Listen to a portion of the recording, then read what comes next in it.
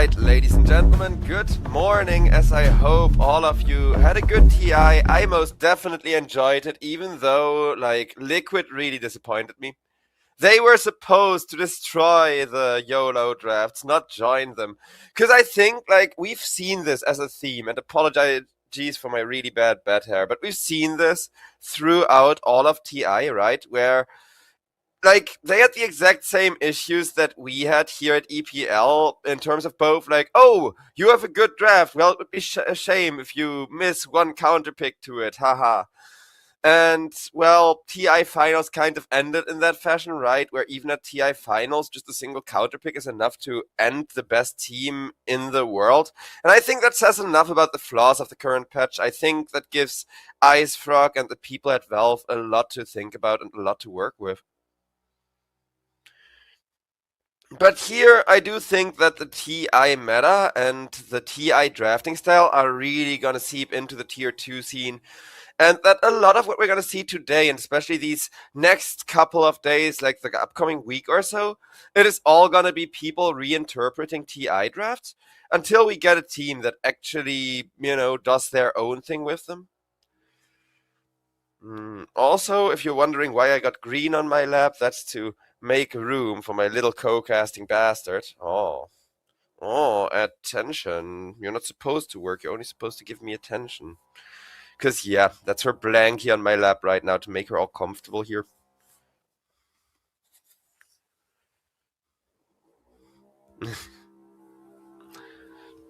This is what I gotta put up with on a daily basis.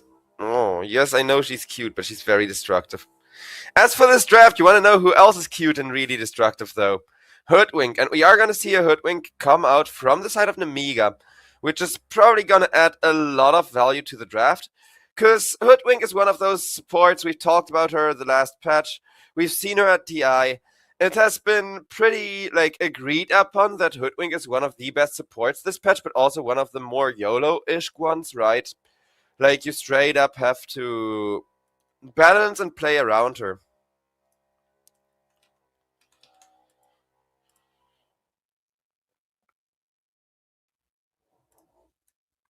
Dark Willow, meanwhile, I don't like Dark Willow as much as I like the Hoodwink. I feel like Dark Willow just does a lot less than the Hoodwink, while kind of filling the same niche. She does feel like more of a team fighter, right? Like the massive ultimates, the brambles. She's a lot better in those 5v5 engagements. But I still think Hoodwink is the better out of the two supports. Just the early game tempo and aggression that you get. Bane, though, is nice for Inner Circle. They at least pick up one really good setup/save. And both of those options are amazing, because you can Nightmare people into the Sunstrike, you can Nightmare people into Meteor, you can Nightmare people into the Dark Willow setup, where you come out of the Nightmare surrounded by 2 layers of brambles and a ton of damage.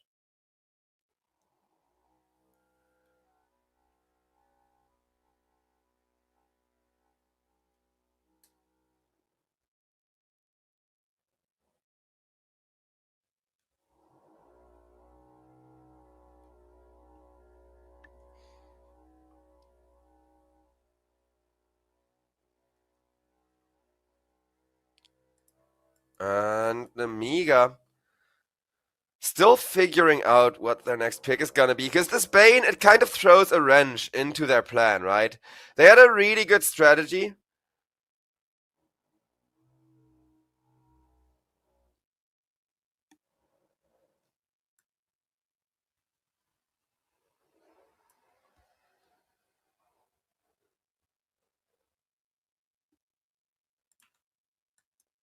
With the Dawnbreaker, though, a good answer.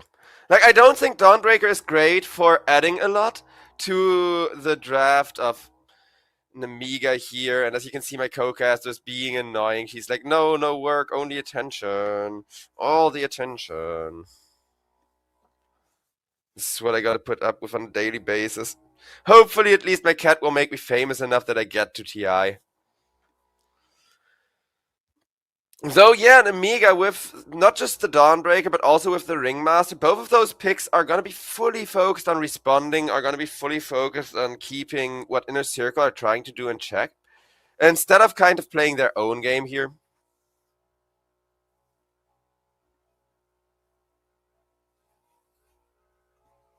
Sniff, sniff, sniff, sniff. And, I mean, Slardar Dawnbreaker is good. Hoodwink Dawnbreaker is good. Hoodwink with Ringmaster is good. I like everything of what we're seeing. What I don't like that much is that both teams have one support with a save, which I think is by intent. Because if we look at the side of Nemiga were planning to go for this full aggression, full in your face draft with the Hoodwink. And then they were kind of forced to pick a second defensive support instead of something a little more aggressive, a little bit more offensive. I still really like the Lion. I think Lion kind of overlooked, but everything like that that offers a ton of lockdown, a point click, reliable interrupt, right? Exactly what you want this patch. Inner Circle, meanwhile, with that Pangolier, I mean, Pango is okay. It didn't fare that well at TI either, but I guess for now these teams are already kind of doing their own thing, only vaguely letting themselves be influenced by the TI drafting. Because I still like what Nemiga are doing. I think responding to your enemies and making sure you got counter initiation, making sure you got team fights set up to take favorable initiations is exactly how you can win a game. And what it takes to go up against Invoker, against Pangolier. Because those are team fight heroes, right? Those are heroes that live for the big 5v5 initiations that really want to fight back and forth. So I think there's massive freaking potential for an Amiga to go for a super greedy last pick. And you can already see Inner Circle perfectly calling this. So at least they know exactly the situation this draft has found themselves in, where they ban out the Cass. I wonder what other super momentum-based, like kind of fast but also strong carry they're going to ban. Lifestealer, okay. Makes sense, though Templar Assassin is just as terrifying. Like, Lifestealer, Templar Assassin, and Cass are kind of the three carries you think about when you hear momentum-based carry, right? Or Juggernaut, I guess. Ha ha ha ha. Those who watch TI know, because so many teams pick Juggernaut in situations where they could not get away with it and get punished really, really hard for it. Inner Circle, though. I think Inner Circle wants something slower and more 4 Protect 1, right? Like a carry that farms for 20 minutes before even joining the game. Whereas Nemiga wants something a lot more early game momentum based, like that Cass, like that Lifestealer, like the Templar I keep mentioning, something that you can bring into the team fights at 15 instead of 25 minutes, right? Especially against this Wind Ranger, because Wind Ranger is kind of an in-between, where she's gonna be farming for a significant portion of time, but she's still a super fast carry, and you really only have that one major farming stage from which you're kind of gonna escalate as the Wind Ranger, right? Also, little dance interlude. I am annoying and chew on cables. Mew. Interesting last pick, though. I really do love it because it does fit the bill of what I described Nemiga would have to be drafting for, right? That's Bune being given the clings. So, a lot of extra space being benefited from. Just a high amount of farm and escapability in general. Not really the fastest carry, not really the greediest carry, but he's still definitely somewhat momentum based to kind of make up for this Wind Ranger bringing all the tempo and Inner Circles aside. And I do think Nemiga have the ever so slightly better draft, but the difference in carry is very small because Wind Ranger has a really good time killing Klings. Klings has a really good time killing Wind Ranger with the Bloodthorn kind of making him hit through that evasion. But I do think Nemiga, they have the better defense. Like, in a circle, they have the better team fight, but if you have the better team fight and the enemy has a Ringmaster for the save, a Dawnbreaker ultimate for the save, I don't really think that's enough. I think Nemiga have an ever such a slight draft advantage. They are one of the best teams in the EPL after all. And it's Inner Circle that are really gonna be made to work for it here. But yeah, as we're preparing to load on in, I am glad to see the next season of EPL Masters already on the way right after TI, as a lot of these tier 2 teams have been looking forward to get right into it, right? Because TI, the last week of TI, is always only great for the tier 1 teams. It's always only the tier 1 teams that really change their strategies, that change their drafting during like the final week of TI.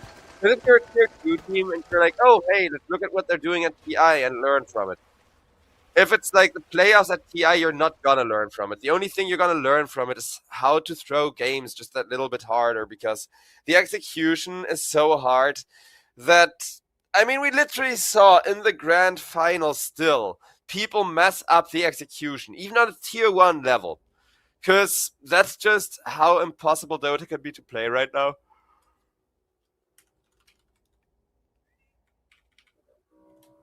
Mo, I'm also still being yelled at. You guys have no idea how dramatic my cat loves to get. Mo.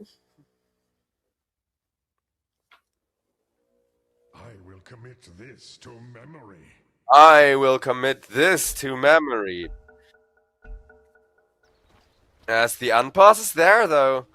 And Namiga all grouped up as 5. Meanwhile, Inner Circle, they want to go for a little bit more long-term value of a play, right? They're grouping as 4, have one person on the mid lane positioned to ward and de-ward, make sure they get a little bit of a vision advantage going into this laning stage.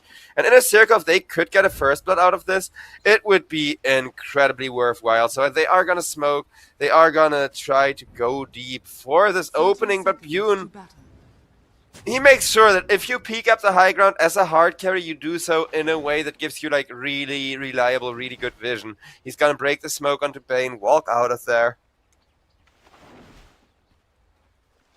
Just kind of deny this entire attempt at a first blood.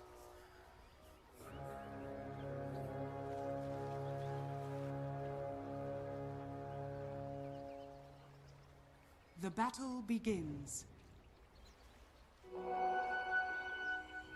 And that's gonna be 2 runes for the side of each. Oh, Bane, I like what he did with that ward here. It's just a small play, but Kidaru putting the ward on the high ground way after all of the back and forth fighting is on without stopping while walking. Very important, so that you can kind of just float past, put down the ward.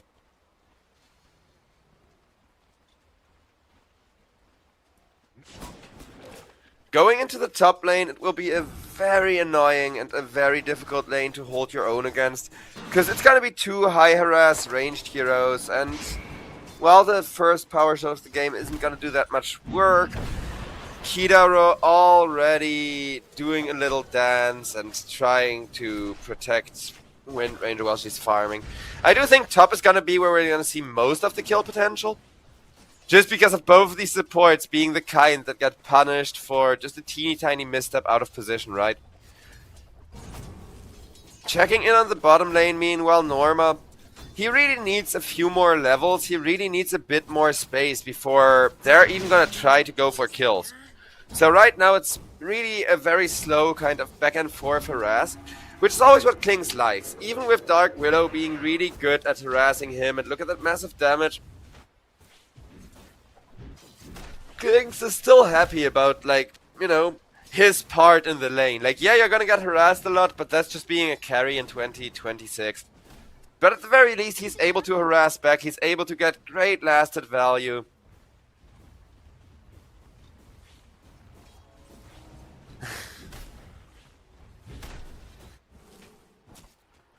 As Norma gets chased after with the hoodwink, he almost goes down, but even a blood grenade will not be enough to secure him. Bit of a rough lane, but Fernance is gonna keep feeding him those tangos. Well, mid lane, that's the one we haven't talked about yet, but wait, we won't get to right now, because Cove is 9. He's the support to first make a mistake on top lane, and this is what Inner Circle needed. Because top, it was going to be momentum based either way, but one of these teams was going to get a significant advantage. One of these teams was going to completely escalate. Bune, though, if the Sunstrike hits, nope, it will not. Oh, he's living by the skin of his teeth, actually trying to hold his own. Taking a swashbuckle to the face, but he may have set up the kill onto Norma. Ariel comes in, finishes him off, still had a blood grenade, so he was dead anyways. Before somebody complains like, oh, health bar wasn't visible. Well, yeah, there was over 100 overkill damage. And chat is asking whether I bet too. Yeah, on TI I do go a little bit degenerate. Just like $5 each game or whatever. But I did have a good time at TI, even if Liquid lost me all of my money.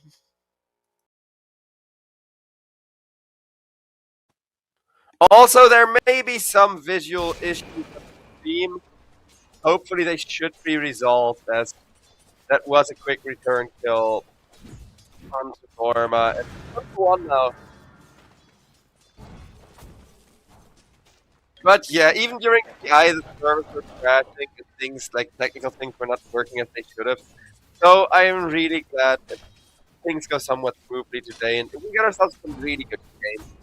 Because again, in a circle, they have such a big pile of work cut out for them here. The Amiga just have such a stable and chill laning stage that you have to somehow disrupt, right? This is like an Amiga or a Roman shield wall or like a wall of footballers that no matter which one person you attack, the formation isn't gonna break, right? You can like focus all your assault on one guy in the shield wall and the guys next to him are just gonna interlock shields and not gonna let him fall over. So in Amiga, they're gonna have to figure out something else here. They're gonna have to figure out how to get around that shield wall or how to hit it with so much force that the formation breaks. Because it's not like roaming, it's not like using those twin gates as an option. It is Inner Circle that want to teleport right now, but it is just the laning stage and the 5-man team fight where Inner Circle are this strong. It's every other aspect of the game where I think Nemiga are going to be favored.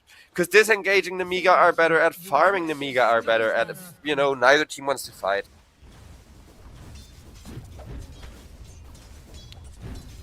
It's just that they don't really get to do anything else than farm. So I guess this is their punishment. Okay, you want to pick a really greedy, a really farm-heavy draft, then we're just going to make your life difficult. Radiant are scanning. Radiant's middle tower is under attack.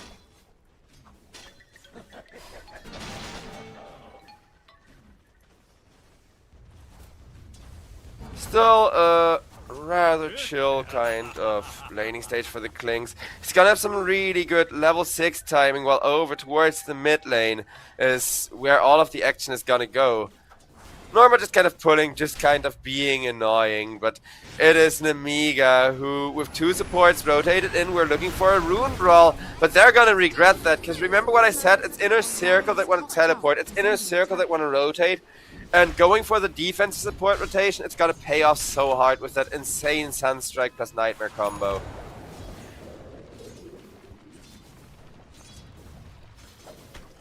don't like it. Turn it off.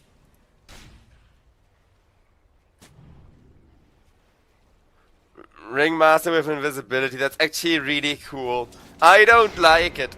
Turn it off. Oh, the guy that literally lives off of attention doesn't bear to be invisible. What kind of ringmaster even is he? He's not a good showman, let me tell you. I'm a caster, I'm a good showman. Like, you gotta use the invisibility for the big surprise to make for an even greater show. Any tool you're given has just gotta flow back into the quality of the entertainment. That's how things are supposed to be.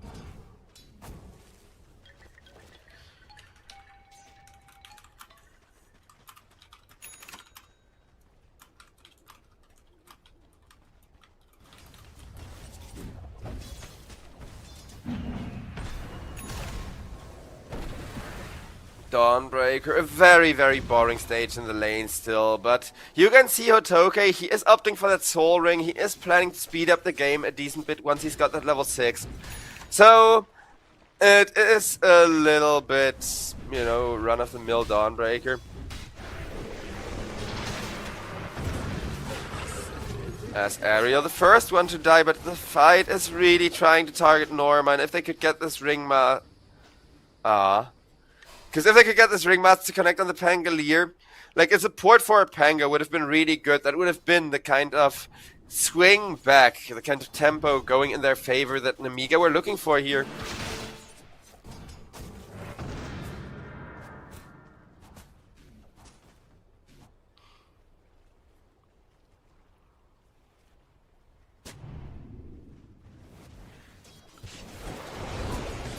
Invoker.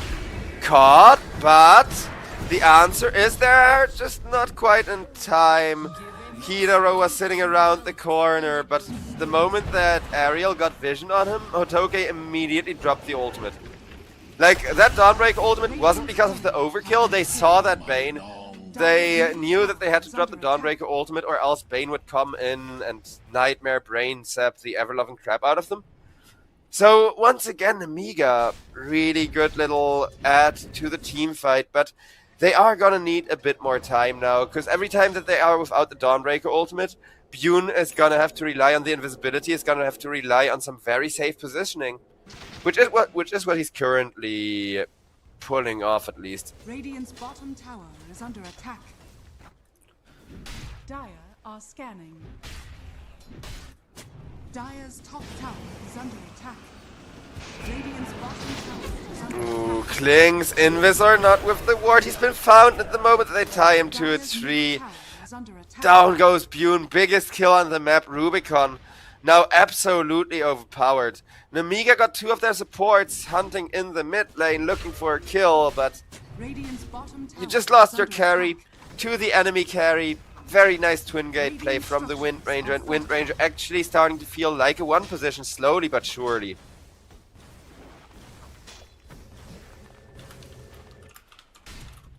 Radiant are scanning. Dire's middle tower is under attack. Kiraro. I'm a big fan of his. I used to hang out in TeamSpeak with him a bunch. He even like carried me through pubs. I'm not even joking. I'm really low MMR, but I did play pubs with Kiraro and Ascendancy Dota. Also with like Fata and Stormer. Is there any like really good German players that I still gotta play pubs with to get my collection complete? Well, either way, we are gonna have a pause, as this game, it's been kind of like a diesel engine trying to start, right? Like, brrrm, and everything looks like it's working, and then suddenly it's not again. And then everything looks like it's working, and then suddenly it's not again. And that just kind of repeats, because both teams like to respond. Inner Circle want to teleport, Inner Circle want to kind of throw a solution out of their sleeves whenever it's least expected. Whereas in Amiga, we've seen an incredible amount of aggression. We've seen the first Dawnbreaker ultimate response. It's going for the big 4v4 and 5v5 team fights where they really fall apart. Because if you don't find good initiations, things are difficult. As long as you keep finding good initiations, as long as you keep being the one to dictate the pace of the game, this Amiga draft is still going to look very fancy.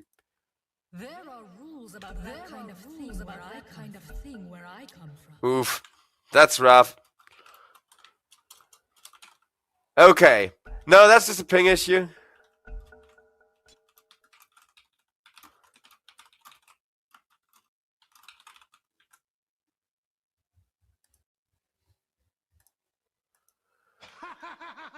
And I mean, at least these teams seem to be getting along, at least they seem to be communicating politely and without issue and all, which is always something that you're really happy to see, right? So, yeah.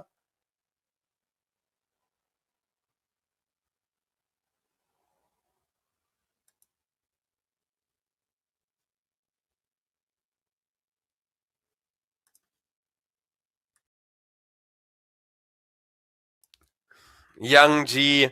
You can tell that he's annoyed by the pause.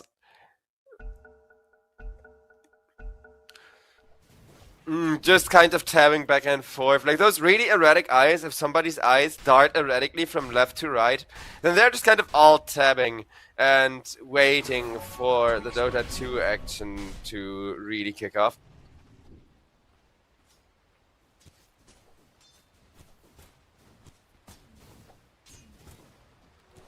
Wages of fear.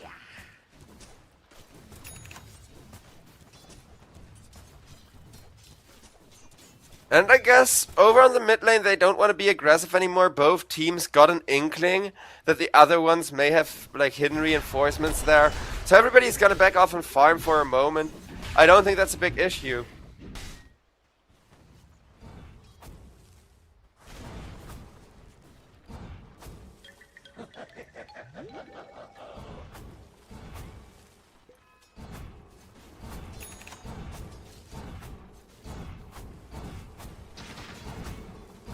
Amiga though.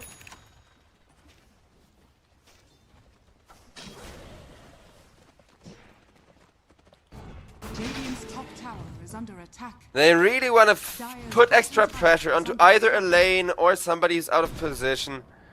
Hotoke, meanwhile, just having a chill time, farming up, getting more tempo every time that those ultimates come out. But in a circle, they are pushing, they're getting value out of the Wind Ranger, they're having such a good time.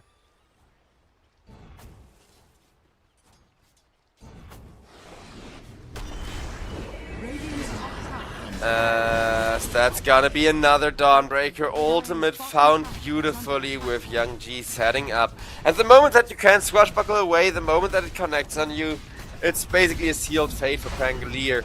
The bottom tier 1 tower is gonna go down, and Amiga. It took them a while. They were trying for a good 5 minutes, but now they have found that lead. And they are showing why they are one of the strongest teams across the EPL.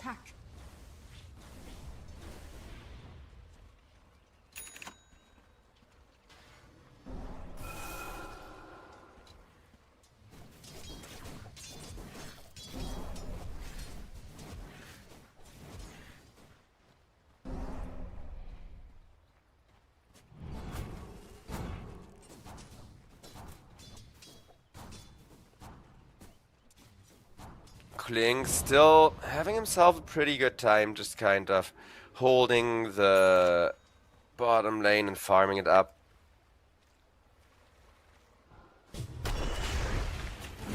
So that's gonna be Fernan's. Machine gun down, getting killed off by Ariel.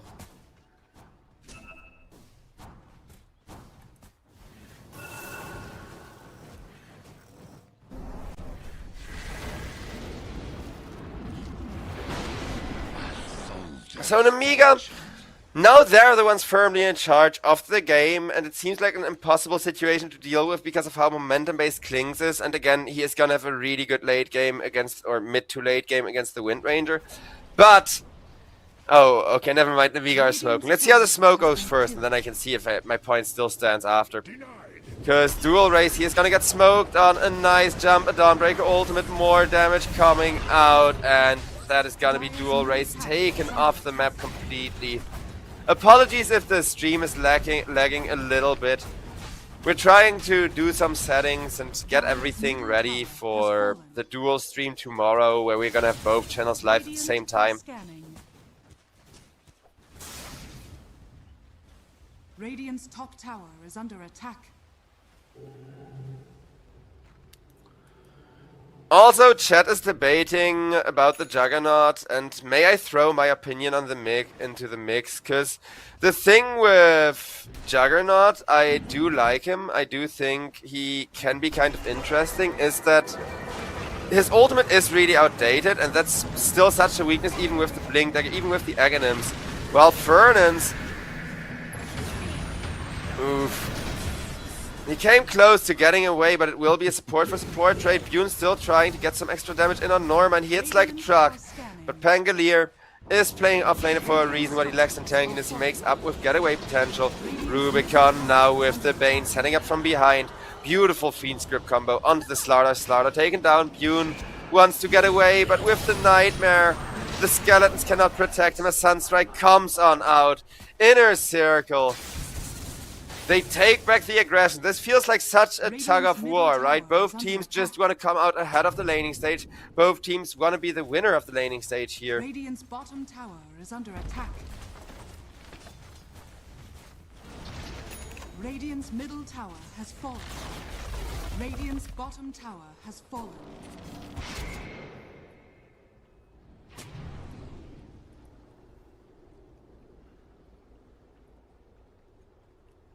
Kiroro, he's having a good time on the Bane now that he's getting a few of those Mist of Niktasha stacks going, but guess who's not having a good time? That's right, that's his hard carry Rubicon Wind Ranger. And Kiroro may be next, depending on how things go here. Because, yeah, the moment that they do get a latch onto him, he does not have the armor, he does not have the Ghost Scepter or Aeon Disc or whatever else to defend himself.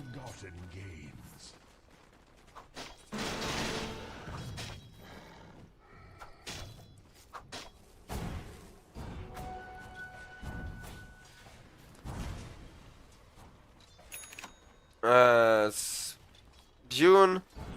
Desolator for even more of that massive damage. Gonna be followed up immediately by an Aghanim Shard. Dark Willow went for the Essence Distiller, which has kind of been a very valuable, very reliable item to kind of help out.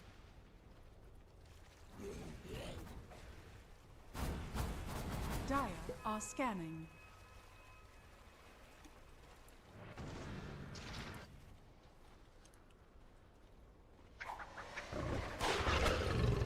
Inner Circle. They did opt for a Meteor Hammer Invoker, so the slow kind of static gameplay that's happening right now doesn't even favor them as much as you would think.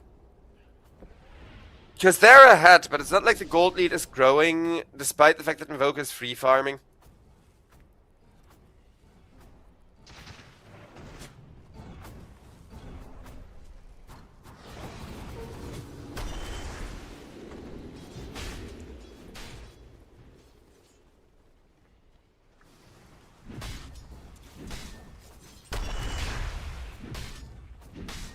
Slardar. BKB right after the Blink Dagger, the full strength build, unsurprisingly for a game like this. Because getting magic damage thrown into your face is pretty much its worst issue here.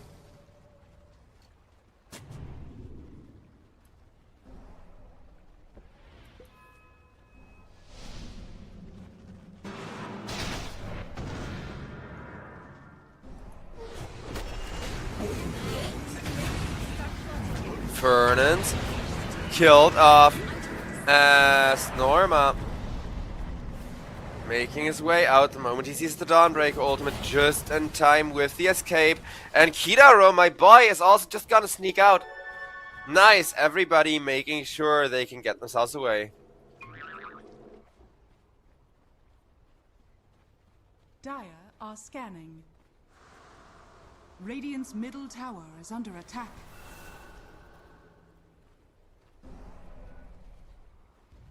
Dire's top tower is under attack.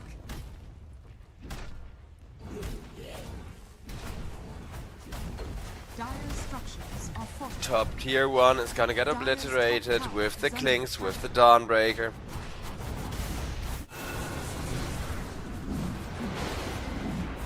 Dire's top tower is But in exchange for Roshan, I don't think that's worth it, because with the Alacrity, look at how fast Roshan gets focus fired down.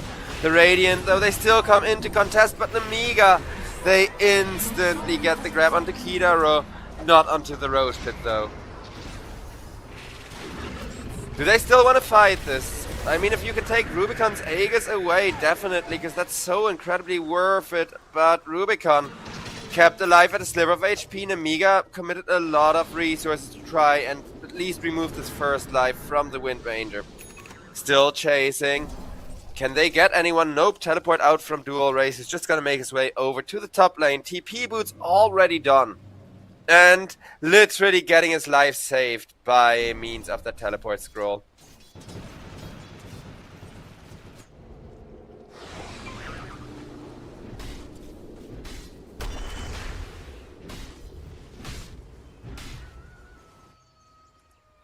Radiant's top tower is under attack.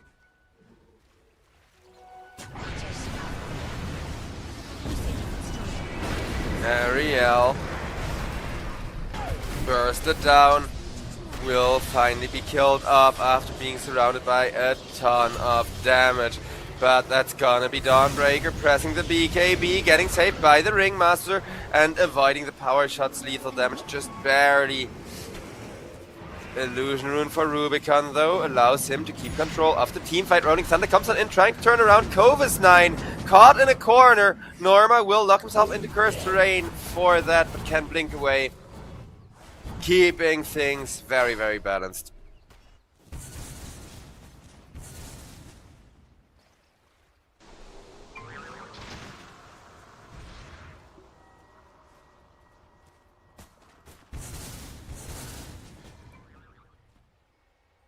Both teams kind of backing off, kind of holding their own half here for the time being once again.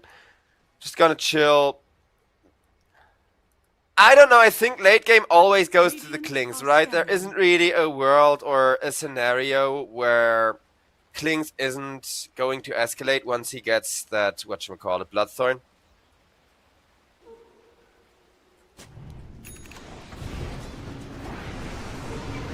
Dual race, meanwhile, is gonna get jumped by the Hoodwink, but he's still got the Meteor Hammer off, so really the one in the world of hurt is gonna be the Slardar.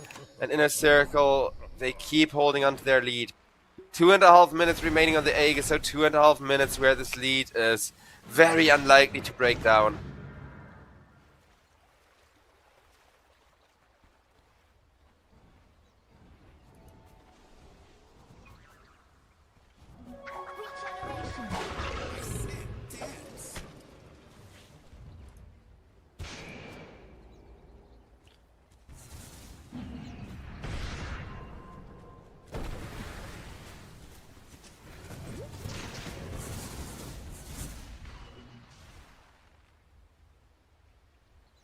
And Amiga, they're grouping up, they're debating how can they take their own jungle back.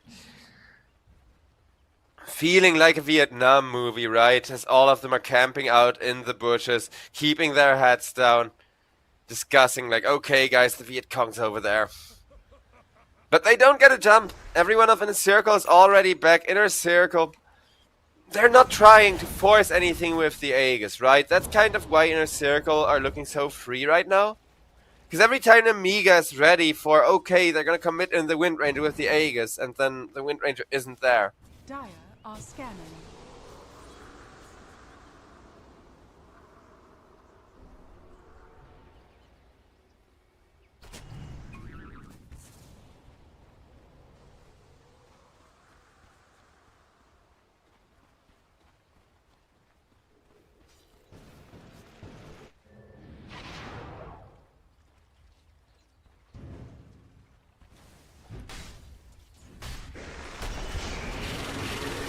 As Inner Circle try to initiate once again, but Slardar gets saved with the escape act this time around, though a single save will not be enough.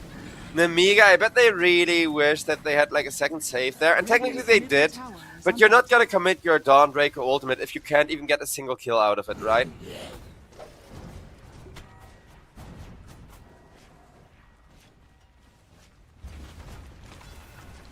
Radiant structures are fortified. Radiant's top tower is under attack.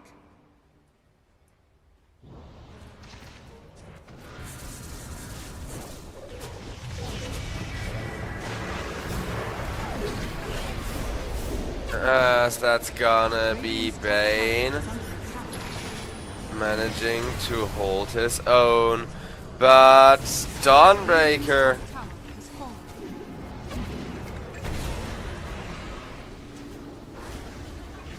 will get the kill on Kidaro after all. Kidaro just ticking out to the Solar Hammer.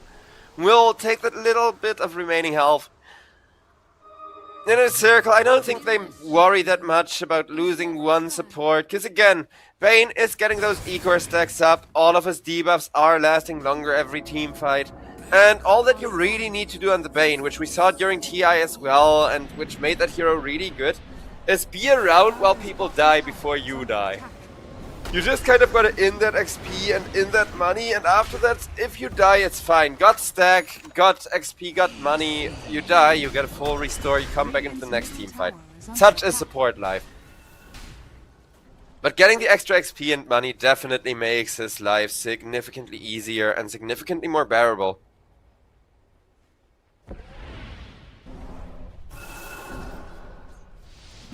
Radiant's middle tower is under attack.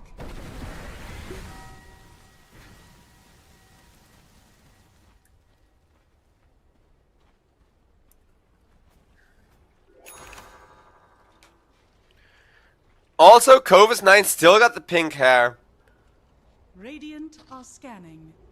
Precious bounty. I do think that's kind of dope, because I do know he did that like as a streaming slash brand thing. Maybe I should dye my hair. Because I know he did it like on stream as a bit of a meme thing originally, and then realized that it actually kind of suited him. I'm not sure if it was on stream or like in a group chat, but you get the idea, right? Like it started as online hijinks.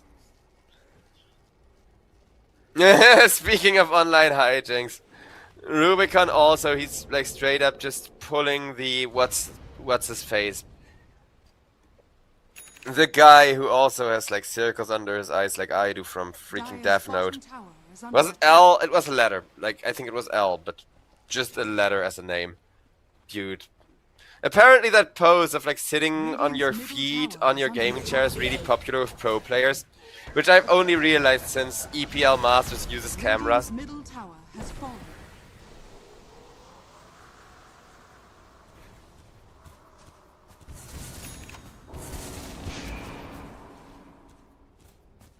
As for Roche though, that one is gonna be back in 2 minutes and 10 seconds. Okay, so maybe we're gonna see another team fight just because both teams think that they need to contest a Roche that isn't even there yet. Would definitely keep things exciting here.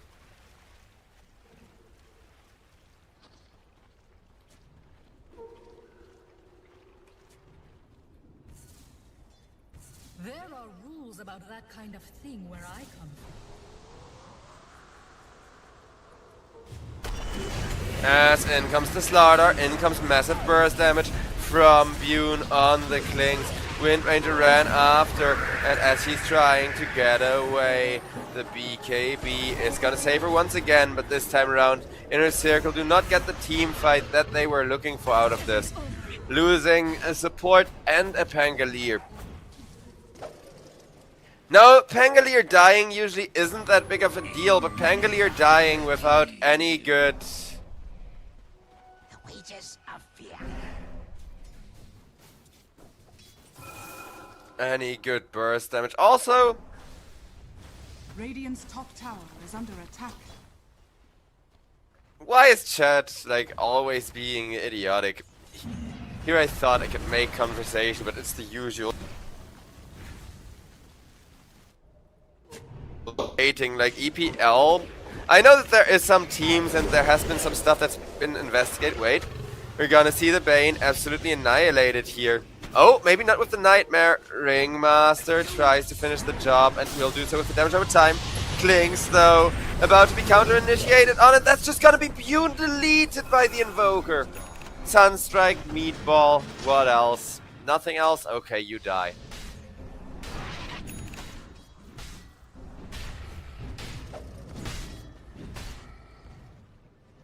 A soldier's fortune. But yeah, if I had to, like, wait, is it 10 like a lot of 3-2-2 or is it 10 like the least possible 3-2-2? Because no 3-2-2 is good.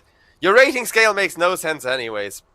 But, nah, I will admit, like, on the one hand, there is match fixing and there is 3-2-2. I mean, there's even 3-2-2 at TI, right? But the thing is, both TI and the EPL, they are the only good tournament where there's 3-2-2 happening. Because we actually investigate. We actually make a big deal out of that crap. And that's what they did at TI as well. And everybody knows TI is a legitimate tournament. So it's the tournaments that don't make a really big deal, that don't cry really loudly, hey, this player has been, you know, investigated and found guilty of throwing. It's the tournaments that don't do that, that don't yell it from the rooftops, that you should not be trusting. Because the TI did, they were like very honest about it. EPL is always honest about it. Which is one of the reasons why I'm sticking it out here. And, you know, cry all you want about 3-2-2. There is 3-2-2, nobody's gonna lie about that. But we're actively investigating that stuff and keeping it in order. As for this game, though, I don't think there's any 3-2-2 involved. As an Amiga, they're not too worried about the game state. But they did just lose a lot of their hold on the map. Because the thing is, Klings, he's almost got his BKB, right? Like, Bune, even the best player in the world, could not be getting a lot of work done on the Klings right now. But there is gonna be the Klings BKB coming out in just a minute or two from now. And once that BKB is there, that's where Klings can turn it around, can make up for all the drawbacks, for all the disadvantages that he's suffering from right now. and really get himself back into the game state that he needs. Dire's top tower is under attack.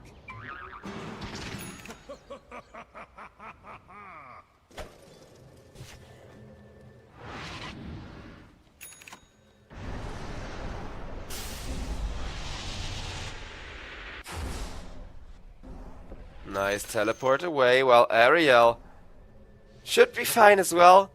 Squirrels, very hard to catch. If you've ever tried, you know what I'm talking about.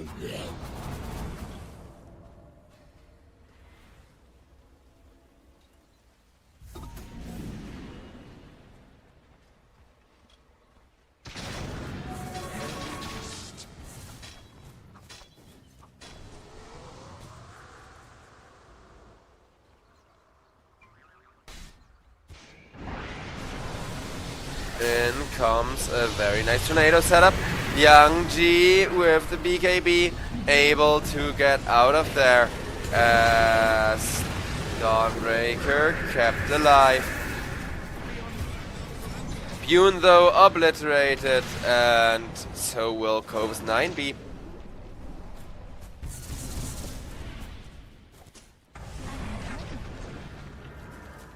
Radiant's bottom tower is under attack. As that's going to be a bit of a high ground push.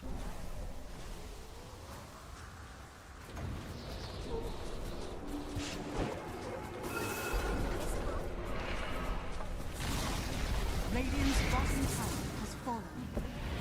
I think from here things could fall apart before Klings ever gets to deal with the mischance though. Because it's 2 minutes left on the Aegis, and not just the tier 3, but a whole lane of Rex ends up falling for this. Radiant's bottom barracks has fallen. Yeah, the BKB is there. The Dawnbreaker ultimate isn't yet though, and you're gonna need Kling's BKB, Dawnbreaker ult, and like BKB from either the Dawnbreaker or the Slaughter to really stay on top of people. Radiant's middle tower. So Nemiga, realizing that they need their team fighting tools, are gonna watch the second tier 3 tower fall.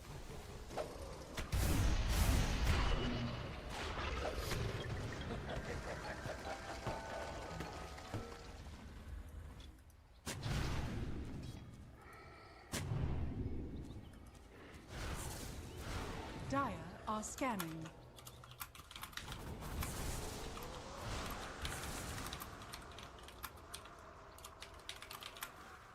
Double damage.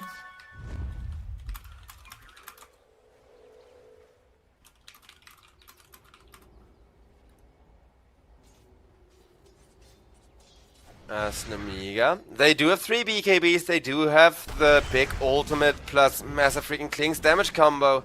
If this will not cut it, then I do not know what will. We see you. As in comes some massive damage onto Covis 9. Fernand's also killed off with the Dawnbreaker, and Slardar trying to run for his life.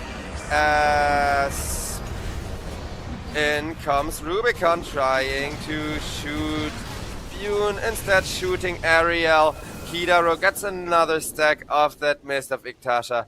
And Klings, he has the damage. But even if he has the damage, then it's just gonna be like, nope, Nightmare save, nope, 4-staff save. I'm not sure if just the late game carry potential of the Klings is gonna do it if they're lacking a Tide Hunter or similar. Radiant are scanning.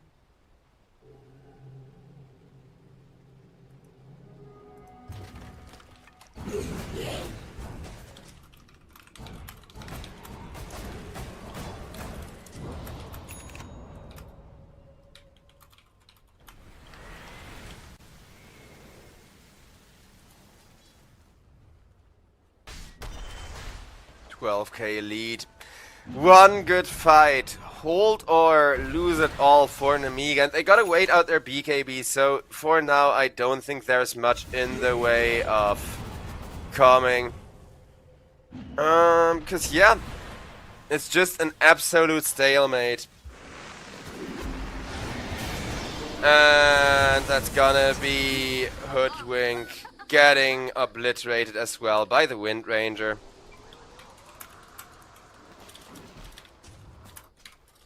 Radiant's top tower is under attack.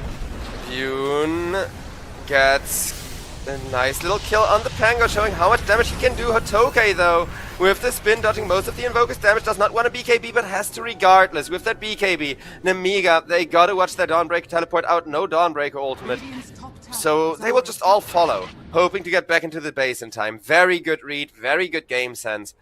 But whether keeping all of your teammates alive is gonna be good enough to actually, I don't know, facilitate anything worthwhile, I'm not so sure about.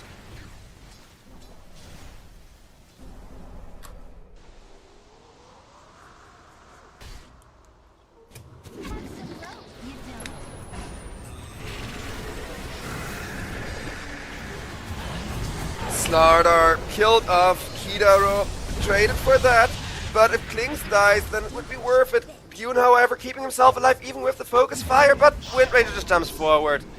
Nah, the carry difference, like both in net worth and in terms of execution, is just too big this game. And I'm not even making that a Bune issue, because I think Bune has played nowhere near as much Klings as anybody else. Also, let me just permaban somebody, because holy fucking shit. Ah, relaxing. Man, I literally go on a whole rant about why it's important to call out 322 and to hold official investigations. And then people are like, oh haha, you gotta be in on it. Motherfucker. Listen, chat, say what you will, I'm all for free speech, but the moment that you straight up just accuse me, like personally of shit, I am gonna permaban your ass. With Dire. Hell, I'll even one-up it. If you're European, I can sue your ass for fucking slander. Because that I will not tolerate. As GG comes out, and this wasn't like a throw either. Well, it was a throw in the sense that picking the Klings was. But I think Klings was played excellently, right? The positioning was there, the Orchids were there, the stun lock was there. Like, they had the setups. Klings always killed one or even two people at the start of the team fight. But then, what? Like, you get focus fired, you can BKB. In the last team fight we even saw that. Klings put up his BKB, he was shooting at two people, and even while he's rapid firing out at two people with the BKB, making him magic immune, the focus fire slowly ticks him down, and the moment that he can get stun locked up, that's when everything falls apart. So yeah, Inner Circle take game number 1. Not unheard of, they have taken victories against Nemiga before. Nemiga, though, how can they prevent this from happening? What does because this draft was very good, and I said they had the better draft, but also it was more difficult to execute. And I think that difficulty of execution, especially with the constant sun strikes, just camping the Klings, is kind of where things went wrong. So ladies and gentlemen, with that, we are going to go to just a little bit of a break, see what the draft has in store for the next game here, and what Nemiga are going to pull, as we may still get ourselves a third game or just a 1-1. I'll see you all after the break. Thank you all so much for watching, and I hope you're enjoying the show here at the EPL Masters.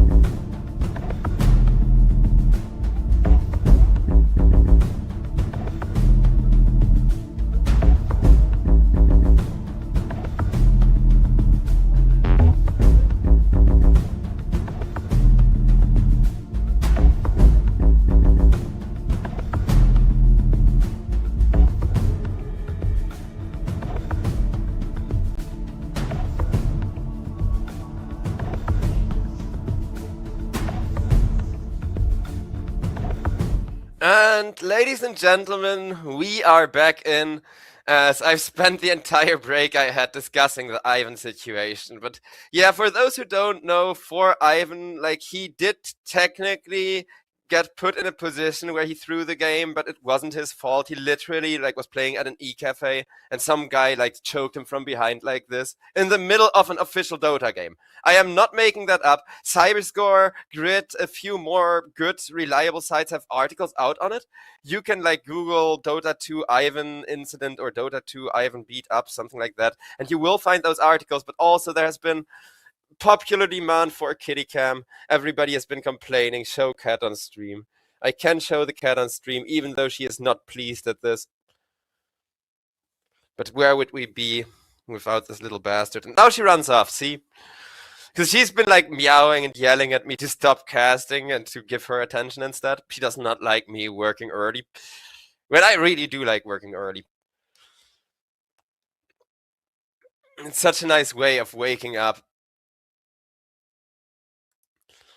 And yeah, I'm glad that I can actually shed some light on the actual 322 stuff, because I'm tired of EPL being accused of stuff. We always like make legitimate investigations. We always make sure to file legitimate reports. I will admit that like not all police forces and governments and stuff take them seriously. They just go like, oh, but it's video games, haha, and don't do their due diligence. But as far as our new partner goes, Grid, I can't give them enough love. I can't give them enough shout outs.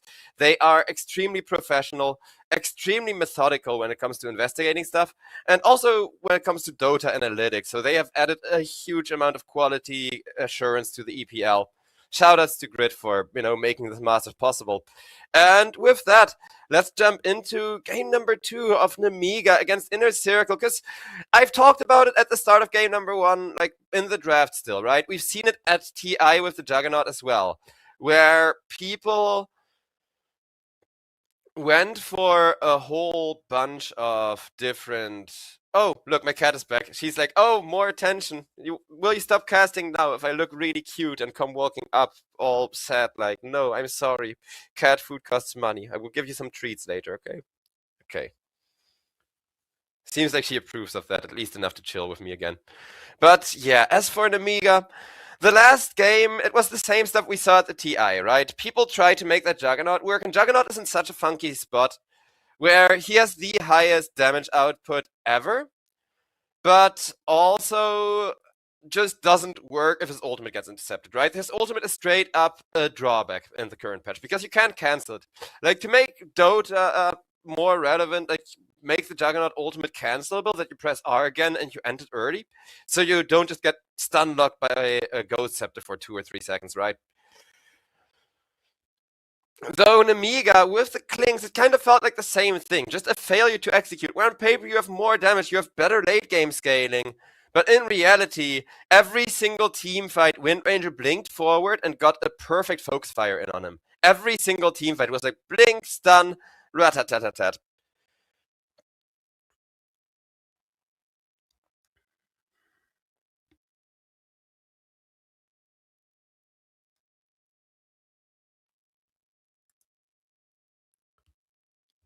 As Inner Circle are considering their next pick here.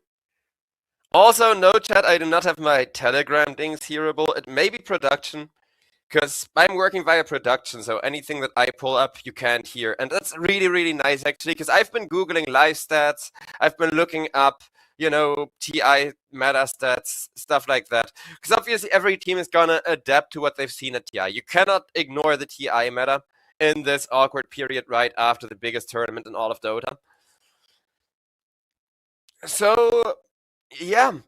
Here in Amiga, they are going with easy to execute heroes. I'm not sure if they have just revealed all 3 of their cores or not. And Inner Circle are kind of sitting here and thinking the same thing. Is this all 3 of the cores or is it not?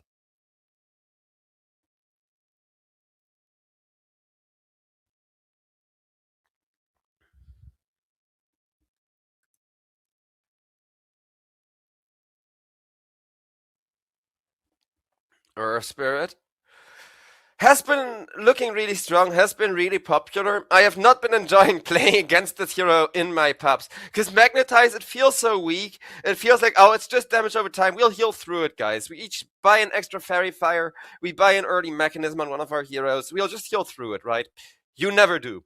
It always feels like you can just heal through it, like you can kill the enemy before the Magnetize does too much work, because you see it happen in these official games, right?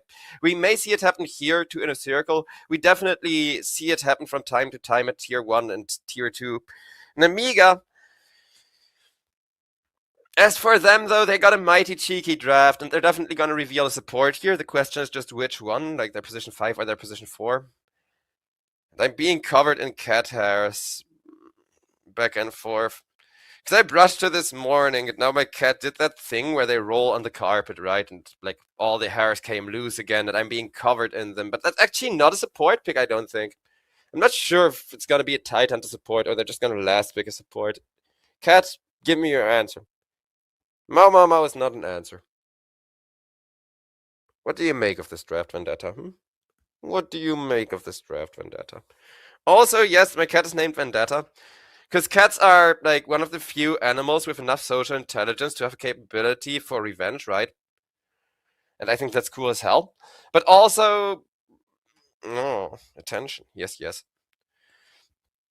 But also this Tidehunter pick is worth addressing, because I don't think Tidehunter is particularly good this patch. His ultimate is great. But I'm not sure Tidehunter the hero himself, because of how susceptible he is to the break, because of how dependent he is on both armor and percentage-based magic resistance. I kind of have my doubts about. I feel like if you pick a Tidehunter, it has to be as a last pick, and it has to be as a safe last pick. And neither's the case here. Tiny Band out, though. Clockwork is gonna be the last pick. Okay. I can get behind the Clockwork, I guess. Weird draft from the Amiga, but really, really good to benefit from the Keeper of the Light.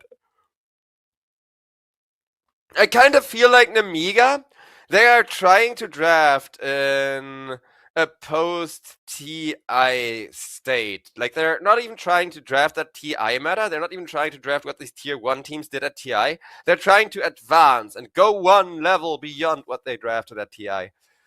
Because this is such a, like, 2015 draft. Oh, oops, all team fighters, right? Up against Inner Circle, though, who with the Winter Wyvern have a great answer to watching one hero get caught out of position. And now a Necrophos last pick for Rubicon. I know he loves his Necrophos. I know Necrophos 1 has been kind of popular. But he is gonna have to be really good at actually sustaining not just the healing aspect, and, you know, getting enough last hits / kills to always stay above half health so you don't get bursted with all of the magical burst. But a lot more importantly, that momentum. Because if you fall below the top 2 or top 3 in net worth as a Necrophos this game, I don't think you're coming back. He is a really good counter to the Clockwork and the Tidehunter, though. So I do see why they go for this last pick.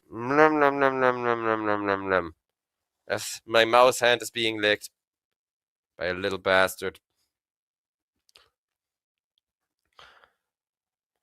But yeah, Namiga, I don't really think they have as much of an outdraft as they had the last game. Like, I think this time around Namiga ever so slightly got outdrafted, but only slightly, because as long as you deal with the Necrophos, it's fine, right? Like, this entire draft from Inner Circle, it's just end Necrophos and you're gonna be good. If Necrophos gets online, if Necrophos gets to that point where you cannot kill him anymore, the game is just gonna be over. That's why people play Necrophos as one position after all. Because momentum is so important. And I do love that somebody in chat called out the Slark. I would have loved Slark as a last pick for Inner Circle as well. He's one of my all-time favorite heroes. But the thing is, Necrophos, it's one of Rubicon's best heroes. And Rubicon's Slark, it's not bad, but I don't think it's one of his favorite heroes, right? So if you can give your carry player the hero that he spammed 1,000 times versus the hero that he's played a few hundred times, you always gotta go with the one that he spammed 1,000 times. Because I do think Slark would have way better late game insurance if this game is gonna result in scaling, if this is gonna be one of those really long pain in the ass games where Inner Circle are just gonna keep pushing in for 50 minutes without really giving the Mega a break. That's when they can lose just because of the Necrophos falling off, and they would not lose just because of the Slark falling off.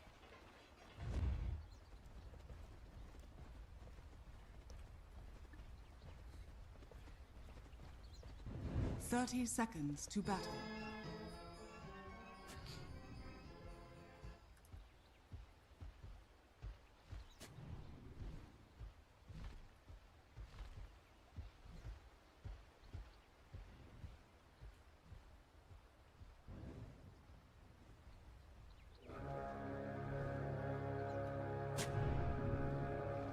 The game is gonna start, but the supports on both sides actually are more focused on putting down vision.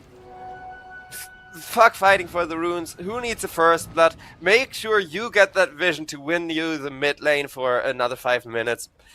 I think that's definitely the correct play, and it's one of those plays that nobody ever does in pubs. Because sure, in pubs you do see, even low-level pubs nowadays, the ward war for the mid lane, but a little double fake out where both supports make sure to place a ward that wins one of the lanes. You don't really have that every day anymore in pubs, right? Because in pubs it's usually gonna result in at least one, if not both of the wards getting de-warded instead.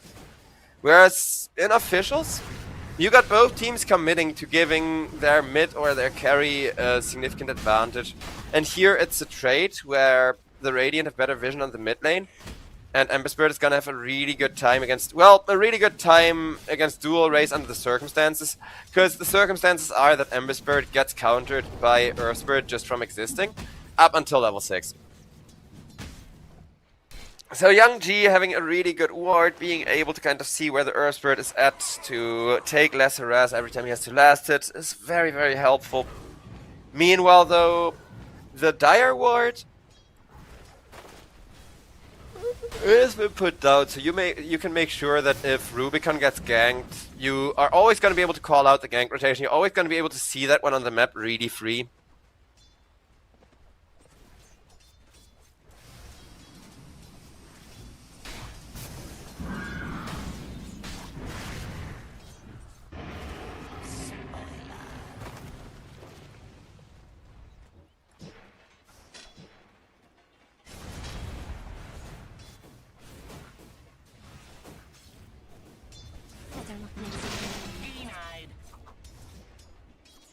SF having a wonderful time over in the bottom lane, whereas if only Ember Spirit could say the same.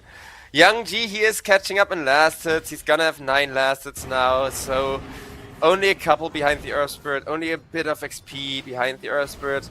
Again, that ward is helping so much. The early support brawl on the mid lane kind of paying dividends here for an Amigas' mid laner. Covis 9 not having too much fun on the Keeper of the Light, but his horse is fast. Run, my swift steed, run, as Covis 9 gets out of there.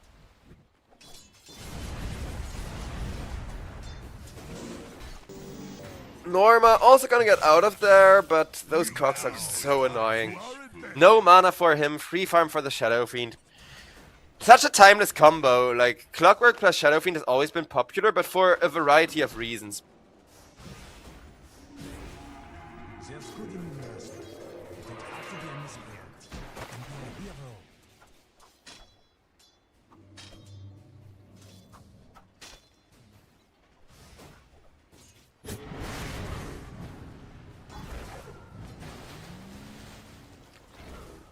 Also, chat is saying, if Inner Circle want to win this, Earth Spirit has to carry late game. No, chat. No, that's not how it works. I get that Earth Spirit has some pretty good scaling into the late game, but with a draft like this, where you're 80% magical damage, that's not how it works. With a draft like this, there cannot be a late game. Because even if Earth Spirit has a super good late game, and Necrophos has 20 ultimate stacks and an Aghanim Scepter for the maximum amount of scaling you can get out of that Necrophos, it's still all going to be in the form of magical damage. And I know Pipe has not been favorable, people have not been building it as much, but 3 BKBs and a Heart of Tarask on the Tidehunter will also go a really long way against a draft like this. So yeah, as far as Inner Circle are concerned, there cannot be a late game. End this game at like 30, 40 at the utmost minutes, and just make sure that that late game where SF and Ember Spirit are both gonna be massive freaking threats, it's not gonna be there. And I mean, SF also kind of falls off in late game, because if he gets stun locked post BKV, it's just so rough for him. Dire's bottom tower is under attack. But Ember scales. Like, with Ember you can always tell whether he's gonna have a game or not, just depending on his position in the gold net worth. So as long as Ember Spirit is holding himself in a good position of the gold net worth, everything is gonna be fine. Whereas Hotoke, getting ran down with the Necrophos, who just needs a bit more damage, will press one more heal, and as the skull flies, Hotoke, run, run my Tidehunter, run! First blood under the tier 2 tower. He tried to just regen up as much as he could while running away from that skull, but so much time and farm wasted for the Tide, and he still gets first blooded. That is really rough, and that's exactly the kind of early game tempo and momentum that Necrophos is built around, right? Because for Necrophos it's quintessential to make the game fast, to play in-your-face Dota like that, which he is doing a very, very good job of. Ariel with the Cogs, getting a good go onto 2, decent bit of burst from the Shadow Fiend, and Norma just kind of getting knocked around.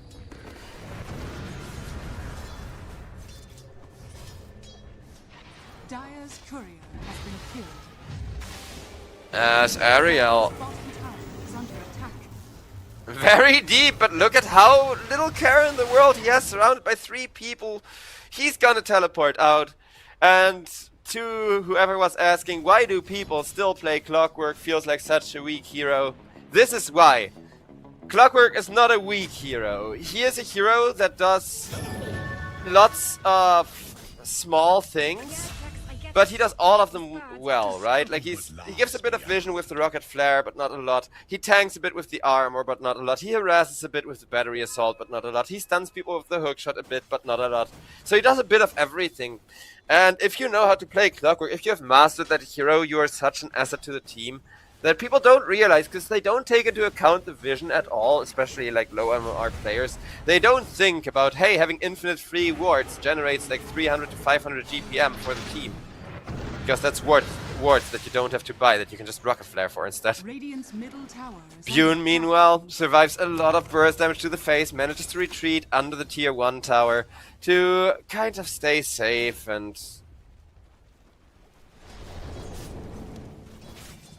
just be chill about it. Whereas Young G, still not chill for him. Earth Spirit finally being outfarmed by the Ember Spirit, but Ember needs to be careful not to make too many mistakes. Tidehunter, though, already starts by taking massive stacks.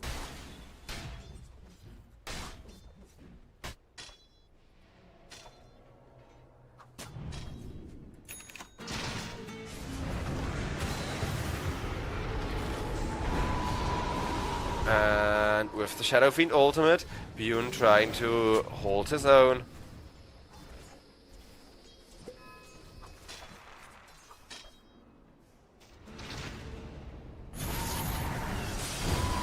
Dunk, as out comes more damage. That's gonna be Bune taken down. I think Necrophos even got a stack, and I will check after we see if Ariel can do anything about this, because I think he's certainly deaf, but look at the space he's creating, even putting down a little branch. But I think that told him that there was an observer there. I think that should confirm, okay, they got vision there. Either way, Rubicon with that twin gate rotation has made so much space.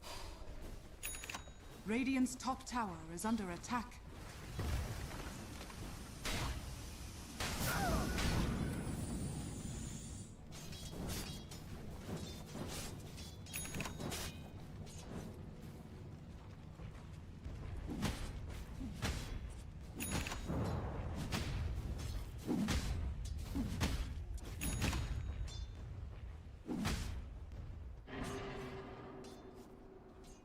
Well, Bune making sure to stay safe and watch out. Radiant are scanning.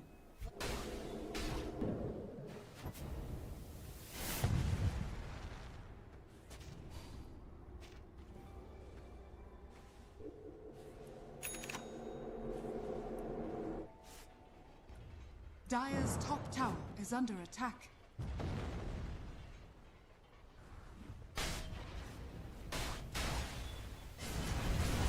Radiant's bottom tower As that's is gonna under be attack. Rubicon in a world of hurt once again, but he does have that last heal remaining.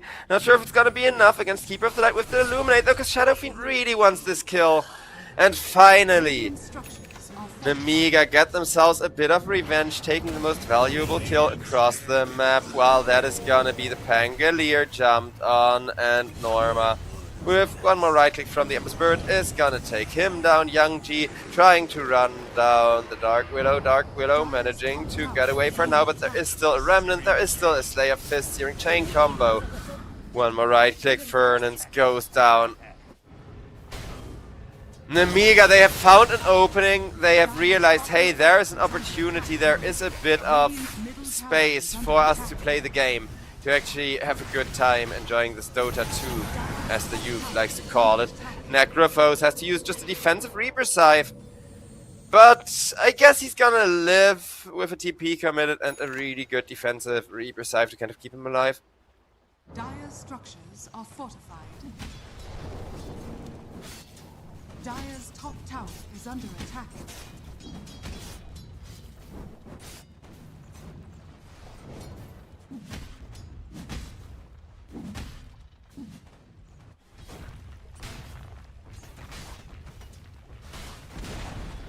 Dire's top tower has fallen. Radiant's bottom tower is under attack. Never refuse gold. On both bottom and mid, the pressures are mounting, but I think Nemiga, like, they just had such a juicy little time frame where they could do whatever the hell they want, that now we are back to kind of a back and forth poke and pull dynamic.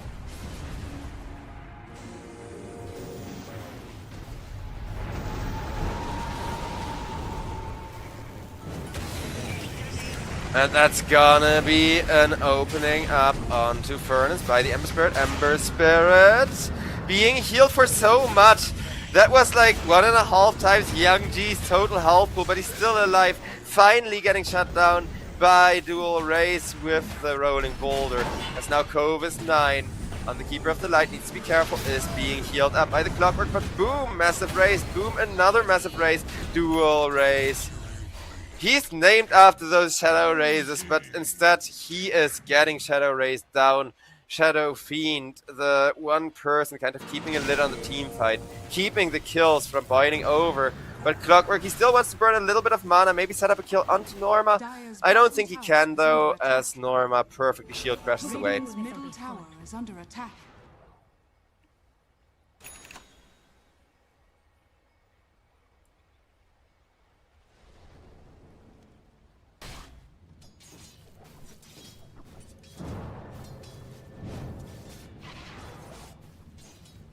Dual Race. The moment that he spies Young G in any of these lanes, he's just gonna come in and be like, hello, brother, I am made out of rock. And forcing, in this case, the Ember Spirit to just completely back off and reset.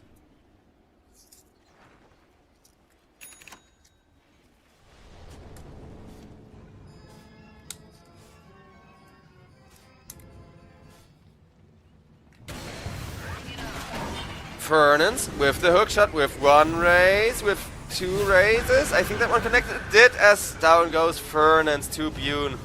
Ember Spirit with the Wind Wyvern ultimate. Locked in a bit of a predicament, but SF gladly tanks for him, having that Mask of Madness to turn around and still chase after Kidoru.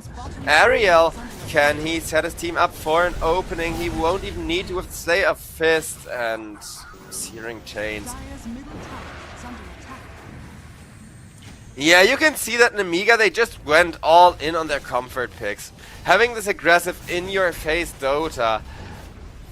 Like, it's unusual for Nemiga to even have better late game scaling, but playing an SF and an Ember Spirit and just committing both of them into every single team fight that you can fight.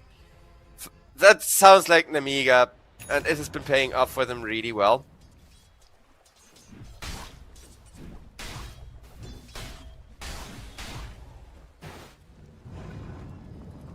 Dire's top tower is under attack. Also, chat is asking, like, why didn't they pick Timbersaw on the side of Inner Circle?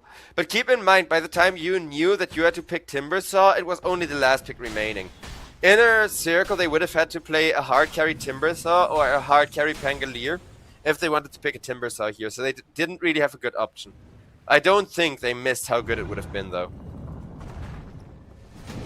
As Keeper of the Night trying to teleport away, Keeper gets himself locked into some brambles, and Cove 9. Heal or no heal, if it's himself that gets targeted, he cannot out-heal all of that damage. Dire are scanning.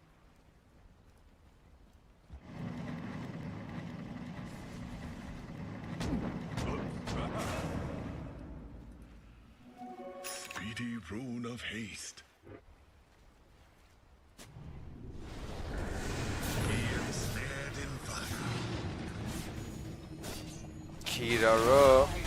No, he doesn't even get the ward. Tidehunter, eat the fishy! My man, there's a fish there. Gotta pick up those fish. Radiant's middle tower. Always triggering, because Satoke, he has one fish so far. That second one on the high ground there can really help out.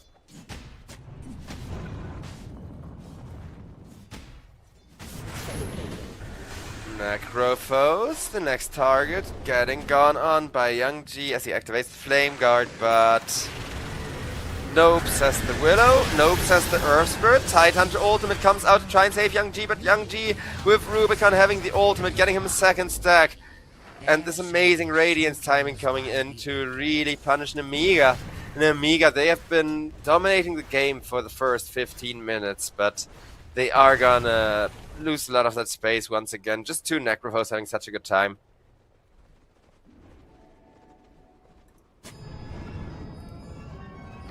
Ooh, that's awkward. When you place a ward and you realize, oh, there's an enemy right next to me, hi. I love that moment. I also think it's interesting, Necrophos, on the one hand, he's acknowledging the magical damage and the really strong spells on the side of Nemiga. On the other hand, he's sacrificing some of his late game for it by just going for a Loadstorm.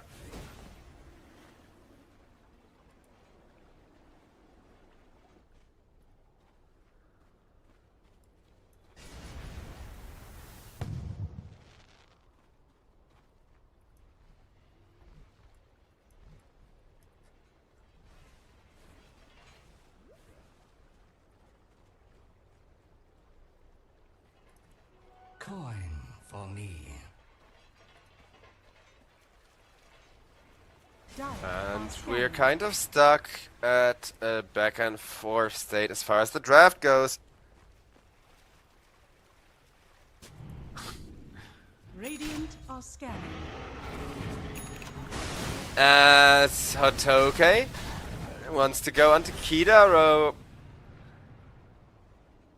But the next Reaper's Hive ultimate is there, so even just slowing the game down for a moment gives Inner Circle back all of the big ultimates that they need for a team fight. Because between the Rolling Thunder and the Reaper's Hive, there's definitely always gonna be one target just kind of getting isolated, getting ultimated in the corner. Dire's bottom tower is under attack.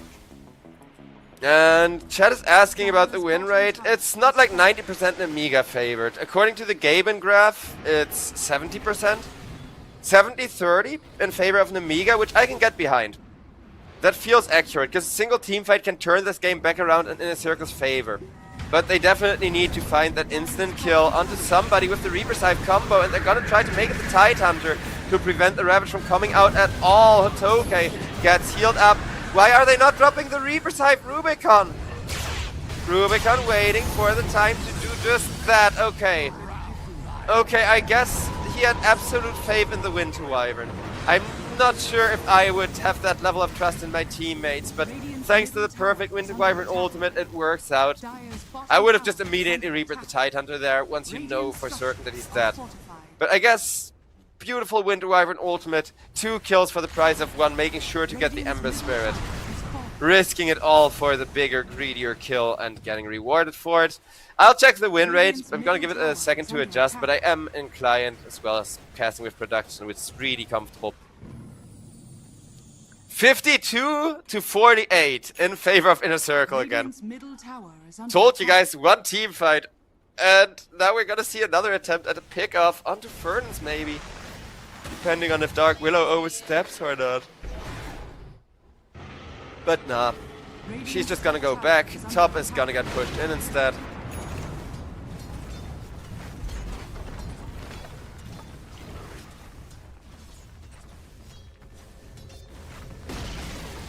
Radiant's top tower is falling.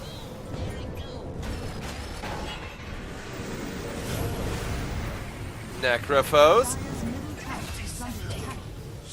Radiant's killed top off tower with aerial bursting. Hidaro. I see your liver and light. I see your liver and light. I love the Keeper of the Light. That was such a clutch play as well, making sure that Necrophos doesn't get the ultimate out. But I gotta love how, you know, both teams initiate, focus one target to make sure that target doesn't get to cast their really powerful ultimate. And both sides have gotten away with that. First we see the Ravage cancelled and Tidehunter not being able to press that. Then we see the Wind Wyvern being unable to ultimate there. But now Namiga are gonna try to turn that into a Tormentor.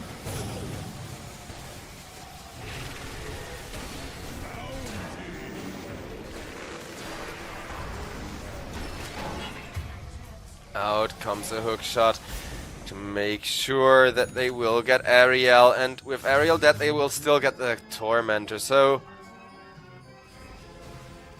I guess Namiga sacrificing Ariel really consciously is gonna guarantee the Aghanim shard for him, and it's a must-have item for the Clockwork, so I guess that was planned more or less. Good of Inner Circle to go for the contest at all. Because, again, in a circle, they're slowly running out of tempo if the game keeps going like this. Yeah, they're not losing, but they're not winning. And going into the late game while you're not winning until there is good answers for the Necrophos is gonna make things very harsh.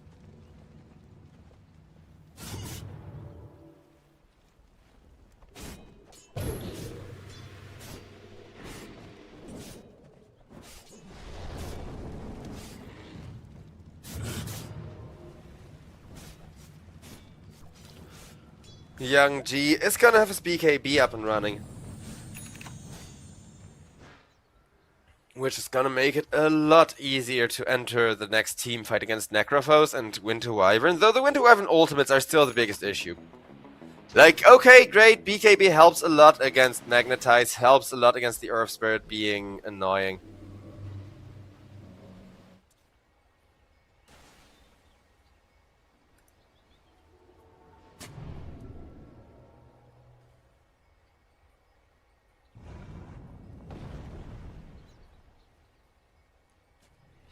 But other than that, it seems like things are being held for now.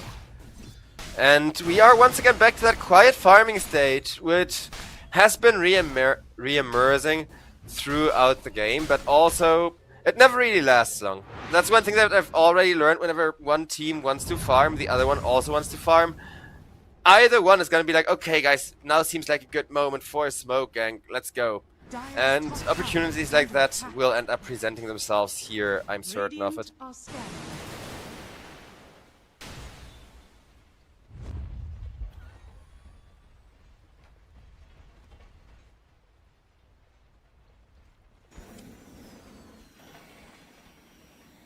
Dire are scanning.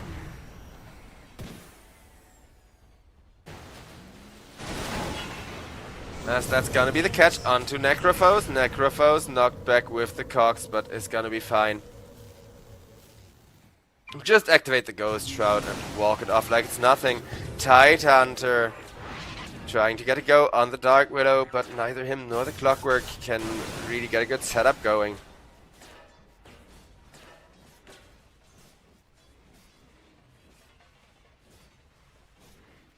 Illusion.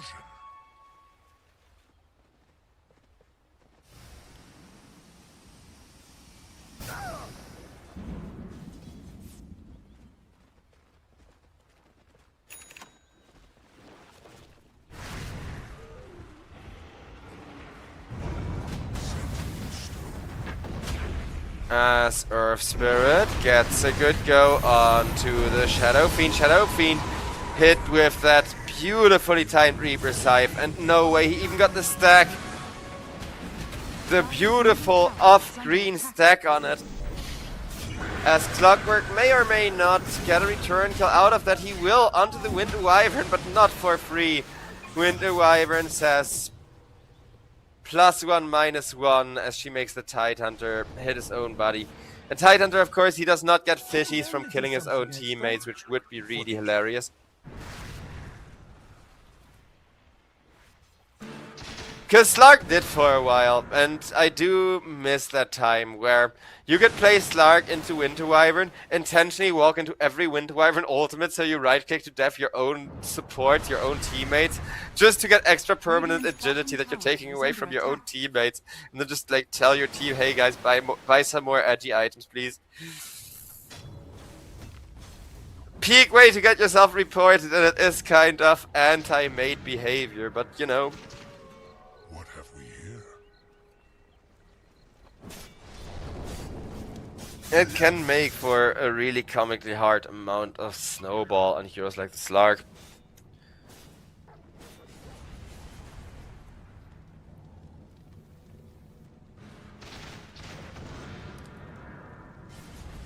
As for the win rate, it is favoring Inner Circle again, strangely enough. Simply because Necrophos is getting closer and closer to that point where he becomes really hard to kill.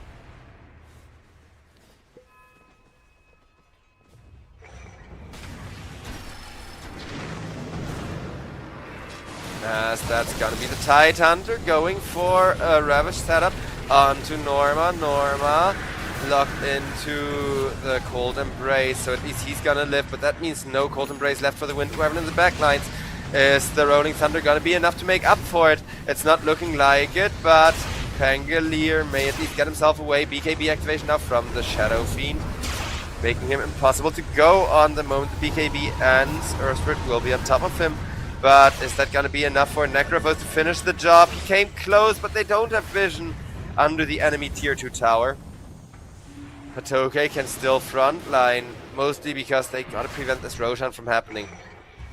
And Inner Circle can just be given this whole area for free.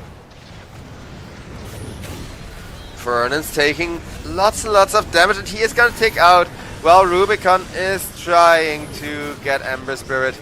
No Reaper Scythe stack, but that's fine as long as Young G dies and he is the one to get the kill. Just look at all of that regen. Shadow Fiend is definitely gonna fall for that. Tidehunter, Keeper of the Light, able to get out. Namiga, they are good at reducing their losses here, but they did trade the carry and the mid laner for a support and the off laner. And that was such a good little Rolling Thunder turnaround there.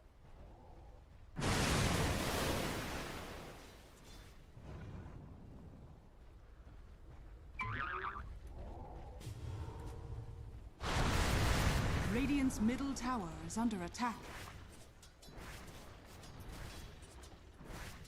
2k gold lead for the side of Inner Circle. Dire's bottom tower is under attack.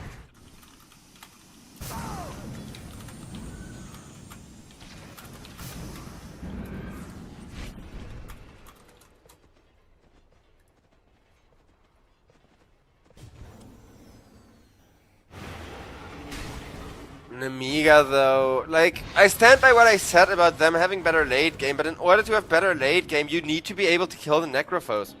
You're gonna require like a nullifier and some lockdown for him, and a lot of damage on the SF, because Necrophos is already going for Shiva's Guard, while Clockwork is getting hunted for sport, and with the Pangolier just dealing so much damage. That's gonna be Ariel, sliced into thin, thin ribbons.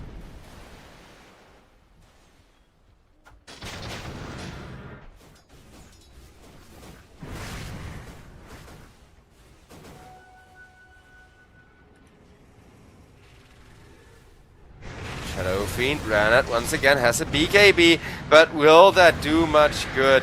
I do not think so, because there's the Wind Wyvern ultimate to cancel it out. And Necrophos comes in, says thank you for the stack. At this point, Rubicon should really be considering the Aghanim Scepter pickup. He is going for a heart next, Because Necrophos, he's got 11 health and mana regen just from the ultimate kills.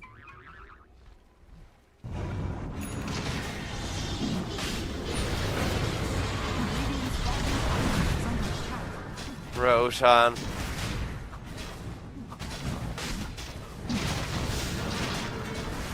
Getting once again set up on it this time around. I think the Aegis is going to be given to Rubicon unless there can be a good inset from Nemiga, but Nemiga going in here without their hard carry, without the main source of damage, it's just going to make things that little bit more difficult. Dire's middle tower is under attack. Roshan has Ooh, so close to the perfect steal, but there is two people in the way.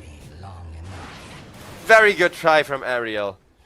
Like, if he had vision there, if he could have seen that there was two people instead of one person in the way, I think he wouldn't, you know, wouldn't have gotten his hookshot intercepted and prevented from going in like he did.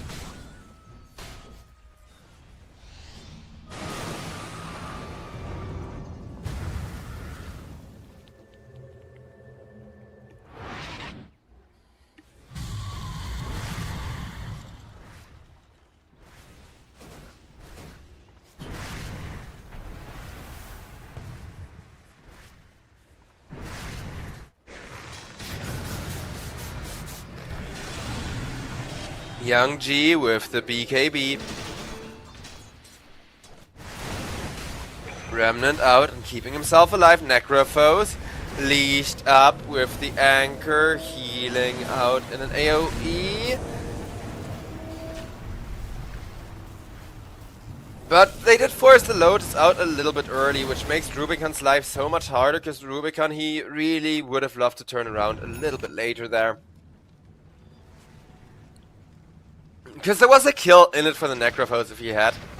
But also better to take no risks, because for 3 minutes you still benefit from the second dive, right? Radiant structures are fortified.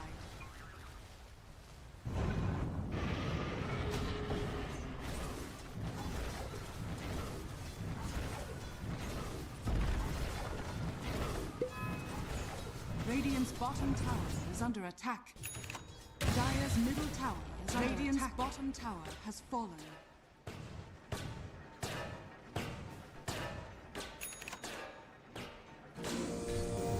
Clockwork doing his best to hold out against the creep wave.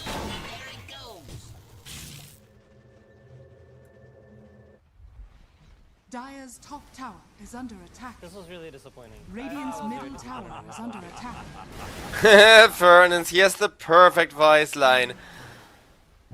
This was really disappointing. I was very disappointed in myself there. And because of the voice line, they may not see this beautiful smoke rotation from behind into the Shadow Fiend coming. Radiant's courier has been killed. Bune jumped, but dual race, even with the rolling boulder, not quite able to keep the SF locked down. SF instead, with the BKB trying to teleport away, makes it on out of there.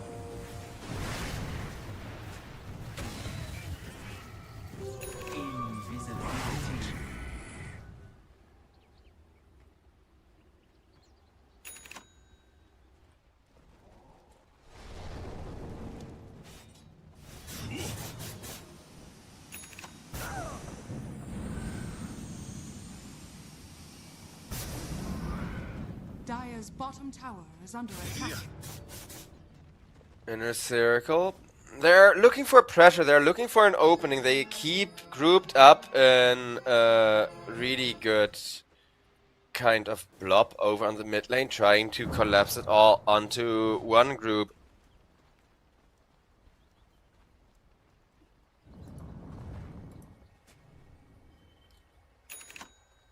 Dire are scanning.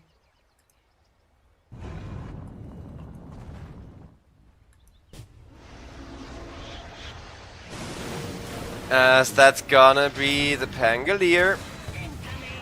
Getting a TP to keep himself alive from Necrophos once again. They may be finding that aggression that they were looking for, but everybody's gonna go back from the triangle and instead reinitiate over on the bottom lane, where Young G is man fighting it up with the BKB. Realizes there's 3 there and has to be careful.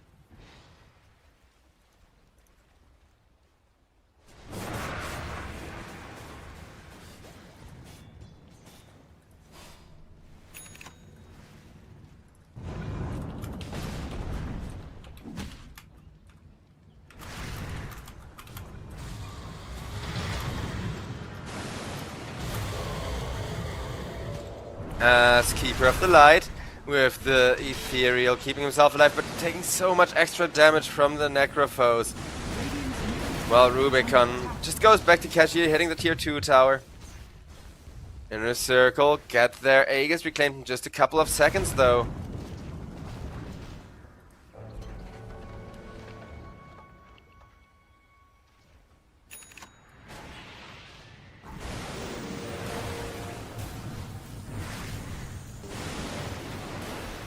As that's gonna be Kidaro, losing a lot of his mana to the cogs, but Necrophos just chilling next to him saying, nah fam, I got you, just stay here for the heals, and that's exactly what Kidaro's gonna be doing. Ember Spirit Remnants in, but you either gotta man-fight Rubicon or completely ignore this Necro and Necro. See what I mean with that point where you just can't kill him? Every time that they do something that actually does damage, he's like, nah Lotus, nah heal. Under attack. I really hope we get a game number 3 out of this, but it seems unlikely unless Necrophos dies in some massive way. Radiant's top tower is under attack.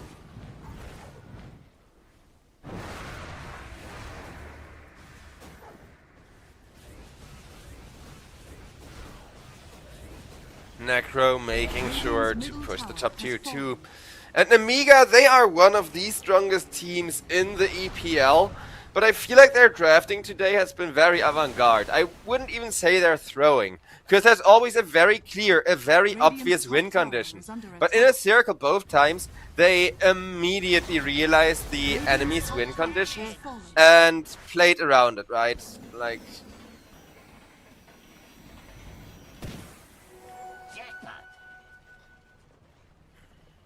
just straight up say, oh, you want to be aggressive, you want to make sure Necrophos doesn't come online, we're going to play 4 Protect 1 Necro now.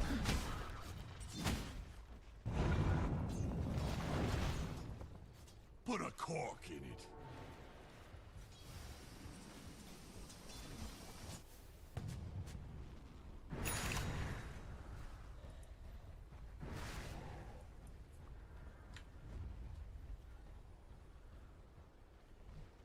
Two people smoke up as Inner Circle.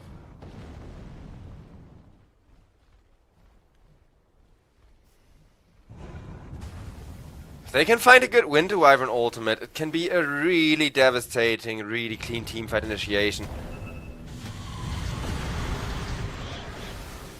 Not quite the Winter Wyvern ultimate they are looking for, but definitely one, probably 2 pickups. Hatoke goes down, Clockwork flying out of there with all the damage over time in the world on him, but he does manage to get himself back to the fountain with just a sliver of HP.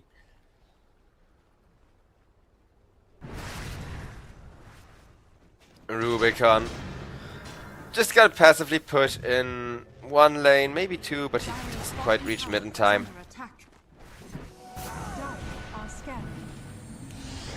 Still good pressure being put by the Necrophos to punish this kind of farming behavior from Covus 9, as Covus 9 in a bit of a bad spot, gets ran down with the Dark Willow, Necrophos right on top of him as well. Rubicon gets the kill, Bune gets return kill into Furnace. The race, not quite enough to finish off Kidaro, just one of them missing. Delays Shadow Queen significantly, but oof! Hookshot comes in for the save, making sure SF can get away. Nemiga, they're proving that they're not quite out of this, even if it does cost them Ariel. Earth Spirit disengages over on the bottom lane. You can see that the longer the game keeps going on, the better Ember Spirit is looking compared to the Earth Spirit, right? Because early on, Earth Spirit has been completely escalating.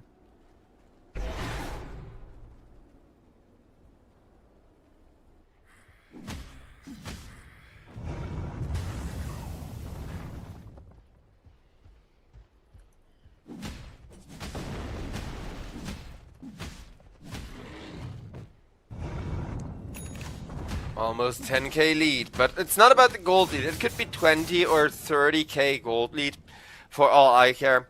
And it won't affect the win rate as much as the Necrophos. Like, just killing the Necrophos is what this game is about.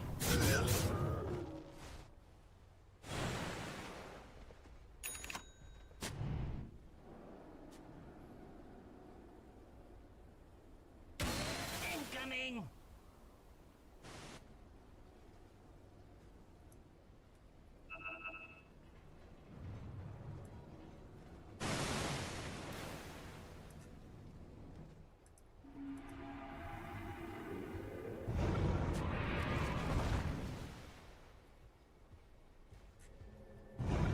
Roshan is up and available.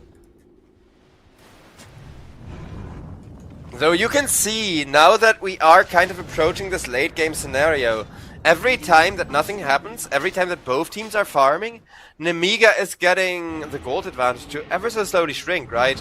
Like, 1,000 gold has flown back in their pockets, just from kind of chilling, just from kind of spending time in this jungle.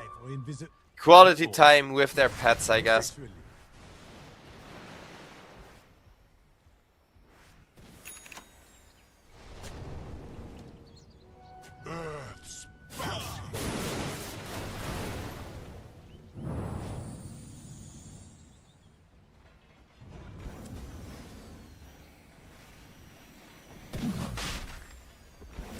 Ariel. Just make sure to keep checking the road pit. Boom, there it goes. Never refuse good. Gives Vision up that high ground. And this is what I mean about Clockwork being one of the best heroes this patch, even if he feels like one of the weakest ones in a fight.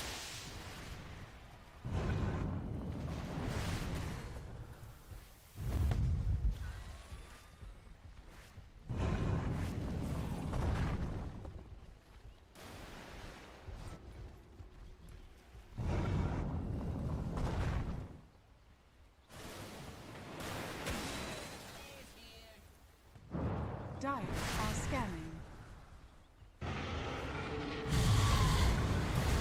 Pango wants to go onto the Ember Spirit. Ember Spirit.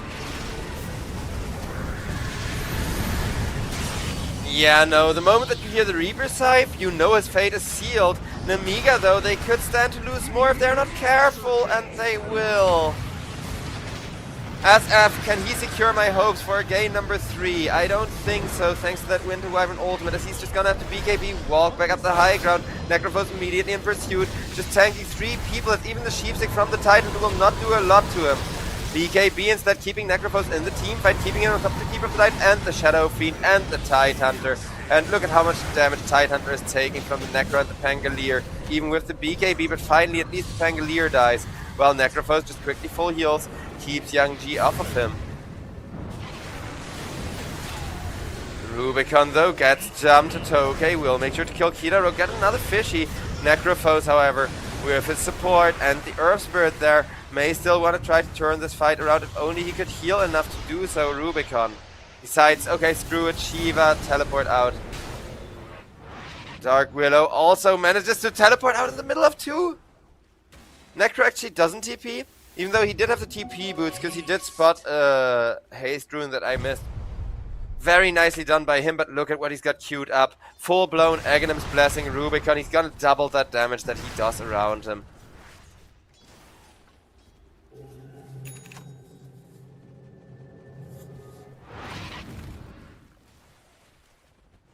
Massive fucking gold difference, while Roshan torn down next. Ariel killed off by Rubicon. Ariel did get the Roshan lasted there, so he did print his team a lot of money in exchange for trying to steal the Aegis a second time. But that will still not make the Necrophos killable. Necrophos still just gets a double kill, kills everybody just by existing, and walks it off like it's nothing. Again, he's nowhere near as strong as he looks. I can't remind you guys enough. I love Necro. I play him myself, both as a carry and an offlaner. And he feels so weak going into this late game as a carry, because if he does die once, he's gonna fall off and he's never gonna come back from that, right? It's kind of like Muerta, where if you go into the late game and you die once, you're gonna lose so much stacks, so much magic damage, that you're just gonna get torn to shreds and go down from there.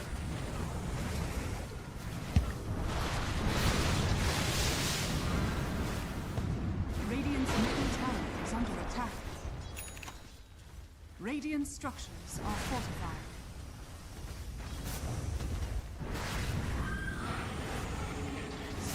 Dire structures are fortified. Radiant's With the middle Winter tower Wyvern is to back him up, Necrophos making absolutely sure to tear these barracks to shreds. Radiant's middle barracks are under attack. The supports are gonna have to finish the job on the melee Rexes, which will take a little bit longer, but they should be fine doing so. Or dual race comes in and Meteor hammers them. I guess that works too. Ariel, well killed off with a Rolling Thunder by Norma. Quite a big commitment for support, but Clockwork, the vision he gives and the split push that he's been putting onto the lanes has been really annoying all the way through, even now that we're in the late game.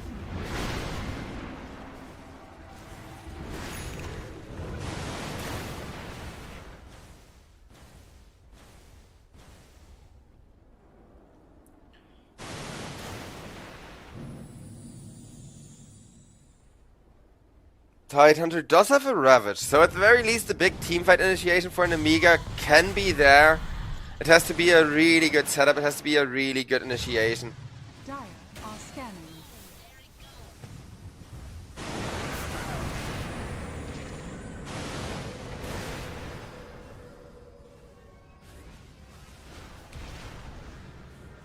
Rubicon crits through half of a self pool.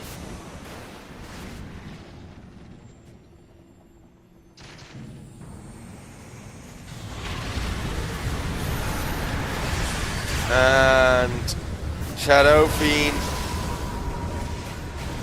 Oh, it's so rough, because once again, the moment that we hear the Reaper scythe, that's what seals his fate. Kidaro will go down, so will Covis 9, though, as Ember Spirit with the BKB doing massive amounts of work. Even Rubicon needs to be careful being anchored up, but the Necrophos is gonna be able to keep himself alive, and as Necrophos is healing once more, everybody else dies just from the Aghanims. GG's finally in chat, as I think they were a little overdue here. And good game, well played. I don't think Nemiga expected it, because this draft, like both of their drafts, they kind of assumed this was last season's Inner Circle. And Inner Circle, they're definitely a good team, but they are unreliable, especially when dealing with a lot of aggression. Here, though, they end up with a beautiful amount of synergy. And played it really, really nicely. So a 2-0 for them as the very first best of 3 of the second season of Masters is going to be settled in Inner Circle's favor. Inner Circle making Necrophos work. And I mean, we've seen games like this a few times at TI, but usually if games go this late against Necrophos, I don't expect Necro to win anymore, but it's not like there was a nullifier. It's not like there was any other reliable silence for the Earth Spirit or anything you can really do against BKBs, because we saw Hotoke blink and Sheepstick onto Rubicon, trying to catch Rubicon unexpected, and Rubicon just instant Lotus, so both of them were hexed, and you watch Tidehunter die really quickly while him and Necrophos are just being piggies together. So yeah, ladies and gentlemen, with that, we are going to go to a little bit of a break. But in 45 minutes from now, we're going to have game number 2. And it is going to be hopefully just as interesting. Because, yeah, teams making their debut here. I'll see y'all after the break to see how that's going to go.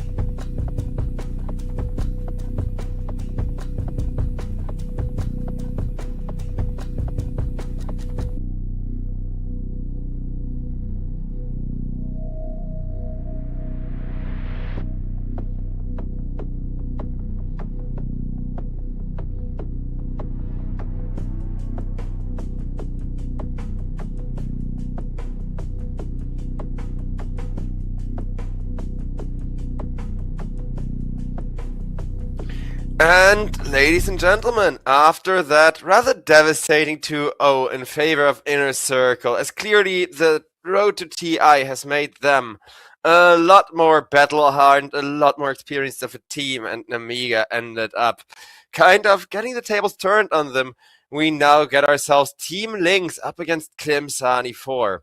And Team LYNX, they got the Ember Spirit, they got the Hoodwink, they definitely got a lot of burst damage and catch for their opener. Beautiful setup to make sure you can get yourself those kills. Whereas Klimsani got a Winter Wyvern, so that's already worth a decent bit on its own. Also, ladies and gentlemen, you want to know what I got? Because people are going to ask for Kitty Cam, and I better do it now before there's too much in the draft going on to talk about. Look at her. Isn't she a cutie? Hi. Hi. Meh. Not sure if you guys can hear her being dramatic. But this is what I'm dealing with whenever I'm working, just getting yelled at by a little cat telling me not to work. Meow. Meow. Meow, meow, meow, meow, meow. But as I'm being yelled at once more, we got ourselves a Rubik for Klimsani, so I'm not sure how confident they feel in revealing their supports this early, right? Like, Klimsani. I like the Rubik Winter Wyvern. It's a really strong, really reliable duo, but you are using up a lot of information, a lot of kind of, oh, hey, this was the heroes that we could always throw as a response pick, as a counter pick to something. Instead, just revealing them now. Because, again, there's guaranteed good steals for the Rubik, but that's my all-time favorite hero. And Klimsani 4, they're going to secure a Slark third pick. Interesting. I'm hopeful. I always love to see Slarks, whether they win or not. It's really fun to count that agility. Again, I play a lot of Slark myself. I think the snowball of it is really fun. The infinite agility steal is really fun.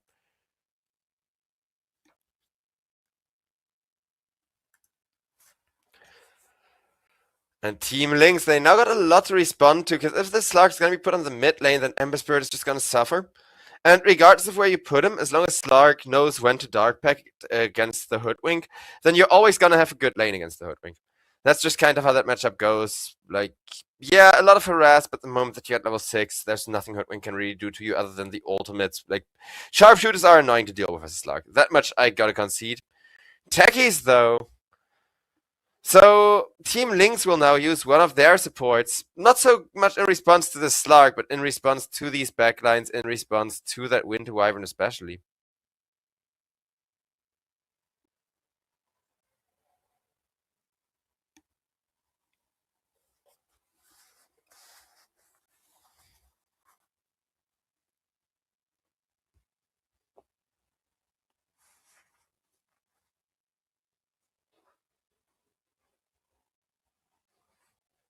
As Team LYNX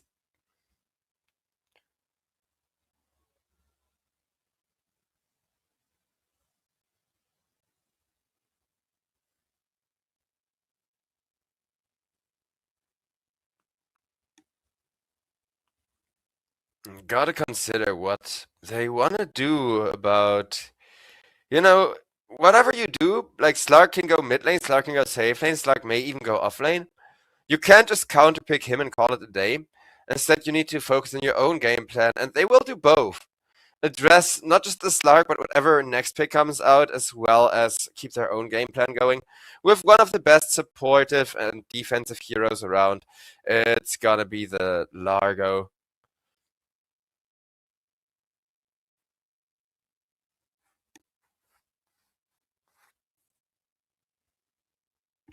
Ooh, and a Lifestealer. Lifestealer Slark, definitely a terrifying combo as long as neither of these two falls off. Because, yeah, Lifestealer needs a lot of stacks going for himself. Slark, definitely great at kind of getting him in, getting him on that Largo, or the other way around, getting him out if he gets reactive tasered without having the rage available. So the synergy is there. Klimsani have a very well-rounded, a very solid draft, but Team LYNX do have terrifying teamfight, and I wonder how Team LYNX are really going to approach this, because their draft can be a 4 Protect 1, their draft can be a full teamfight strat. They can go with a lot of options here to really try and close out this game. Klimsani, you can see them use up a lot of reserve time now to come to a conclusion on which bans they want.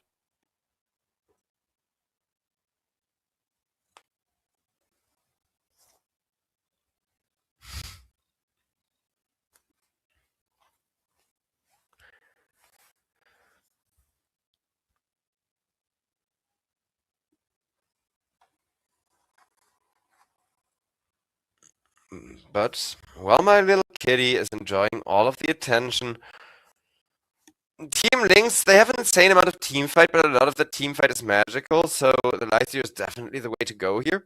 Especially if you already got a Slug and a Winter Wyvern. This Winter Wyvern, she's really good at, saving people from physical damage, but not so much against magical. So having a Slug to heal people up with that Aghanim Shard after, having a Lycio for the Infest bump into whoever is taking way too much magical damage. Great way to kind of equal it out. I love the Lone Druid ban though. This would have been the perfect Lone Druid draft. Necrophos as well. Nice bans from Klimsani. They took like over half a minute just to figure out what to ban, but both of those are things that need to go. Because this would have been the perfect, like, either Lone Druid or Necrophos game. Because you can play around that insane team fight that's already been assembled. Or you can kind of see about, we get a super late game carry, somebody that can farm and fight with us at the same time, which would have been the Lone Druid. But personally, I do prefer the Necrophos approach, or any hero like that, right? A fast, not too burst damagey hero, because Lifesteal just ignores burst damage either by sitting a creep or proccing the rage. Klimsani, though. They gotta get the last pick that predicts the game plan. And again, there's multiple game plans that Team LYNX can go for. Okay, they go for a Beastmaster, and they just say, you know what? This Beastmaster is going to offer stun lock, so no matter what gets picked, we can stun them, even if they have magic immunity, even if they have a BKB. That's fair if you don't know what you have to expect and just pick something super versatile like that.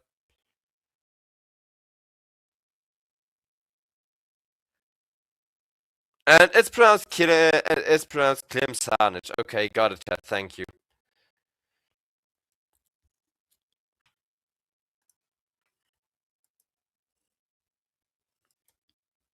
Well, as for Klimsanich, I do think they have the far better draft as this last pick LYNX comes out. Because LYNX is nice. He's a well-balanced hero that can do a lot of work, that can hold the game very, very well, provided he comes online and kind of wins his lane fairly hard, right? And winning the lane against Mangekyo shouldn't be impossible. This Beastmaster does not have a free lane against Klinks, but the other way around, Klinks is going to take so much damage from the Axis. And I think Naive, realistically, he's got to live off of support kills or kind of just roaming around. Find yourself a target, off guard, like this Rubik, like this Winter Wyvern. Ryan, of course, has a good answer with the Cold Embrace for the first few seconds that Klinks is firing away at you.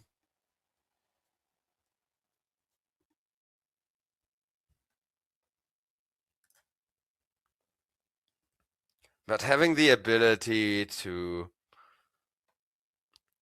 I don't know, like, I like the Bloodthorn Klinks a lot. I was kind of disappointed to see him go for the emergency MKB instead of the Bloodthorn, because even though you're dealing with BKBs and Bloodthorn has been nerfed a lot, both by BKBs being buffed and by magic resist on average going up for most other heroes, in theory, it shouldn't matter for Klinks. Like, Desolator is great, Bloodthorn is great. Get those two items going, maybe, into the... I'm not sure what else people even build, but defensive items. Into a variety of defensive items, be it a Lincoln Sphere, be it a Hurricane Pike. Klinks can do whatever the hell he pleases, and that's just one of the many things that I love about the hero in the current patch. Because, yeah, it's a difficult hero to execute. You really need to come online and snowball and check, like, this long, long list of boxes. But once you do start checking all of those boxes, then you're pretty much good to go, right?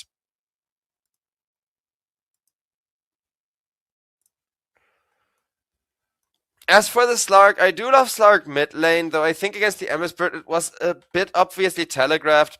Chat immediately called it as well as the Slark came out. So it was kind of unlikely for it to go into the carry role, which is why I suggested offlane, because that's really the only way you could have caught them off guard. But instead, it's all gonna be about that aggression for the side of Team LYNX, which is how they love to play, and it is looking like a really free Ember Spirit game. Also, since I'm constantly covering my face, given that it's covered in cat here, let me at least show off the little bastard responsible. Both teams are currently putting down their defensive wards, and Team LYNX try to harass the carry on the way to the Dire safe lane, but no such luck. They will just steal the rune.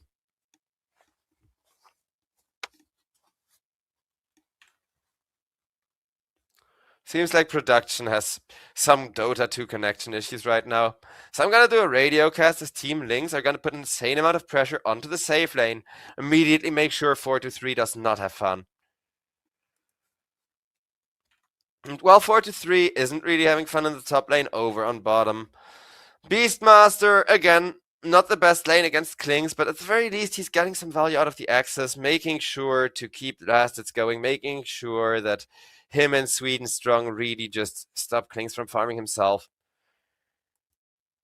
And mid Ember against Slark is just incredibly rough for the Ember, obviously. It is one of the most obvious counter picks, but as a fellow Slark player that is trying to learn mid, let me tell you, Slark can get so upsetty spaghetti if he gets ganked by supports before level 6.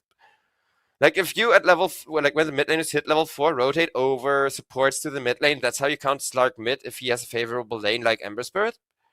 And I wonder if we're gonna see that, because Squadix, he has a lot of momentum, a lot of timings to hit.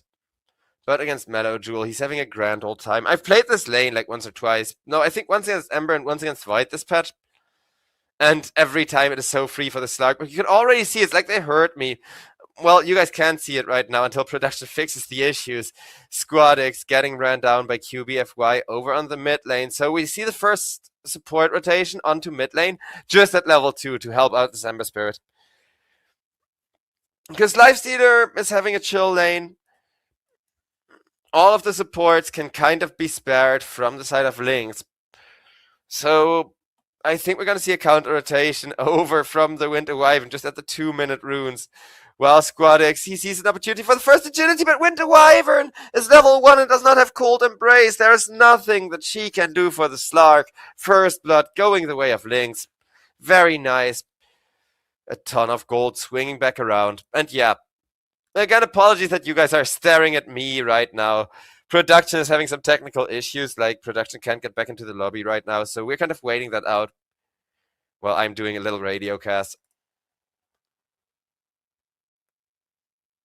Sadly, it happens to the best of them. TI had just the same share of issues. The good thing of holding the tournament live, of course, is that we could pause it whenever there's a stream issue, but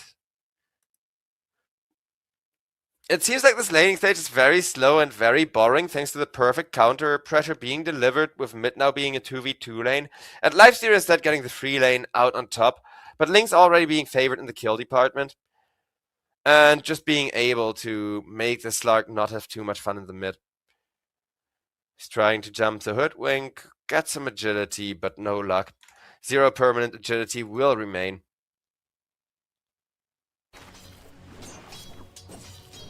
Oh, beautiful. Guess what, ladies and gentlemen? My production man is back in the lobby.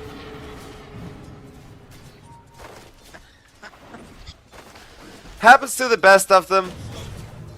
At least this TI has proven that it can happen to truly anyone. While Rain taking a lot of damage, but Slark, this time around, he wants to man fight up once again. There's no Cold Embrace, but Rain has a big heal. It's not going to be enough to keep him alive as he gives the little smoke puffs, will get himself out of there. But just as I said during the little radio cast segment there, Slark has not been having fun in the lobby.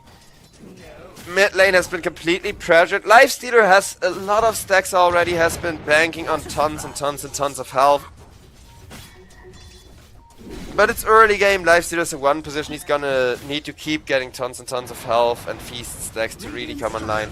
Whereas mid, it's the opposite of what you want when you pick Slark into Ember. This is supposed to be Ember getting hard countered. But there's always been the Hoodwink. Like, literally from before minute 2, Hoodwink has been sitting here and just shooting Squadix to make sure that Squadix does not get to have a laning stage for himself, and it has been working so efficiently. They're gonna have to keep going, but Slark's level 6 is not coming in as early as you would like to see it. Funny lane, that much is for sure.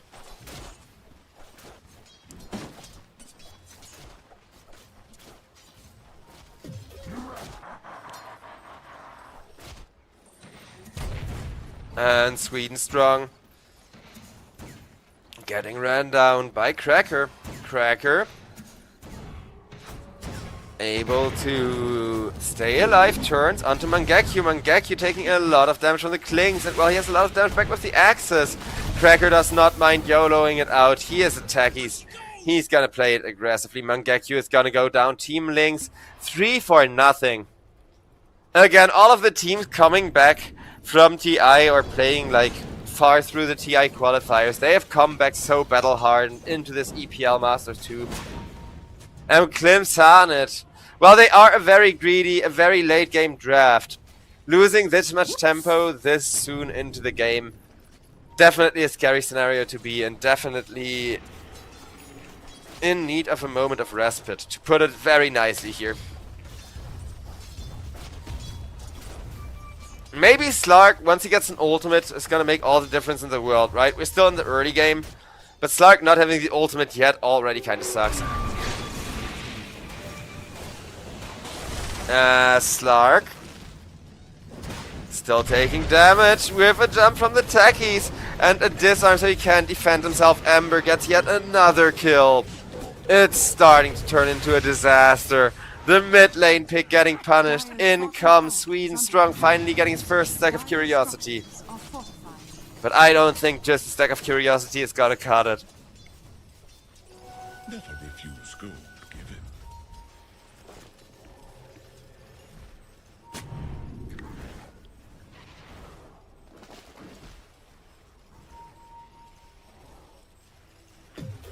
And chat is saying LYNX better draft. I'm inclined to agree, but only exclusively until the Klings dies once too many, right? Like, Klings, if he gets to that point where the enemy kills him once or twice, each of his next deaths are going to be faster and faster, and he's going to die way too quickly for how hard of a carry he wants to be.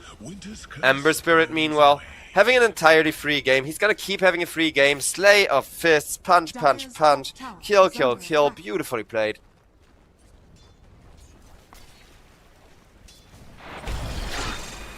As that's gonna be Slark, jumping Ember Spirit, reducing his total stats by a decent bit. Mellow Jewel taken down. Sweden Strong, just getting poked at with the Klings arrows. Klings not gonna overextend, but you can see the amount of momentum and aggression he likes to deliver, right? You're sitting on top of the enemy under their tower. That's what this Klings hero does. That's how you're supposed to play him. This is definitely a beautiful showcase from Naive on how to make it work.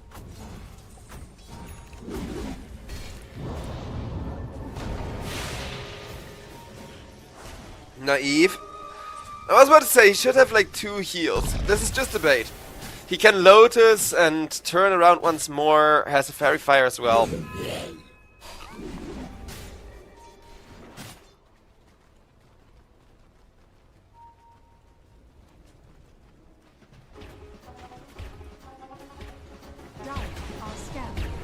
And there's a huge stack. Getting immediately devoured by Ember Spirit and Largo.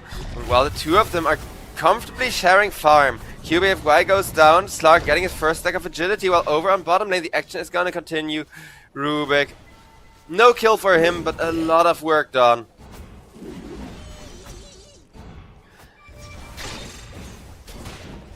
Slark having an arcane rune, having his first point of permanent agility, and just kind of getting more and more momentum towards himself over on this mid lane. It's definitely feeling good for Squadix.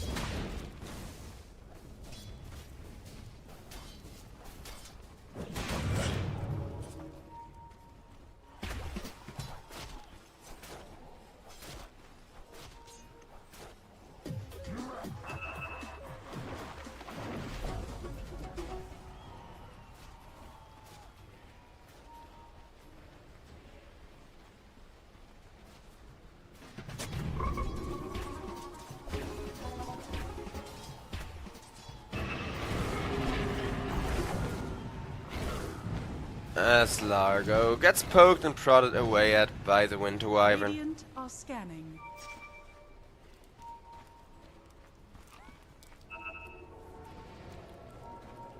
Well, the Squadic Slark, he has not had a lane for himself, but he is now starting to have a bit of a game anyways. Or does he? I may have just cast his Cursed, though he will dodge the Hoodwink Bushwhack. Q's away. Personally, I do prefer to max the pounds on the mid lane Slark just to give it a little bit more escapability. And Rain, he's gonna be left behind for death regardless. Always making a little bit of space with that level 1 Cold Embrace, but taunting, flying away, yeah, Ember Spirit, it's just a matter of time till he cuts him down. Radiant are scanning.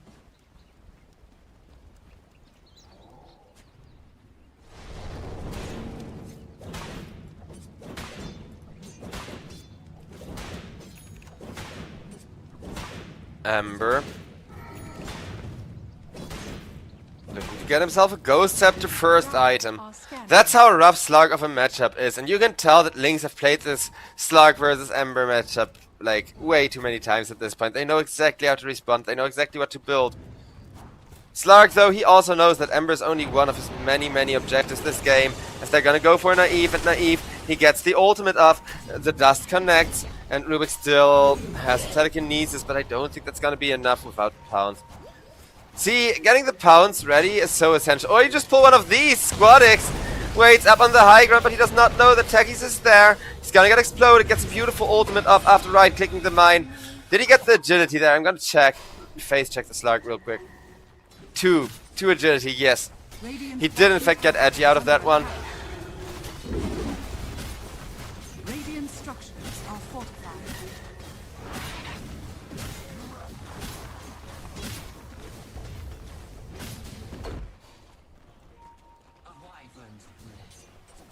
Radiant's bottom tower is under attack. Radiant's bottom tower is falling.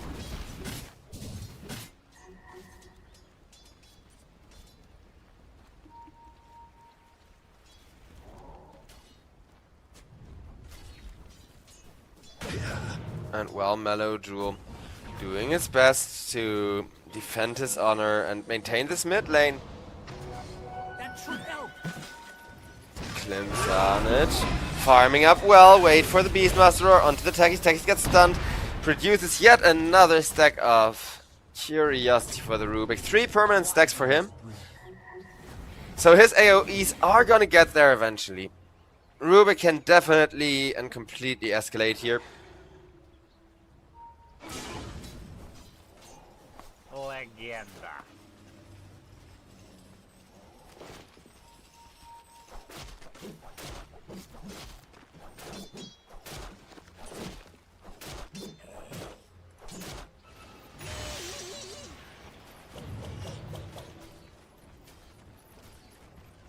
Triangle has such a massive ancient stack. It's actually gonna be hard to farm even for just the Largo +1 core. Instead though, they're not gonna use a core, they're gonna use Techi's old stacks. I mean, that works. 3 mines committed in, but that was what, a 5 or 6 ancient stack? Ton of money in Largos' pocket.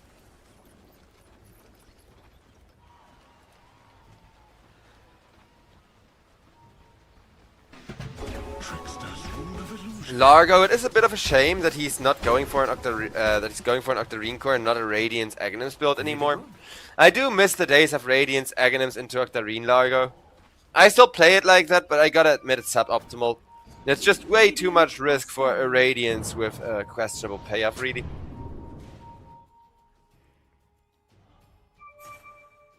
But, ladies and gentlemen, it seems like the second series is also gonna have a pause or two. 50% package loss. Oof, that's rough though.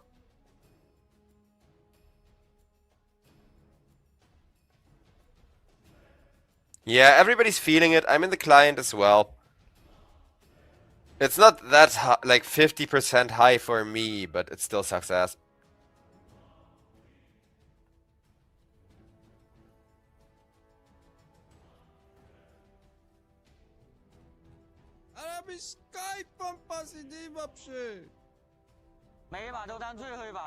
Out come the all chat voice lines. While we're waiting out the huge package loss spike.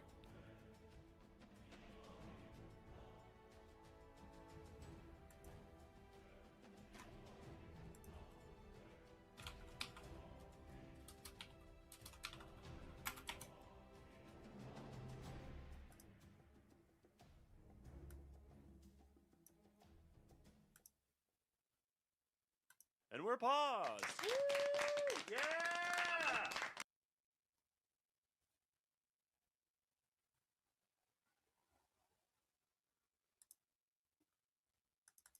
And we're paused! This is like the best ice line ever. Woo! Yeah. I mean, I don't mind. There's not that much going on across the board. We're 200 gold away from the Radiance for the Lifestealer. We're a little bit away from the Helm of the Overlord. It's actually quite favorable looking for Clem Zanich now.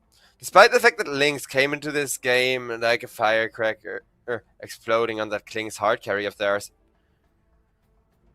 They now really gotta get Kling some extra momentum, some extra, you know, carry pace going up. And I do love the early Orchid. So we do see Klings, in fact, committing for that Bloodthorn before the Desolator even. 100% agree with this. I think all of the actual tier 1 players will also play it like this. Because even though this build is a bit harder to execute than rushing the Desolator, it is more rewarding if you know what you're doing because of the attack speed, making it way easier to farm. 人生得意须尽欢，莫使金樽空对月。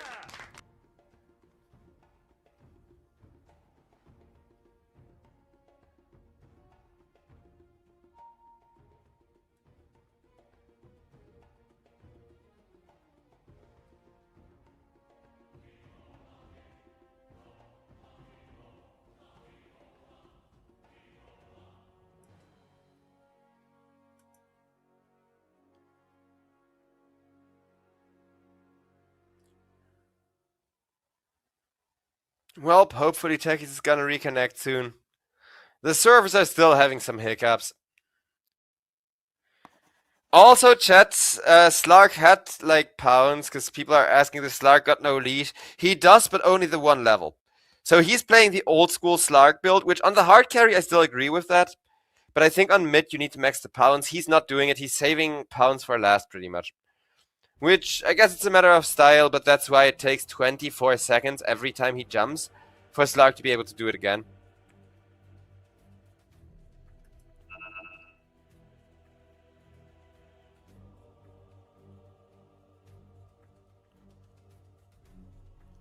Slark, BKB queued up as his next item. With this pause though, like, any other questions chat may have for me, because now I actually have time to answer them, and you know, they're not going to be answered as delayed in comparison to the actual game state. Because I think 10 minutes from now or whatever, this game is going to be hard. Oh, that's a reconnect though. No go when ready just yet. Here we have why he's laughing his ass off, so somebody must have said something funny in team chat. But yeah, once they're done laughing, unpause comes out. Whoa, nice! Oh, ooh, that was close for the Slark. Squadix, he's living dangerously, but after getting caught off guard by the Hoodwink rotation, he hasn't really been making that many mistakes. A Wyvern's Breath. While Ember Spirit gets a really good jump onto Rain, Rain immediately countering with the Wind Wyvern ultimate. That is a huge cooldown though, just to keep your support alive and not feed the Ember Spirit even more.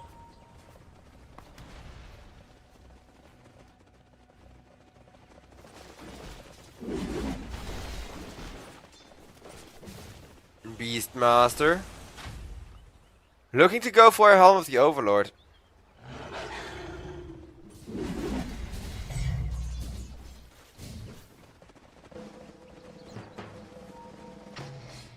And I mean, Overlord Rush, I don't mind, like, as long as you go Dominator Mana Boots Overlord, I think it's never a bad build. I'm not a fan of the Overlord, I think it's too momentum based, but if you do go for it, then this is definitely the correct item order in which to go for it. Ember though, he's like, okay, I'm already forced to build a Ghost Scepter, I'm gonna hard commit into this full spellcaster build, just burst the Slark in the middle of his ultimate. Speaking of Slark, he comes in, hits a Techie's Mine, hits a ward. Cracker, sorry man, no fun allowed.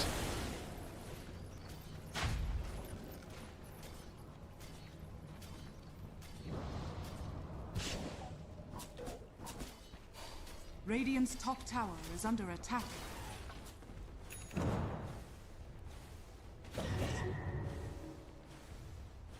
Mid tower is being pinged, but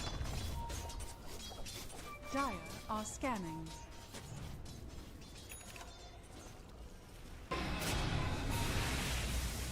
Regen Rune is gonna go to the Ember Spirit. Ember immediately remnants out, and now the next team fight. This Ember has something absolutely terrifying up his sleeve, and Klim Sanich know it. So Klim Sanich, they do need to chill. They need to be very careful on how to take the next engagement. To play.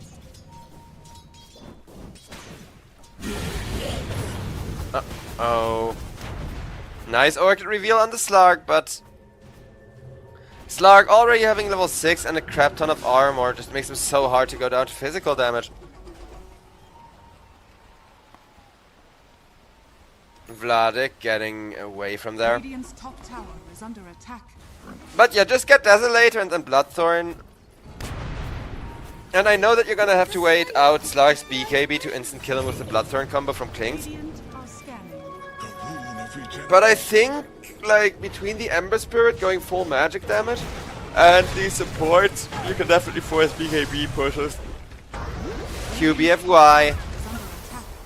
Ooh, they tried to give Slark the edgy. They failed to. Still 2 permanent agility, but notice how Rubik and Windowhaven both wait with securing the kill. So Slark can run after it and try to get the agility still.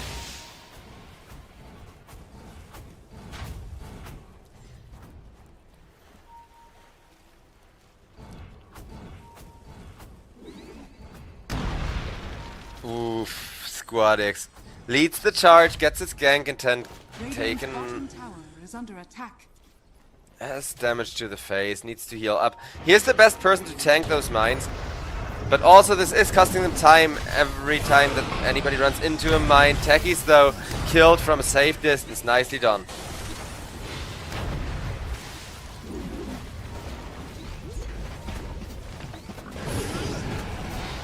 Even Lifestealer with that Radiance ready is gonna show up for the brawl in the mid lane, take the mid tier 1 tower and back himself off again. Hoodwink, snipes Rubik, Rubik taken down.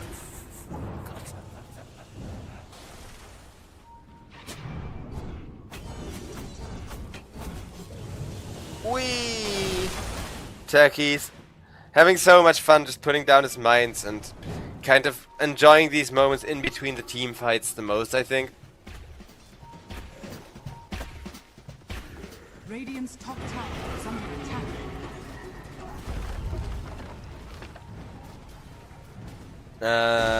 Vladik. Radiant's top tower has fallen.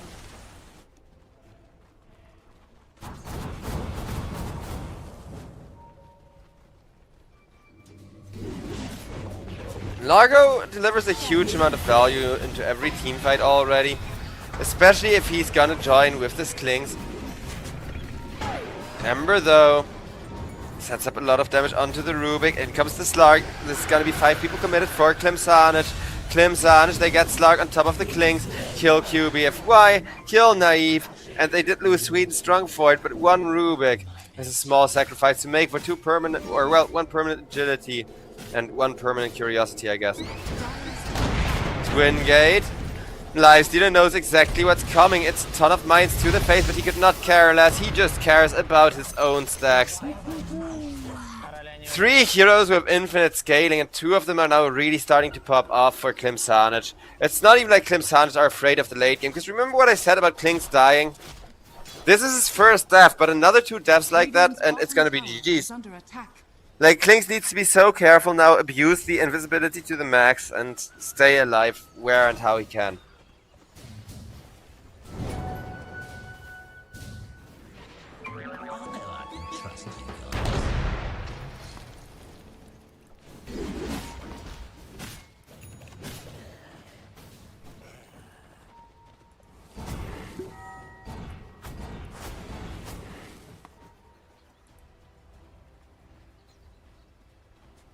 Radiant are scanning.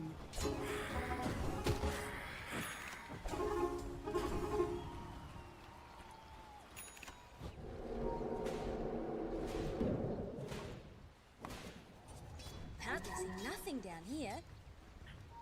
As a teleport comes out.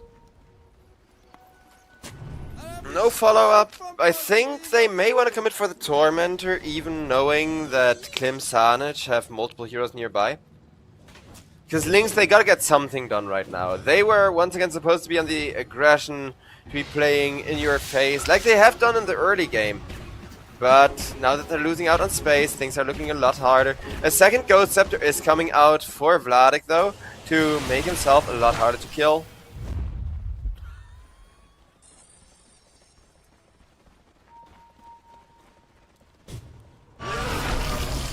Klims on it. They will reveal the Infest Taxi onto QBFY. It's just a support kill, but it is a support kill that gives Lifestealer some max health and sets up the stackies for Doom. Stack for the Slark, stacks for the Lifestealer. As much value as you could possibly get from that kill, because even Rubik got the Curiosity, and with that, Tormentor will just get torn to shreds by 3 people. Well, 4 or 5, depending on how you look at it, right?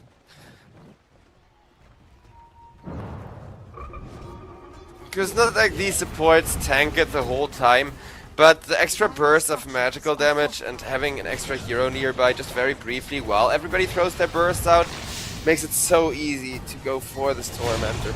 Ember Spirit almost gets jumped by the Slark, not quite able to avoid Slark being an absolute nuisance, however.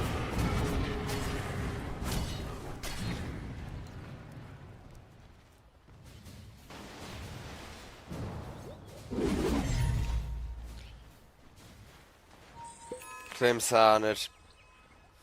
I'm gonna take a look at the win rate because I believe them to be already quite favored here. Not to the point of threatening a GG, but it's like 75-25. So a 1 in 4 chance for LYNX to make a comeback. That's about accurate, because the 1 in 4 chance is the 1 in 4 universes where Klings doesn't like get any follow-up deaths, right? Where Klings will not get himself bursted down once again. Shaved in searing heat. Comforting wound of regeneration. As we're gonna see a lot of aggression over on the bottom lane with Rubik getting annihilated thanks to a beautiful sharpshooter. Slark still trying to do work, but these Ghost Scepters, they are becoming annoying. At least so is the Slark ultimate, but he misses the pounce on the Ember Spirit thanks to a beautifully timed Slayer Fist. And now Slark instead becomes the Hunted, as he cannot live through the Orchid. Klings gets himself the double kill. Exactly the kind of tempo they need, but this could be a full-blown team wipe. Lifestealer will not be able to infest himself out. Triple kill for Naive. 3 tier 1 tower to both. Dire's bottom tower has fallen. LYNX making it look so incredibly easy right now, when this game is anything but.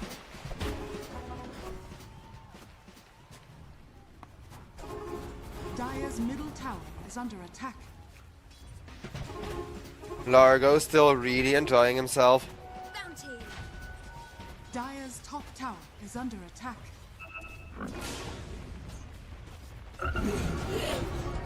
Dire's structures are fortified.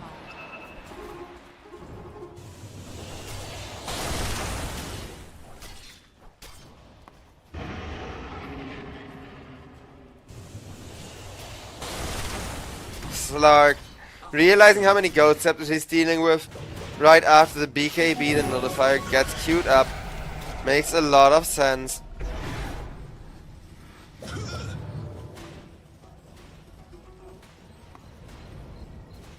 Radiant are scanning. Dire's top tower is under attack. And Lifestealer will be caught, will be silenced. They made it look like they weren't planning to go for him. But then the moment that Hoodwinks gets a catch, pings at once, everybody collapses in on him. Klims Sanich, they have a really good, a really clean draft. But this Klings, he's currently the most powerful hero on the map, and he's savoring every second of it.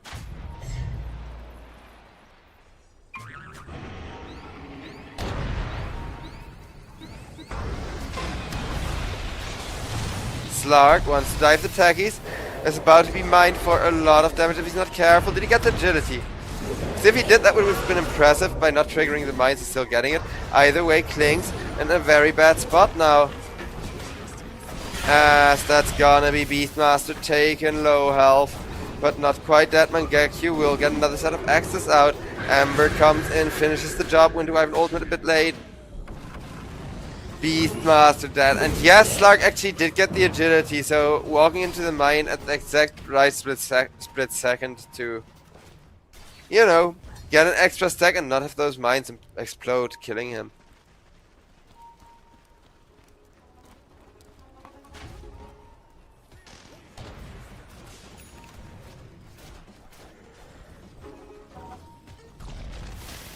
Another fight may already be coming up, because techies, the moment that they saw the techies, they didn't see the Klings, I don't think so, but the techies did get pinged by Klimsanet. So Klimsanet, they're thinking, are we going to take this or are we going to back off? And they're slowly trying to back off as a group, once again letting Winter Wyvern be the last one to walk back. So Winter Wyvern gets caught, Cold embraces herself, and then just freaking dies. Local Ice Wyvern does a backflip and then freaking dies.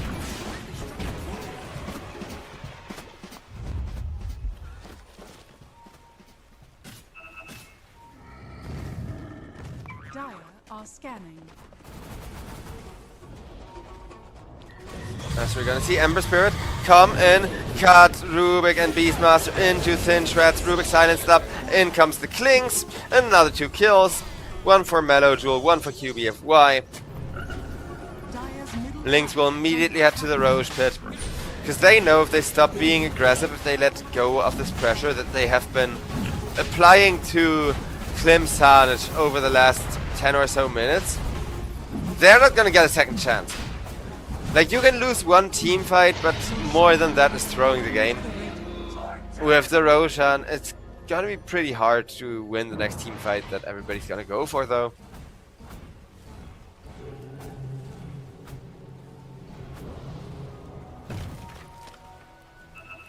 Radiant's bottom tower is under attack.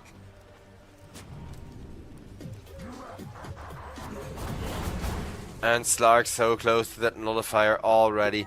Klings, however, also got enough money to complete his Aghanim Scepter if he can just get his curry to the secret shop. So both carry and mid on both teams will be up 1 big item each by the time of the next team fight. Because Ember Spirit 2, he's now going for his Aghanim Scepter and got all of his bread and butter items. I'll take that.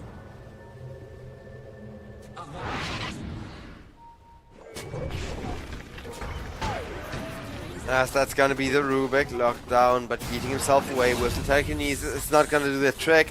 Largo catches up to him. Gives him that catchy lick. Dire's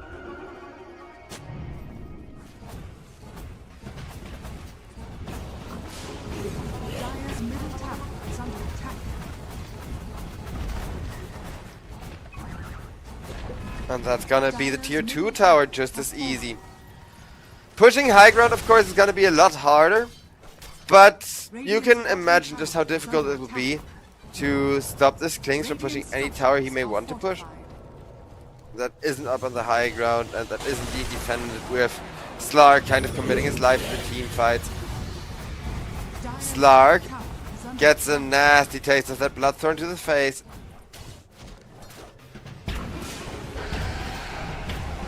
As over on bottom lane. Dire's top tower has fallen.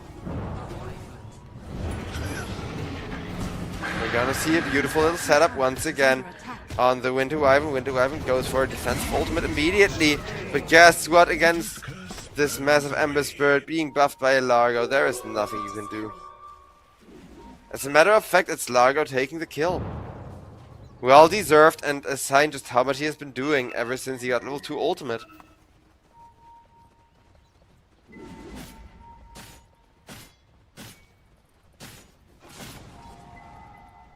Dire are scanning.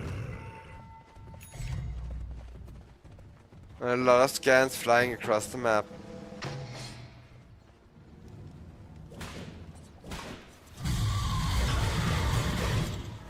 Now, we're not really going to see any fights now that Klimsanich are this far behind. Because Klimsanich, again, late game they always win, but a single lost fight could put them off the brink, at the brink of losing game number 1. So they need to hold their own. They need to withstand the high ground assault that this Klings can deliver at a moment's notice. Because there's still 2 minutes on the Aegis, but even if you take the Aegis away, farming instead of fighting has got to be the focus of the game now. Klings gets yeeted up on the high ground. Nice nullifier proc from the Slark, but they know full well that with the Largo in position, you cannot try to finish the Klings off. He's just gonna get all of that extra Orchid damage purged away from him. Lifestealer, meanwhile, split pushing out the Radiant top lane as well as the triangle.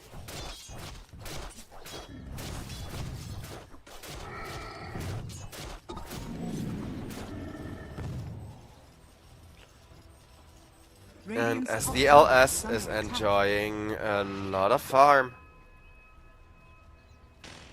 Radiant are scanning.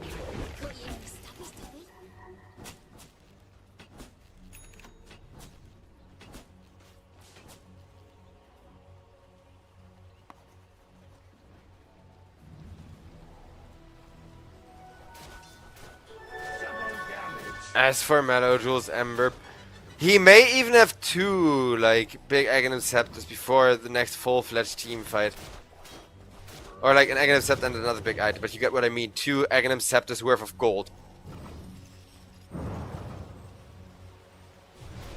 Whereas both carries are turning 6 slots, but Klings instantly deletes the Winter Wyvern. Lifestealer. Can he armor toggle himself out of this? Yes, he can! Teleport back to base. Peace out. We may be behind, but we're not giving up our carry. Everybody from Klimsanich says, very well played, extremely well done.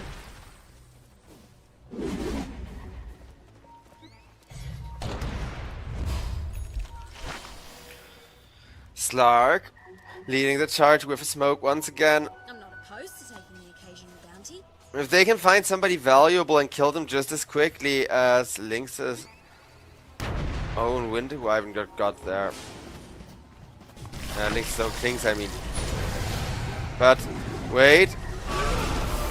Lifestealer gets a beautiful go onto the Largo. Largo that Techies try to go in with the blast off, but that's only gonna leave him in a bad spot. Slark. Ult, teleport out, decides not to teleport out as he sees Klings, and Klings deals so much damage. Lockdown is gonna be there on the Slark, but Slark gives Klings the old deathly hack of stealing agility. 3 for the Lifestealer and a buyback force to both, which that buyback from QBFY is really questionable, but I guess he thought his teammate would live a bit longer. Because of course, teams don't have the information like gold lead and stuff, right? It's up to us to actually be able to see that.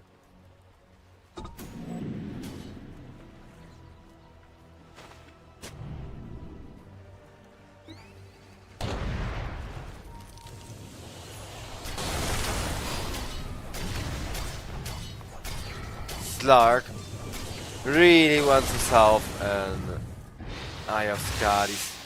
Skadi is great here. I'm definitely not opposed to it. Though I would also love to see the Diffusal Blade upgraded. This Purser is still really good in games like this one where there's a lot of nasty debuffs especially.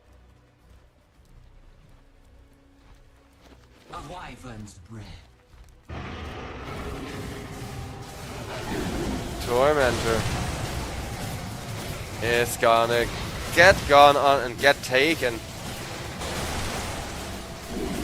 Rain healing through it, easy as pie. A wyvern's breath. Ooh, and 4-3 getting a free shard is massive, because that encourages an Aghanim Scepter build so much. It is so incredibly much healing, because you do still attack. If you have the Aghanim Scepter, and you infest an enemy, and you jump out of the enemy with the infest, it's the infest damage plus your right click on the enemy that you're infested in. So you can do some funky stuff with that. just to make sure that you have the kill range. Though I don't disapprove of the Abyssal Blade. BKB on Lifesteal feels like it's a bit much. I know BKB is really good and having a second one is really good and yada yada yada. But it doesn't help with your, like, Kling's problems, right? Sure, Kling's has the Bloodthorn, sure, Kling's has a lot of magical damage, but in essence, he's still gonna hit for mostly physical damage. Especially to a melee hero like Lifestealer. But we'll see. Because again, maybe they're planning to compensate with like a Slark Aghanim Shard or whatever. Because that I can see as being really good. You press the rage, and then if you see, oh crap, my Lifestealer has like been taking so much magical damage after the rage is over, that he has to instantly follow it up with a BKB, that's when you immediately hit him with the Slark Aghanim Shard. Because that's the length that you need to go to get good value, I feel like, out of the Lifestealer otherwise. Radiant's top tower is under attack. Dire are scanning. Or, you know, re-heal your max health 2 or 3 times over the span of the team fight. That's also really fun on Lifestealer. Klimsani, though, completely defending up for the time being. Radiant's courier has been killed. 4-2-3, snipes himself a courier, but Roshan is back up. And this Roshan getting taken is far bigger news. Tell the press! Or actually don't, because I don't like most journalists I know. Don't give them the headline. But on a more serious note, Roshan is going to get pressured and get taken over the area around us first. Because it's not like either team wants to hard commit. But the battle between mines and vision wards around the Roach Pit is already ongoing, and it's only gonna escalate from here.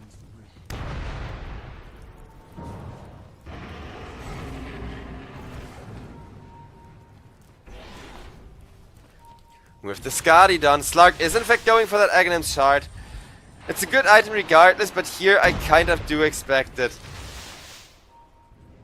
to make for that extra BKB Lifestealer value.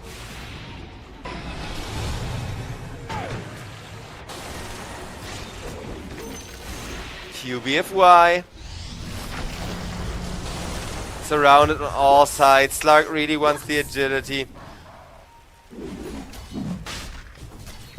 Gotta love how he's just sharking in onto any kill he can. But that also sets up a pretty good Roche contest. Shivas for the slows though.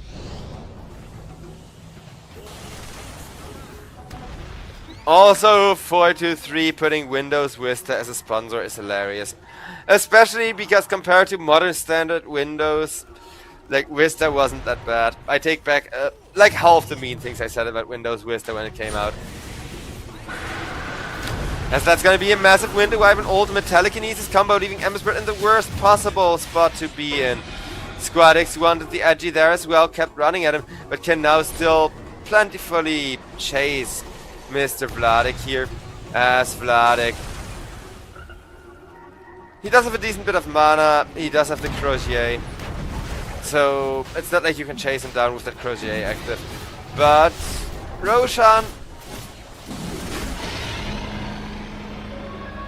taken down, Aegis for the Lifestealer.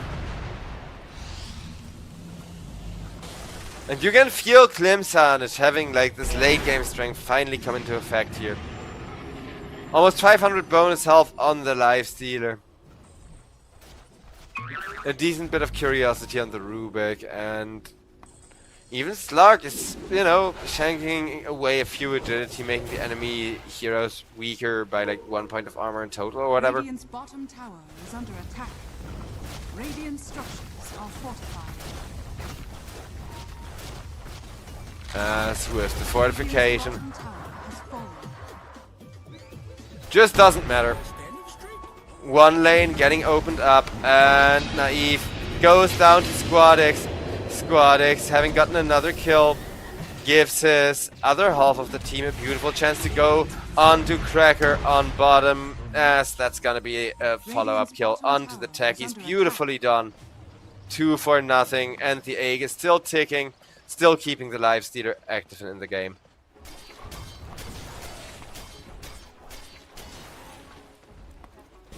Slark. Oh, it's like he's hearing me. Okay, no, I can get behind finally upgrading this diffusal blade into a disperser. Because disperser is really good here. The extra movement speed alone is huge. Being able to deal with the ghost scepters. Radiant's middle tower is under attack.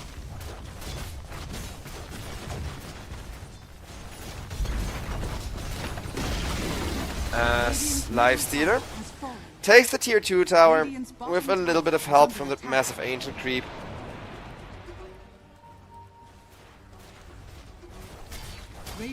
As now the map is kind of equaling out with both teams only having their high ground.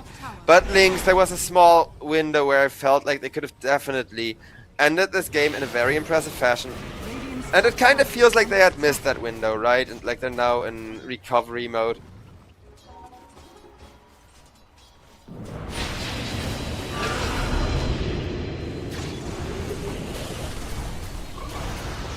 Slark trying to go onto Largo, but Largo with the Ghost Scepter. Not quite having good enough of time.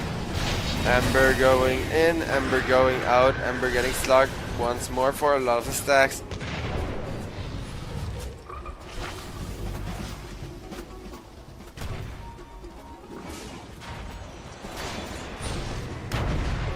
Slark, however, he does not seem to be letting up.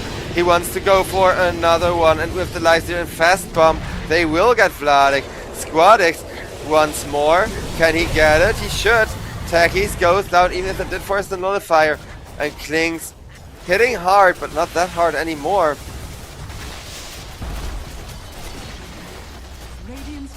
Wow, that's gonna be the first tier 3 tower actually beaten down, not in the Dire, but in the Radiant base. As out comes the roar from the Beastmaster, setting up yet another kill for Crimson. Radiant's middle barracks has fallen. Radiant's middle barracks are under attack. Radiant's middle barracks has fallen. First lane of Rex is done, but yeah, you can see Klim, they're not afraid of anything for the next minute because of that Aegis. So until this Aegis is going to be reclaimed, how are you going to stop them? How are you going to stop especially this terrified Lifestealer from hitting your tier 4 towers and depriving you of most of the value you have acquired during the game? Oof, Hoodwink yeeted out of the base, and the moment she is, Slark gets given the kill for the agility. Lifestealer makes sure to keep himself alive meanwhile with the Fast Bomb. And while Slark goes to hunting, that's gonna be the tier 4 tower. Crumbling like a piece of cake, and so will the Ancient if these terrifying Slim Klim Sanich picks aren't being stopped. Finally a good attempt, but Ember Spirit, he does not hit for enough damage, anywhere near enough, as his right kicks and Slayer Fits are being ignored by anyone but Slark. Slark almost gets busted, but he just presses ultimate, turns to hit the Ancient one more time, and that beautiful little performance there. Absolutely on point. I mean, it's kind of deserved for LYNX, because LYNX tried to play it aggressively, but they didn't panic enough. They said, okay guys, we can chill, we can wait just a moment there. And I think that was the wrong read, right? You can't draft aggression and then say, okay, like, we can chill, Lifestealer isn't that online yet. And he wasn't. I will agree. But it's like with the Slark from the mid lane, there was 2 carry heroes. There was 2 heroes that are gonna sit on top of these tanky cores and just tear them into thin ribbons bit by bit, with very good value from the diffuser, with very good value from not 1 but 2 nullifiers even. Slark forcing the Ghost Scepters, because there was 3 Ghost Scepters. Ember sold his towards the end of the game. And I think QBFY had one as well, but he may have just had it queued up and never... Oh no, Like Vladik definitely did, so it's just Meljo selling it. But there was 3 Goat Scepters, and then 3 Goat Scepters against 2 Nullifiers. Nullifier counters Ghost Scepter. Rock, paper, scissors, Klim Sanic win game number 1. And ladies and gentlemen, with that, we're going to go to a moment of break time as we get the next series ready for you all. Or the next game of the series. It's only game number 1. Team LYNX, they can make a comeback if next game they don't hesitate. Klim Sanic, though, I really like their drafting, and I really like how they didn't panic when their Slug was losing lane against Ember. They just fixed it instead. So yeah, let's see what game number 2 has in store for us after the break. I'll see you all then. Thank you so much for watching.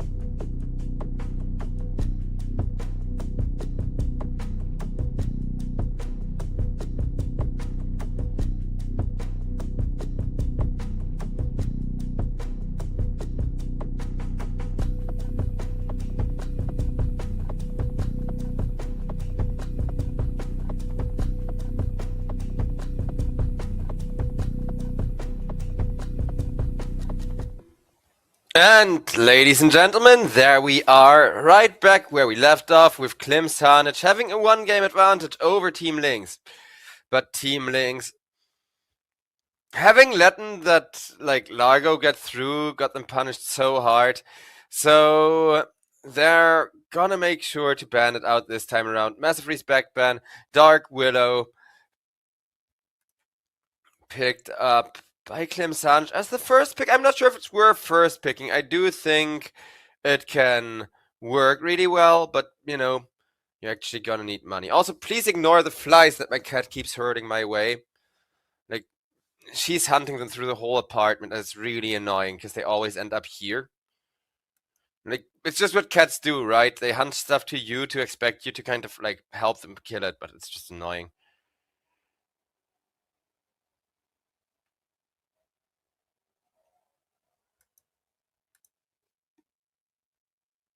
Looking at the bans, Bounty Hunter after TI, I think he is such a staple ban. Ban the bounty, or I don't know. If you don't, then you gotta have your own money printer, I think. That's the only way that you can keep up with it. You gotta have an alchemist, or I don't know, some other really good burst damage gold printing money hero. And there isn't many of those right now. Because Elk, you get the Blink Dagger and jump on people with the Concoction combo at least.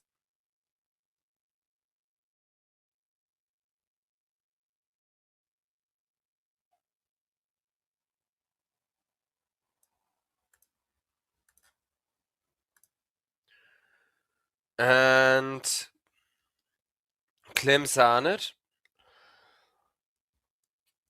I feel like as they're banning more heroes out, they're slowly realizing how big of a risk they took with this first pick Dark Widow compared to the first pick Wind Wyvern. Because while I think Dark Widow is definitely first or second phase material and a top tier support, it's now a super 50-50 support matchup where both teams have some of the best supports all across the board, right? Straight up insane synergy between Wind Wyvern and the Dark Willow as well. So having one, picking the Wind Wyvern into the Dark Willow in this case, says no combo for you, but no combo for us either. Because I think it's easier to combo with the Wind Wyvern than it is with the Dark Willow.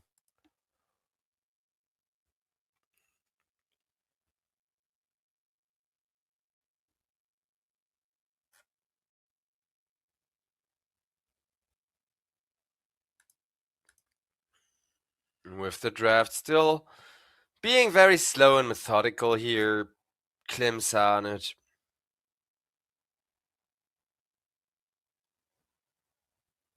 Already through way more reserve time than I want to be. But both teams are hesitating a lot, using up a lot of reserve time.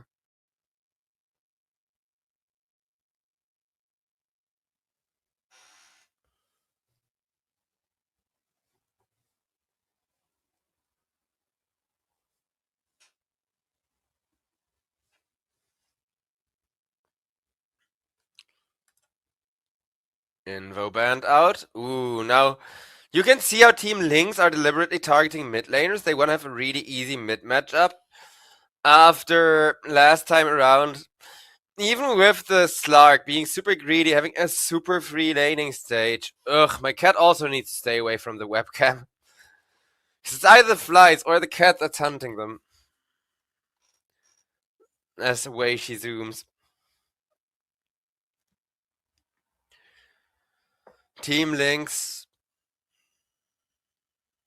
Oh, for crying out loud. Team LYNX though. Against this Undying, Wind Wyvern does never feel good because the zombies really accumulate on you.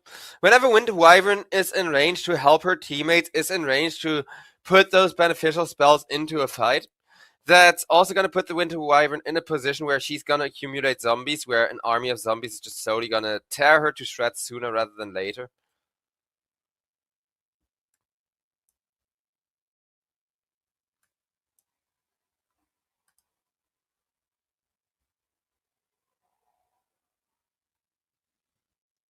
Klim Sanic though.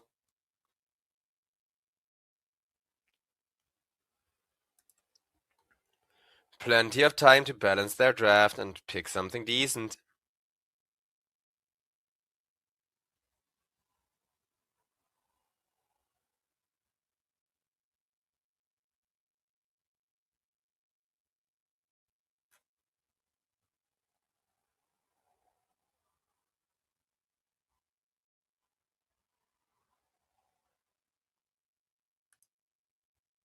But with the Sand King Lone Druid, I think Klim's on it. I like that drafting because this is the second time that they're gonna go for something really greedy that can scale till the end of days, right? Like they can still be here 2 hours from now and keep buying more items and keep getting stronger as they spend money thanks to the Lone Druid picked up. And Team LYNX, they have good scaling themselves since the Darkseer is a thing. But Darkseer into Lone Druid Sand King isn't that great because Sand King is gonna pop all of your other stuff like a balloon with the epicenter and with the massive kind of burst damage that he does. Necrophos, though, for Team LYNX, I like. Great against the Lone Druid Bear, great against the Sand King, great for kind of keeping you alive.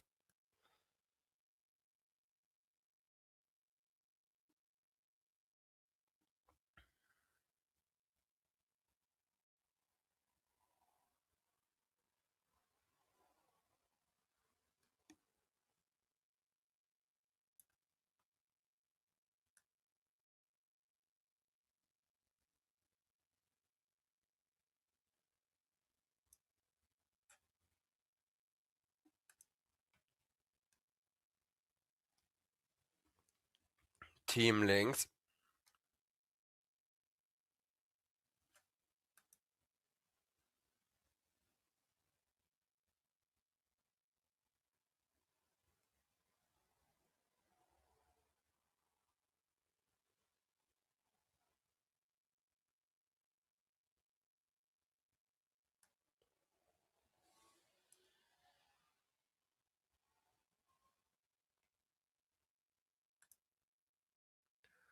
Beastmaster last ban. Doom, but the Beastmaster, I really feel that.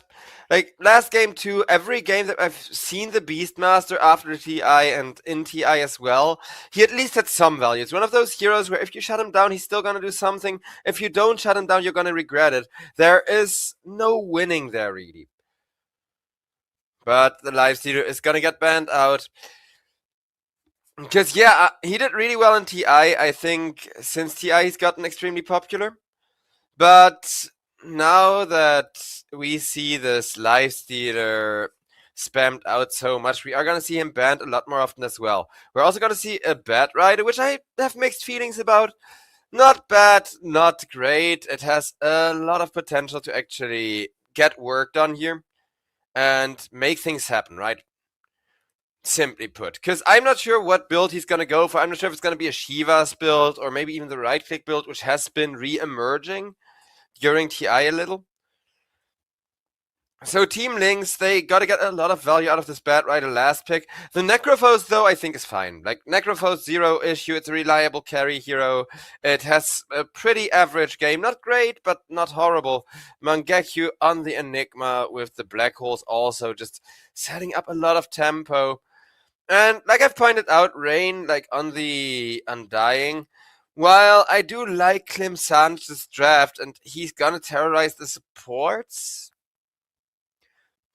like both Undying, Sand King, and Enigma are timing dependent. So you got 3 heroes that if their big ability is on cooldown, you can punish them for it. And that's where I think the weakness, like that's the breaking point of Klim Sanchez's draft. Because they definitely have the better draft once again, but it's so much less reliable than the first one.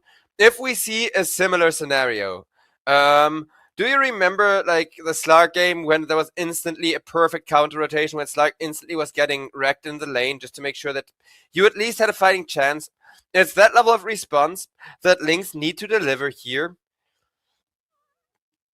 if they actually want to take this game, because you gotta, every time that you see the tombstone dropped and the tombstone expires, run down the Undying.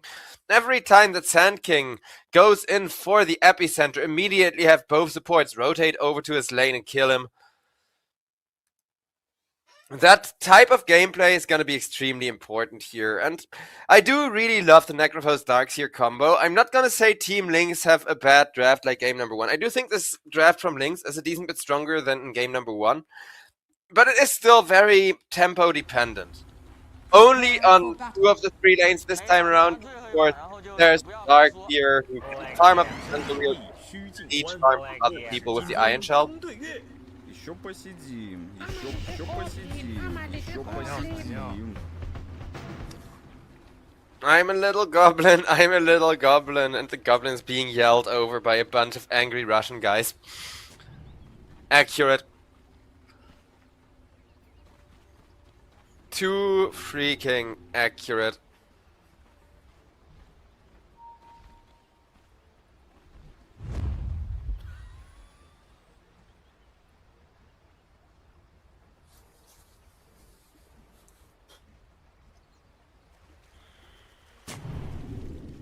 Thirty seconds to battle.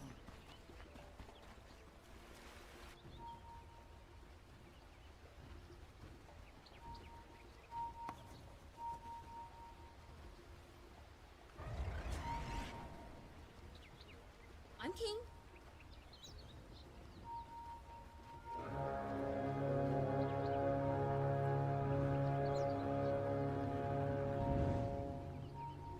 The battle begins.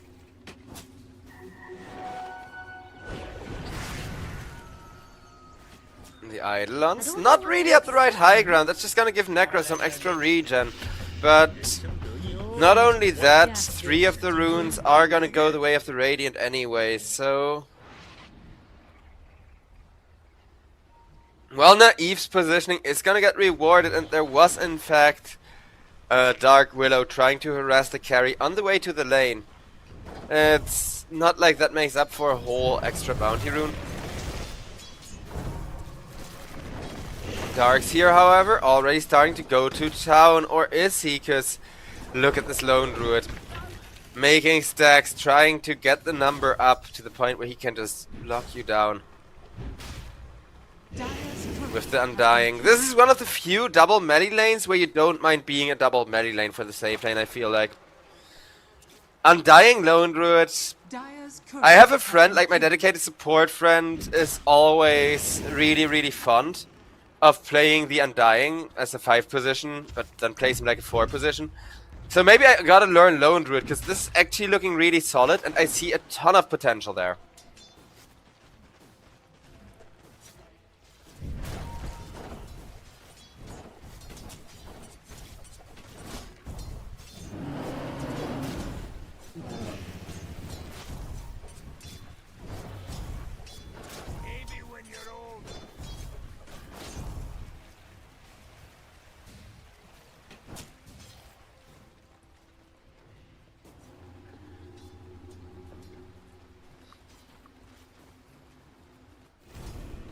Vladik. Not really having much fun over on bottom, and the other lanes, they're so quiet compared to bottom, because the moment that this lone druid makes a mistake, his support is gonna die. The moment that LYNX make a mistake, either of them is gonna die. Whereas over on top, Necrophos is just like pressing heal and laning against an Enigma who's not gonna die to it anyways, just gonna feed back regen to the Necro. So while top is super favored for Team LYNX, it's not per se that anybody has to be scared of, you know, feeding a kill. Right now we see the Enigma walking back and just leaving the Dark Willow in lane to get some solo XP over on top, and that's fine. Well, Vladik instead, on bottom, still getting ran down. Level 1 decay, not that bad, but still not fun to deal with. Rar decay.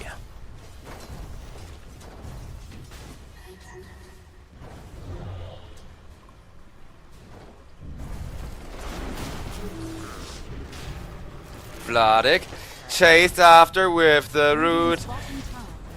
Bear up in front and bam. 4-2-3 gets himself the first blood. Punishing the dive hard, but it's not like Darkseer could have really ran any other way. Again, the melee lane is too strong. Like, this is a double melee lane that feels like you're fighting a double ranged lane, but with the tankiness of a melee lane built into it. Until, that is, you get a level advantage, you know, until the mid laner comes over and kind of equalizes things by killing the lone druid or whatever. But until then, Mr. Fuzzy Wuzzy Bear is gonna keep winning his lane.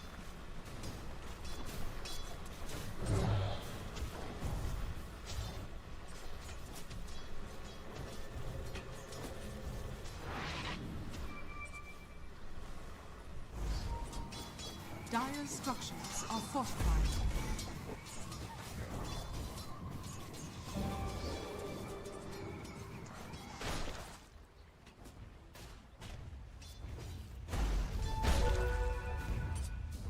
I'm not opposed to taking the occasional bounty.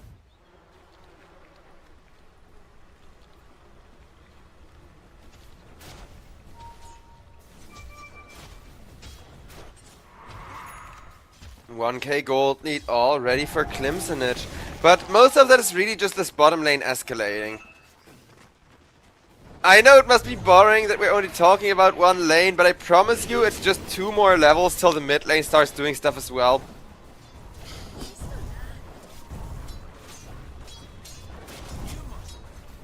And then hopefully one of these mid laners is gonna start delivering some pressure. Whereas over on the top lane, we can check in on it. There's 2 healers though, so every time that anyone deals any damage, Necrophos and Winter Wyvern are just gonna be like, nope, full heal, nope, full heal. And obviously Dark Willow is kind of spending time making stacks and giving solo XP or taking solo XP, but we're finally gonna see something happen as Willow is gonna rotate into the bottom lane, trying to be even more aggressive in favor of Crimsonage.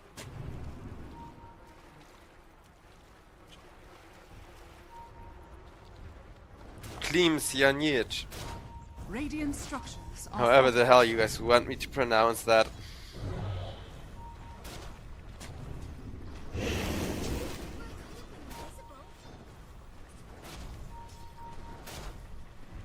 Radiant are scanning. Dire's bottom tower is under attack.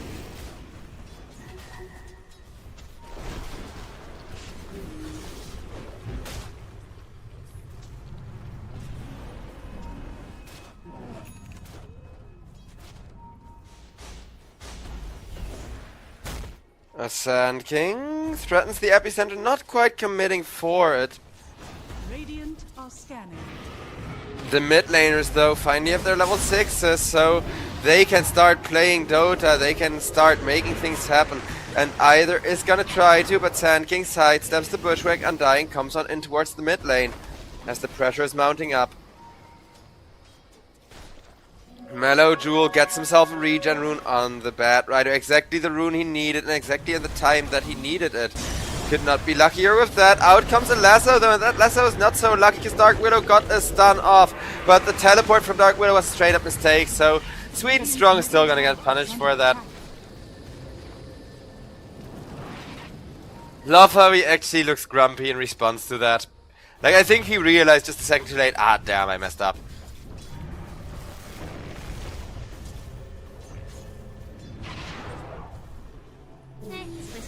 But the high octane, high pressure gameplay is gonna continue as the lone druid bear try to contest the wisdom. Needs to run for his life, but 4-3. Dire's bottom Sponsored by Windows Vista, he's gonna give away 225 gold. Plus a lot of XP. Those bears dying are not a small deal, but speaking of no small deals, Necrophos, one man with the black hole trying to finally kill him. Not quite doing it, but Sand King will come in, and the moment that that shroud wears off, finally the physical damage from the sand spike is there.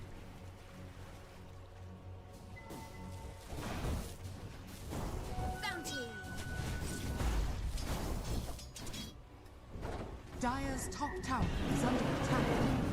Radiant's bottom tower is under attack.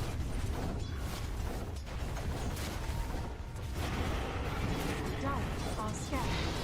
That's Lone Druid. Radiant's bottom tower is under attack.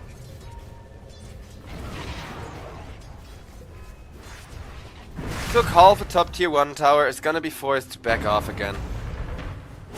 But here's the hunting squad from LYNX wanting more return kills and having a lasso to facilitate it. Enigma pin to a tree, Mangekyu, a bit more burst damage will do him in. The kills evened out. Even the farm is drawing back to a close, no snowball, no escalation just yet. Dire's middle tower is under attack.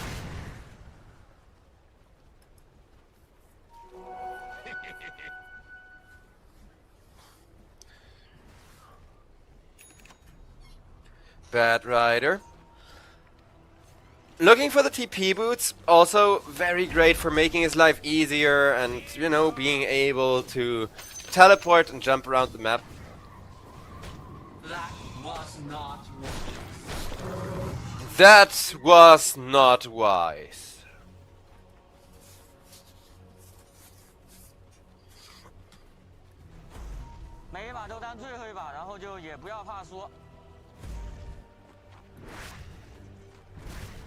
Dire are scanning.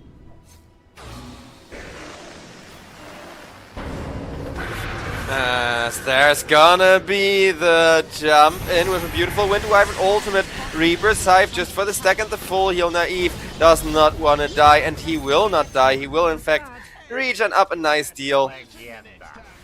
Get Bad Rider a killing spree, and this is LYNX finally getting that aggression, getting that momentum going for their Necrophos. Because remember, I told you Necrophos was the one person they needed to get Snowball. Necrophos is the hero they need to have escalate. And that's kind of what we're seeing here. If it keeps up at least at the current level of aggression and tempo.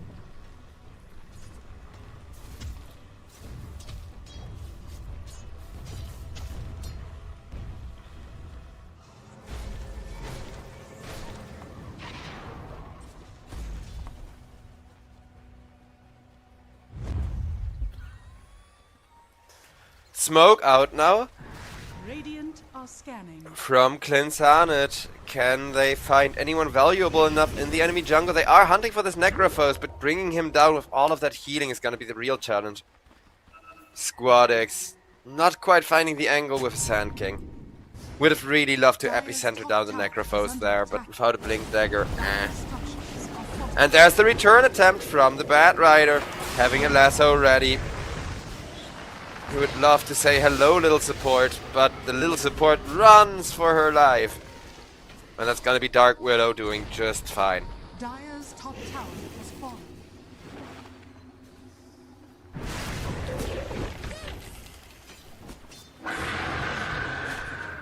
Yet another decent Winter Wyvern ultimate.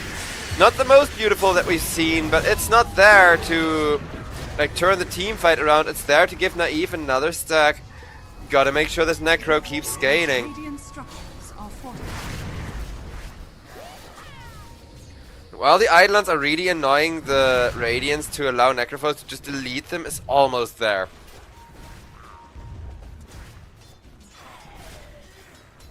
Because usually you can Death Seeker into the Eidolons and then just run them down with the Radiance. Because you heal up a lot every time an Eidolon dies from your damage as the Necrophos. And there's gonna be another one-man black hole. They do not hesitate. Clinsanet, they know that late game they're gonna win this, so every time they use the black hole just for one kill, it gets them a little bit closer to that late game state. It slows down Team LYNX just that little bit extra. I think they're gonna keep throwing these black holes in the moment that they have them for another 5 to 10 minutes. Because if it's, if it's not broken, don't try to fix it, or what the saying goes. Dire's middle tower is under attack.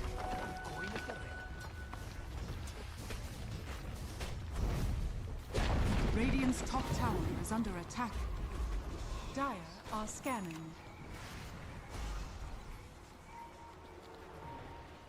This time the tier 1 black hole results in a tier 1 tower. Even with just a support kill, so good value there, more space for the bear.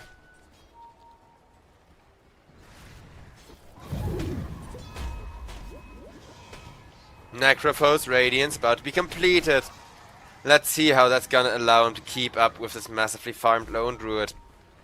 Because looking at the net worth, Lone Druid is massively out farming everyone, but that's kind of what Lone Druids are supposed to do. Sand King being the second in net worth, though. Well, now third, but like almost second in net worth this whole time is still massive. But guess what? Necrophos with his item timing completed is gonna have a little bit of aggression to him. Is gonna run in just that little bit more to try and set up those Reaper Scythes.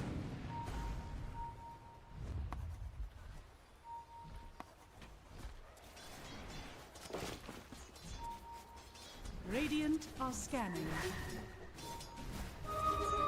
Necrophos over on top lane is gonna get caught with Sand King jumping him. Necrophos, feared back, is gonna try to run, but nah, the moment that that Dark Widow ultimate comes out, Naive's life is forfeit. Dire's top tower is under attack. 4-2-3 spare.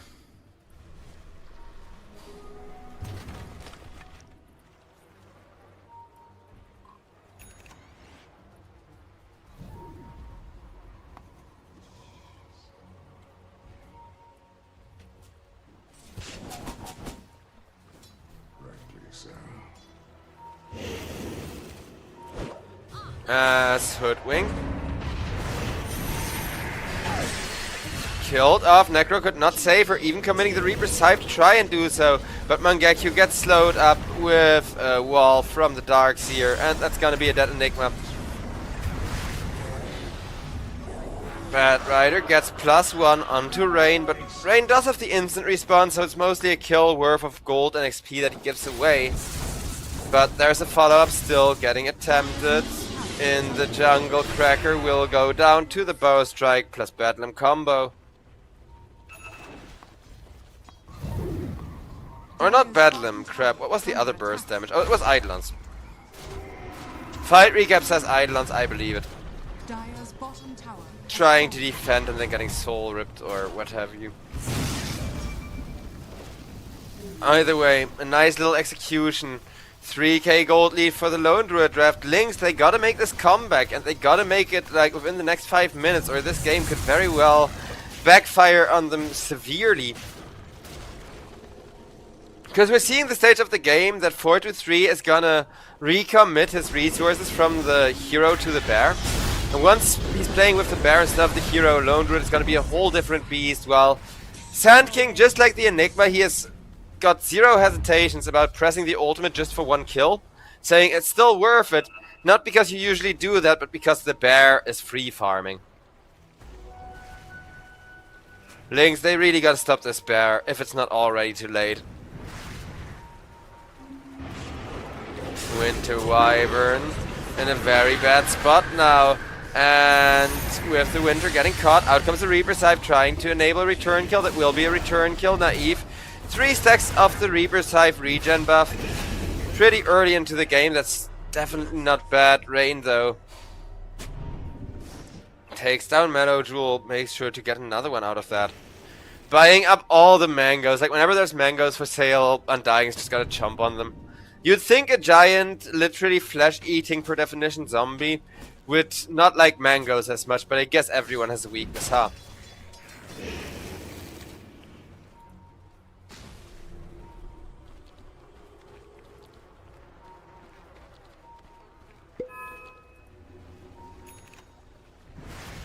Dire's top tower is under attack.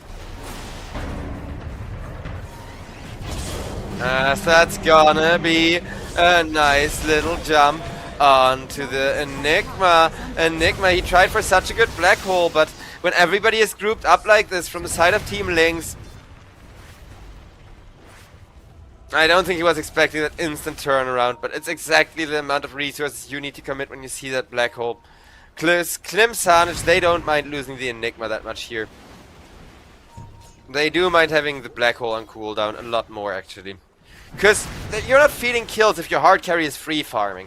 You are wasting big abilities when you could have gotten more out of them, though.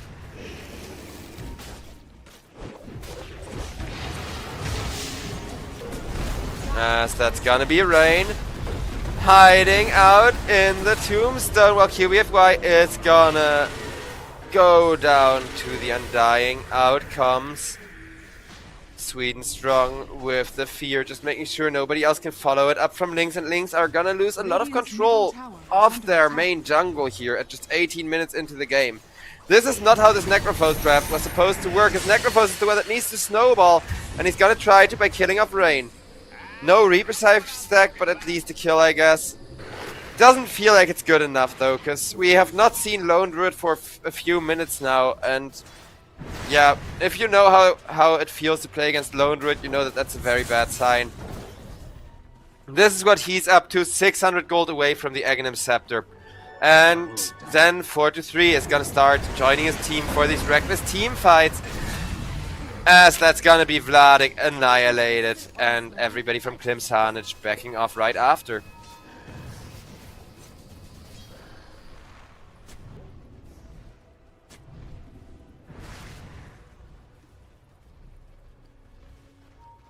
Winter Wyvern would really love a Blink Dagger, but Blink Dagger is so far away when not even your cores can properly farm anymore.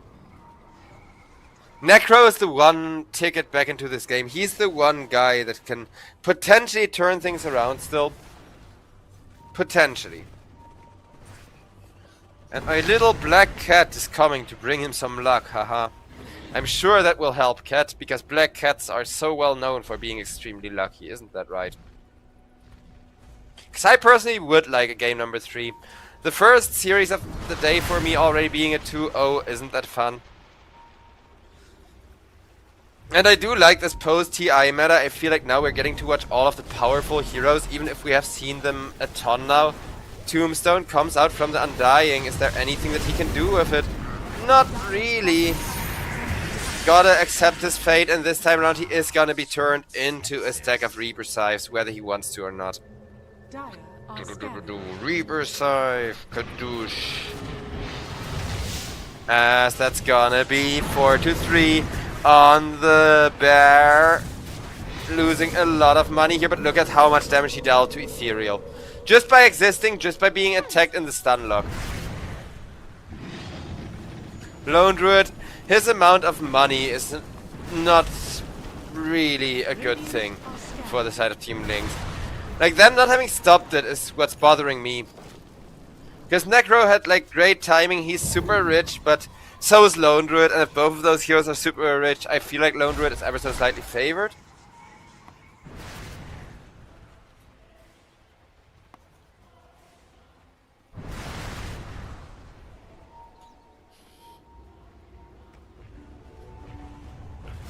Necro is going for the Manta style build, so he is looking to delay the game.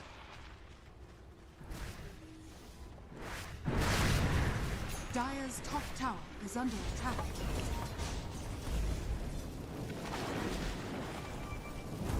Top lane now slowly getting pushed in with Sand King kind of joining for the insane amount of pressure.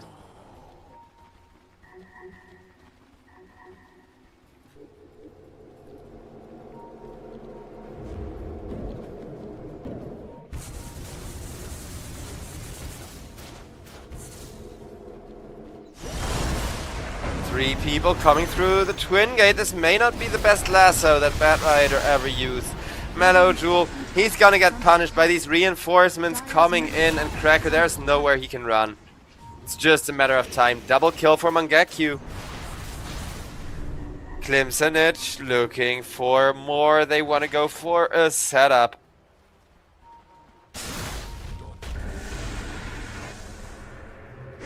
That's QBFY.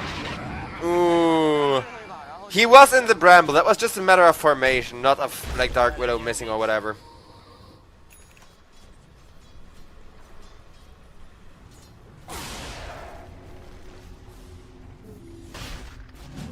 Dire's middle tower is under attack. As that's gonna be Roshan. Getting taken down.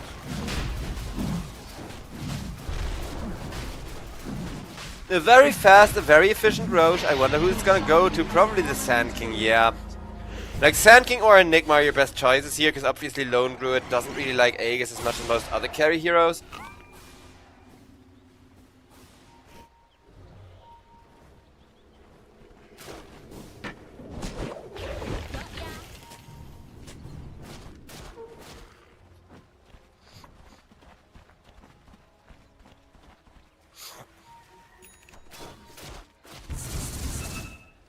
Lone Druid.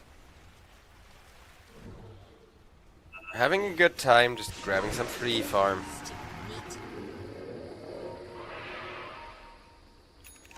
Dire's top tower is under attack. Well, this three-man gang squad won't find anything in the Radiant jungle. So Team LYNX need to back off, need to carefully evacuate.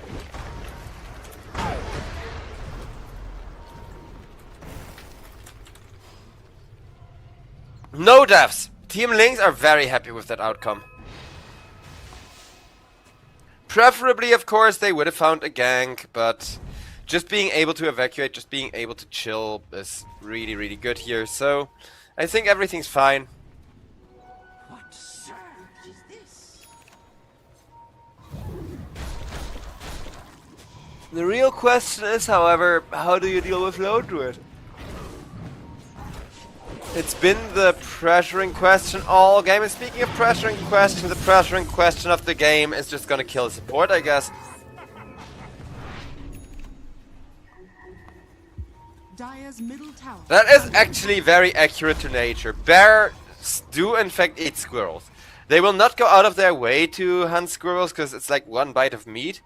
But if a squirrel is too cocky or too stupid or like threatens a bear's other food sources, he's totally gonna eat that freaking squirrel. Just like that too, in like a few bites. Nom nom nom. Dire's middle tower is under attack.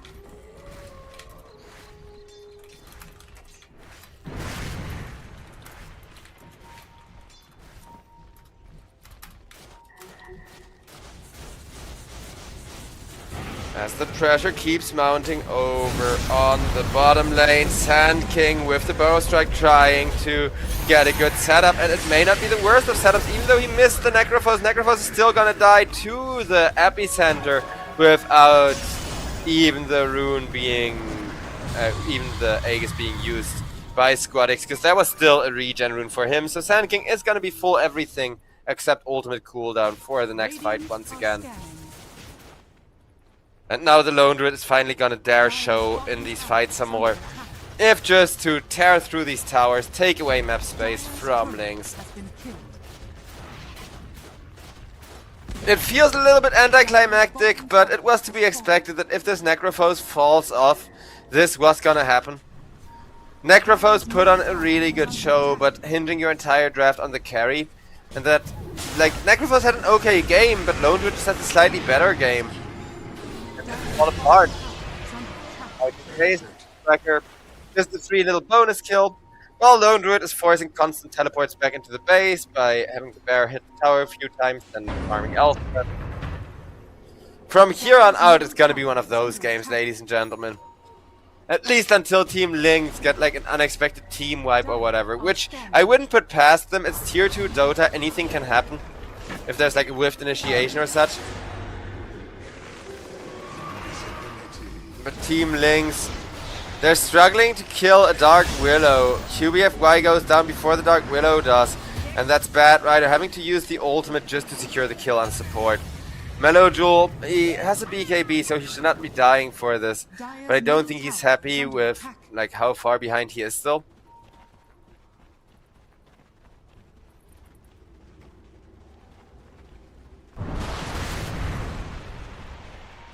So 4-2-3 would love to bully the Necrophos a little with Spare.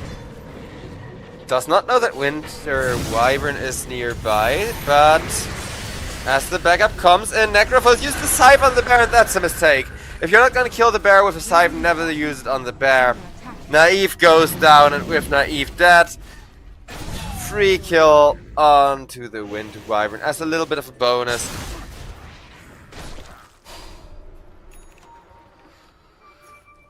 And back to pushing and keeping pressure up on all the lanes we go, I guess, because why not, ladies and gentlemen?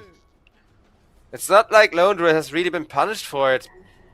It's not like Necrophos is gonna really out-farm you from this point onwards.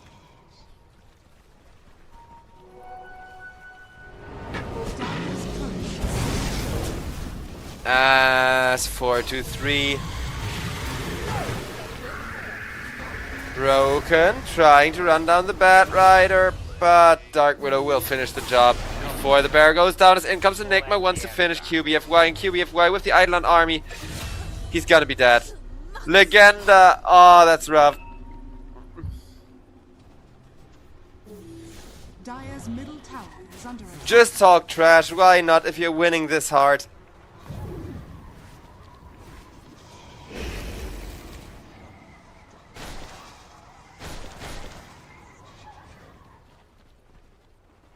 As the grouped up mid push. Dire's middle tower is under attack.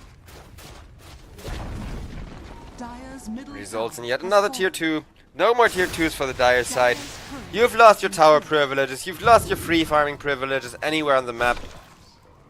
17k gold lead, and it's only gonna get worse. Radiant are scanning. And as sad as I am that it looks like this may be a 2-0, do keep in mind, even if it is, this is only the play-ins. Like, the play-ins are even bigger skill differences than the group stages. As out comes a lasso onto the bear. But you can't focus this bear anymore, it's too tanky. No chance for getting a kill. Just a lot of resources down the drain from Team LYNX.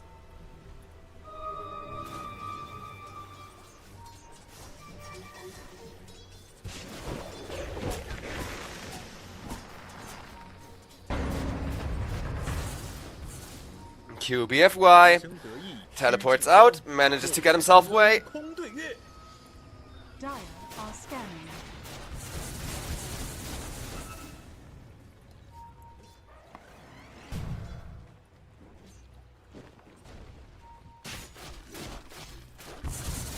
And this bear, he's just gonna keep forcing everybody on the Dire side to stay in the base. You only got tier 3 towers left, and the moment that you leave the base for a little bit too long, those are gonna fall so insanely fast. However, good rotation out of the base, trying to find the Undying, but Undying does get the Soul Rip up right before the Scythe goes, and that's rough. Because this is the second wasted Necrophos ultimate that now Klimsanich are gonna try and punish in some way.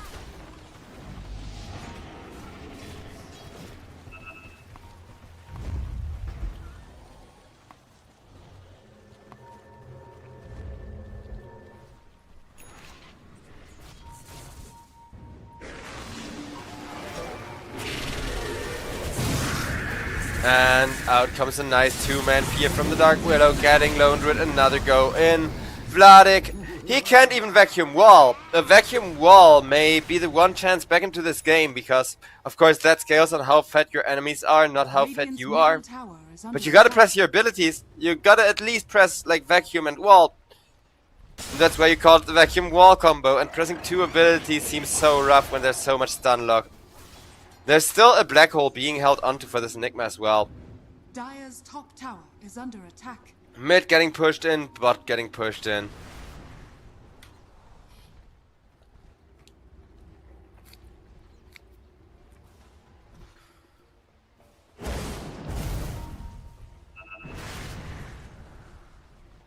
Dire's bottom tower is under attack.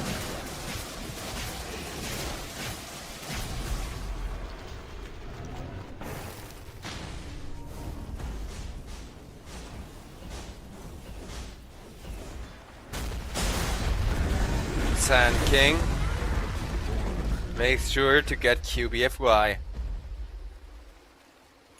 Squad X extremely happy about that one.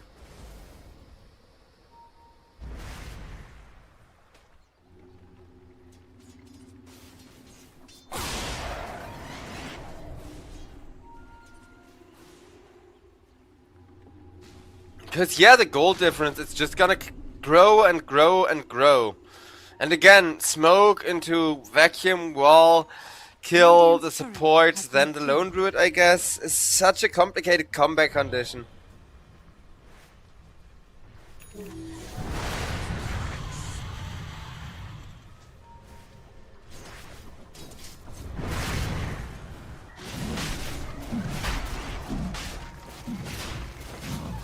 Radiant are scanning.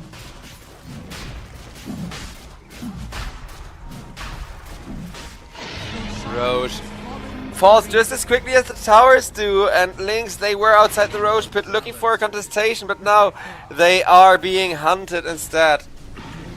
As Lone Druid gets a good go from the triangle, that will be one kill onto Cracker.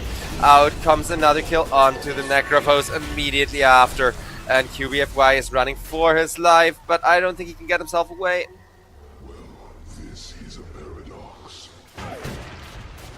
Ooh, QBFY will escape thanks to having the sharpshooter to escape the bear, but nope, maybe I spoke too soon.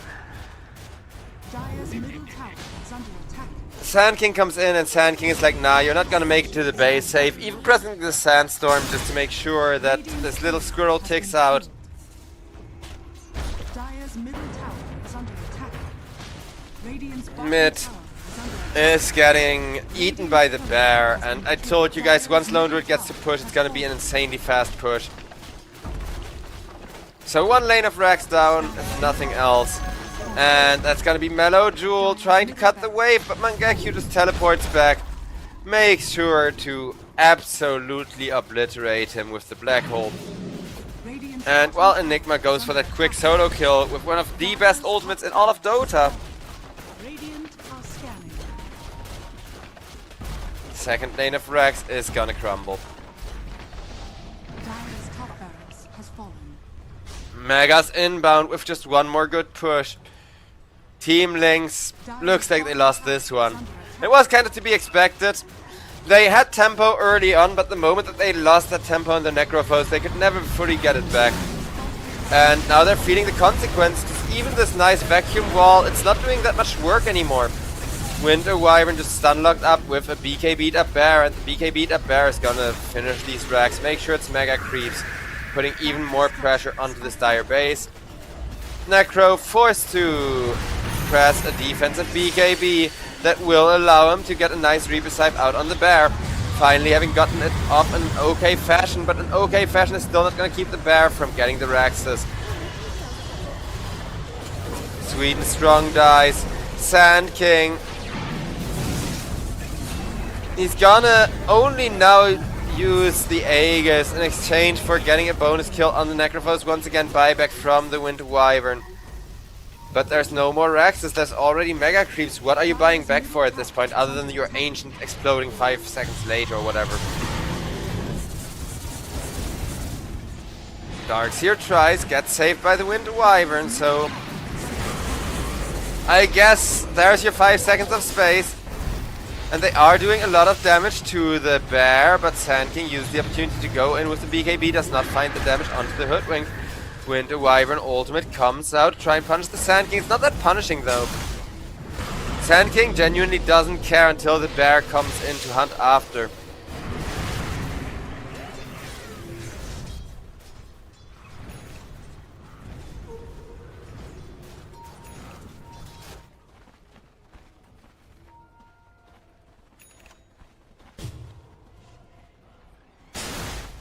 And in come those creeps marching up the high ground. I wish Mega Creeps were like separate skins from regular creeps, right? So that you can, I don't know, equip like the little bug people skin for your regular creeps, but then have really cool Mega Creeps once you get Megas. That would be a cool ass cosmetic, I think.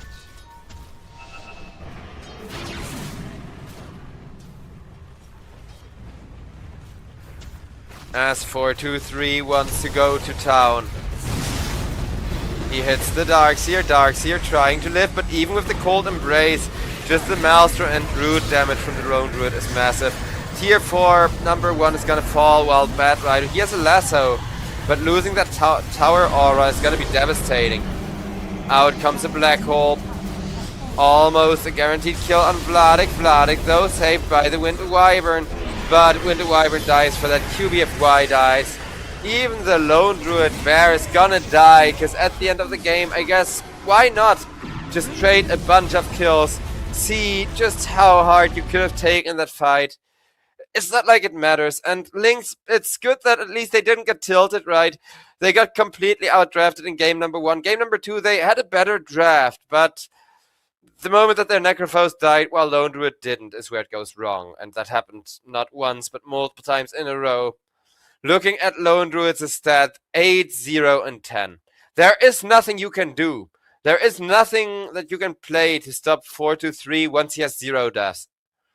Even if Necrophos would have gone like 6 and nothing, I don't think he could have done this. Because it's not a matter of pressure the Necrophos more. You gotta pressure, or like make sure you take pressure off the Necrophos if your team LYNX that want to win this. You gotta pressure 4-3 on the Lone Druid instead. And I know that sounds kind of easy, but Lone Druid got picked a lot at TI because it's so hard to apply a generous amount of pressure to him to keep that bear at bay. So ladies and gentlemen, with that, we're gonna go to a little bit of a break once again. We're gonna be back in about 50 minutes.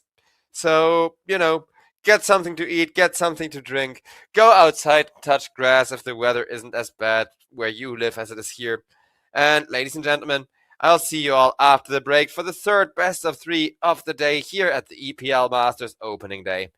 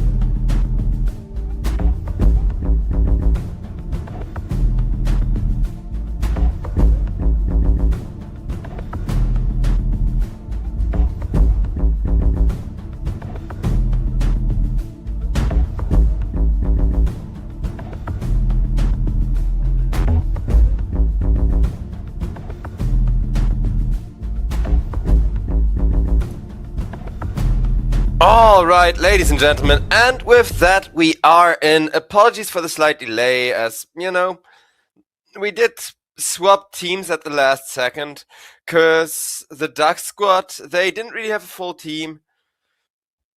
That was kind of, a TI stack that kind of fell apart right after TI.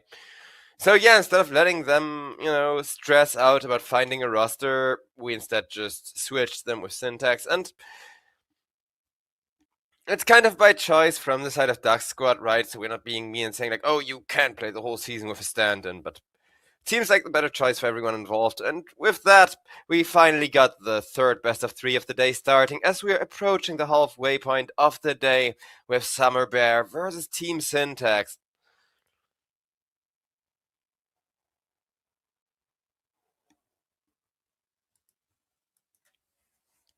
Syntax drafting extremely quickly, though, and Summer Bear will in kind, so let's talk about all of these picks to analyze. Because Ember Spirit opening super meta, one of the first picks, I can't disagree with it, I don't love it super much. But then you look at the Bounty Hunter. Bounty Hunter is going to do really well here, especially paired with this Hoodwink to benefit of the extra vision, of the extra stun lock and setup to kill people with. Darkseer, meanwhile, I mean,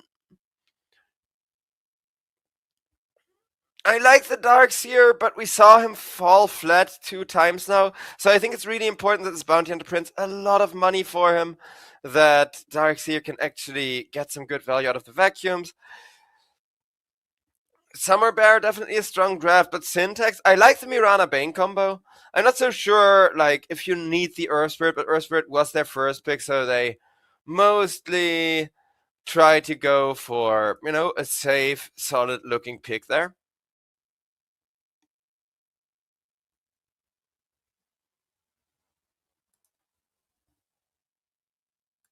Syntax.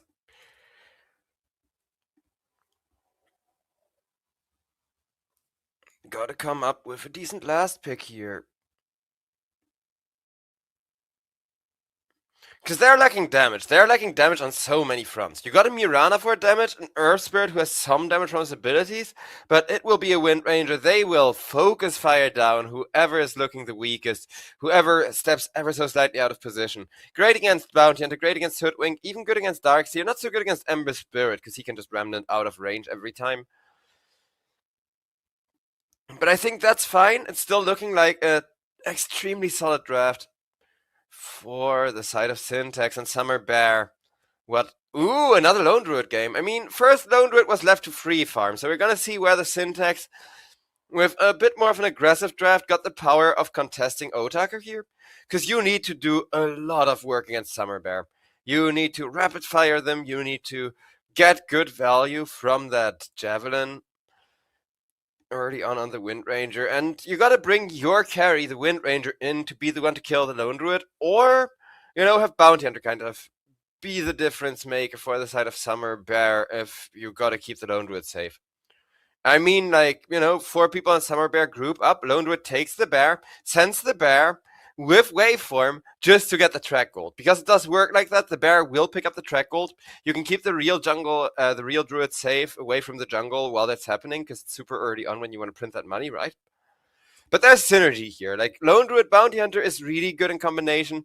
I do think Summer Bear have the better draft by a slight margin, because while it's a good Wind Ranger game, I don't think Wind Ranger the hero is necessarily perfect, right? Wind Ranger has her flaws, especially against heroes like the Darkseer and like the Ember Spirit. So while Wind Ranger against Lone Druid is fine, Wind Ranger against Bounty Hunter is gonna have a really good matchup. It's the Darkseer, the Ember, and the Hoodwink that kind of do make CJ's life a little bit harder. But we're gonna see. Because I'm definitely excited to see Syntax once again come into the EPL and show us what they're made of or not.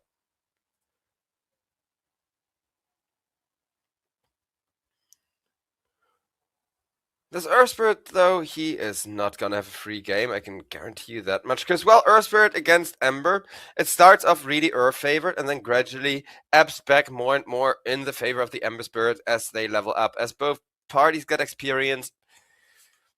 I don't think it matters much. Like, again, Earthbird, no matter how fat he gets really unkillable, he gets good late game scaling, but his damage doesn't scale that well.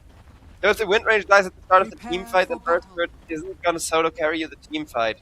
And, ladies and gentlemen, we're loaded on in.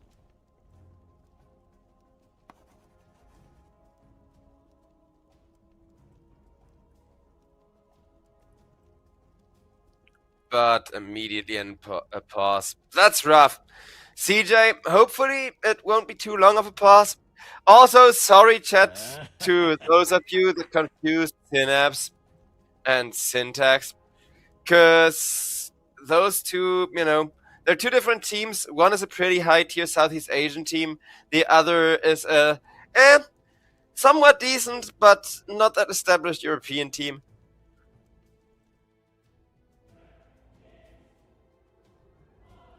And they were, like, working for the same org, like, for a while. Hence why it's actually even more confusing if you try to follow Wikipedia.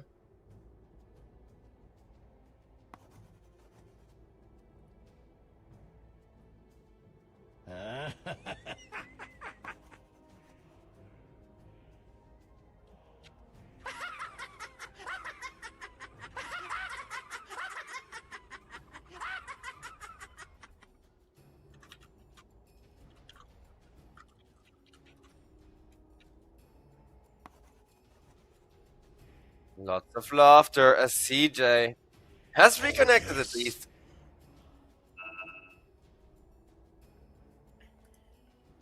As Go When Ready is being called by the Underlord. And finally we are gonna see ourselves an unpause.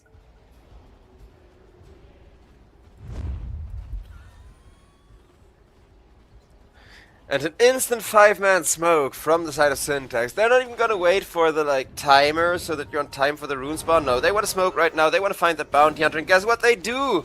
Immediately getting rewarded for their little strategy here. Setting up the perfect first blood onto waveform, though the power shot was a little bit mistimed. But it did give vision, telling them that more are coming in, letting them hide behind Yona, getting a second one. 2 for 1 in favor of Syntax as they're trying to get Fortnite Man and get 3 in a row. Want to get Otaku's bear next, but Otaku just gets the bear out of there. D-ward for the Bane. And everybody goes, are we the idiots?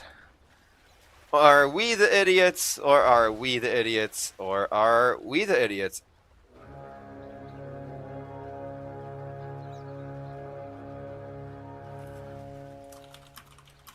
The battle begins. Maybe my finger got twitchy.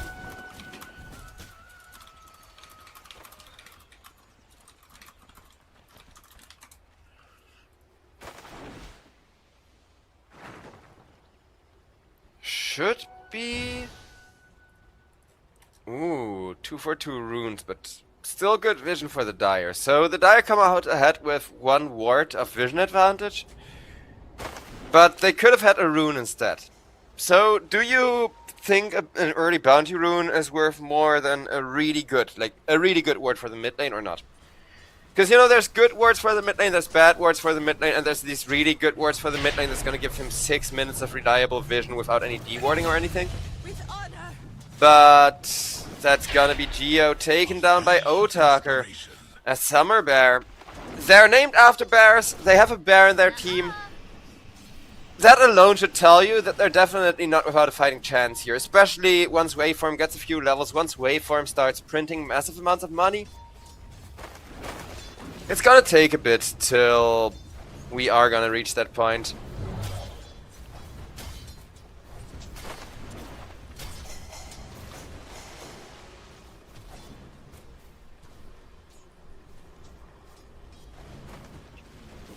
Waveform making sure to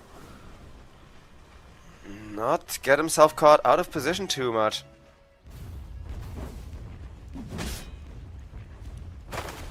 I like that playstyle where you dive behind the tower but run back when the enemy can't see you run back, because now they're not sure whether Bounty Hunter is still there or not and can't commit on the darks here, as meanwhile Panda God Again, not the most exciting matchup, but Darkseer, he's still being ran at over on top lane, as that will be a kill in Fortnite, man.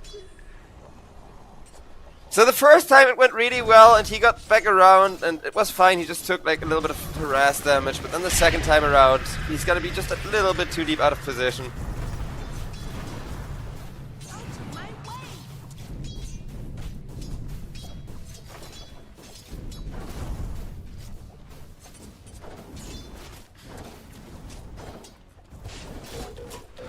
As Ackerman.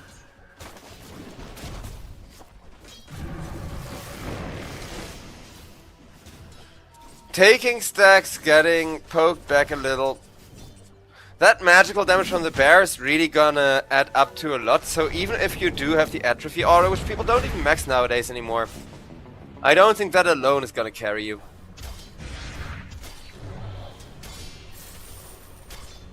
Radiant are scanning.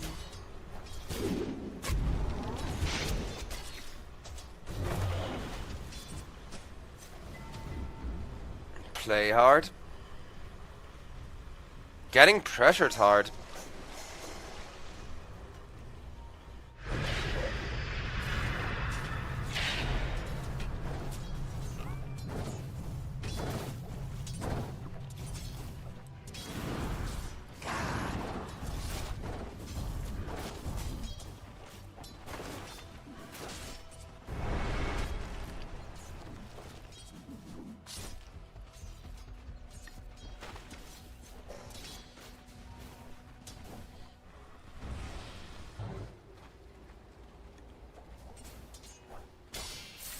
Bounty Hunter sets up onto Play Hard. Play Hard returns the favor with a Nightmare as the power shot comes through, and that's gonna be a killing spree for this Bane, who's having a grand old time.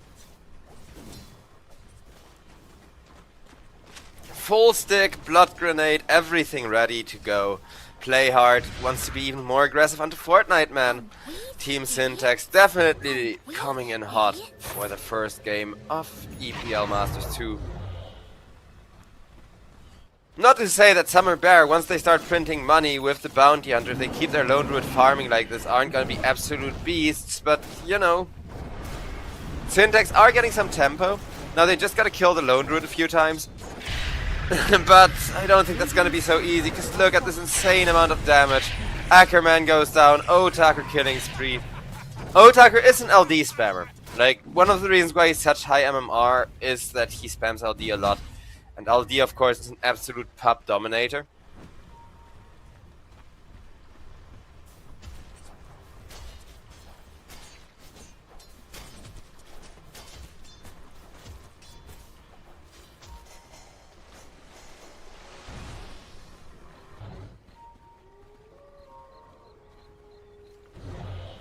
Bounty Hunter hunts the Bounty Rune.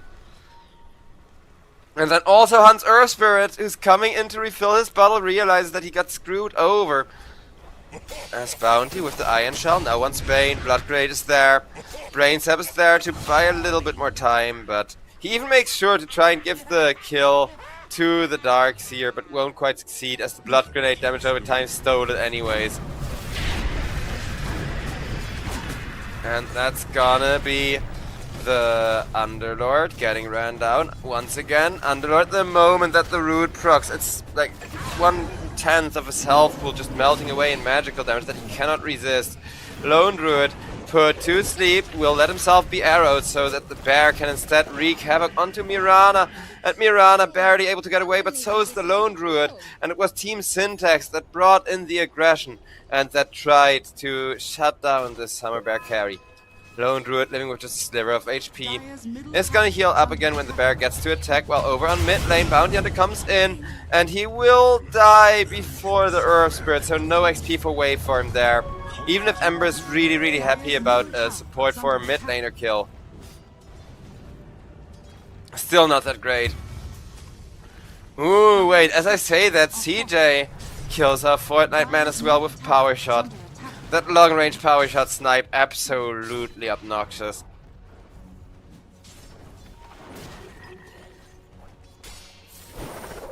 It's not even my birthday.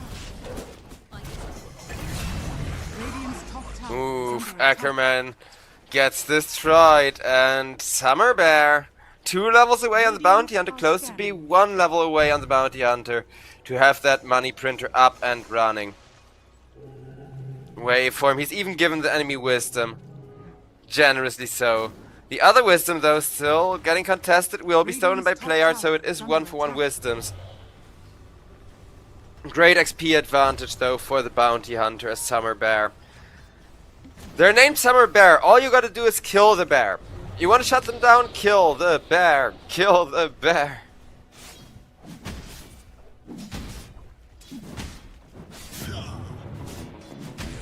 I just did that. Yes, I just did that, says the Earth Spirit.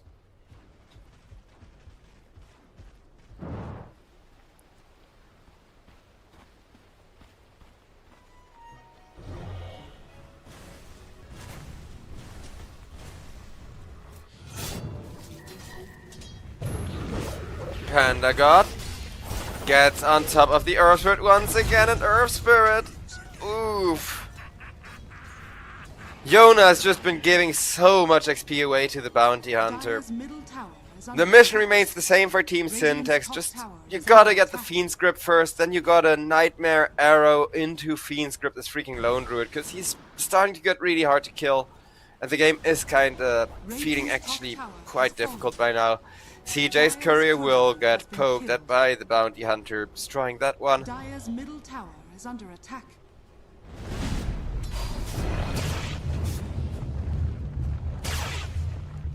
Earth Spirit keeping himself safe, but at the cost of his ultimate. Can they set up onto more? Not quite, as the Magnetize will end on Waveform, and there's no other remnants to, you know, spread it from teammates again. In comes the Ember, looking for revenge. Goodbye, Yona. Beautiful arrow from the Mirana, but is it gonna be enough when Ember Spirit has both supports behind him? Nightmare will be taken away by the Bounty Hunter. Panda got not quite catching up to play hard. Was just a little bit outside of Slayer Fist plus Searing Chains range.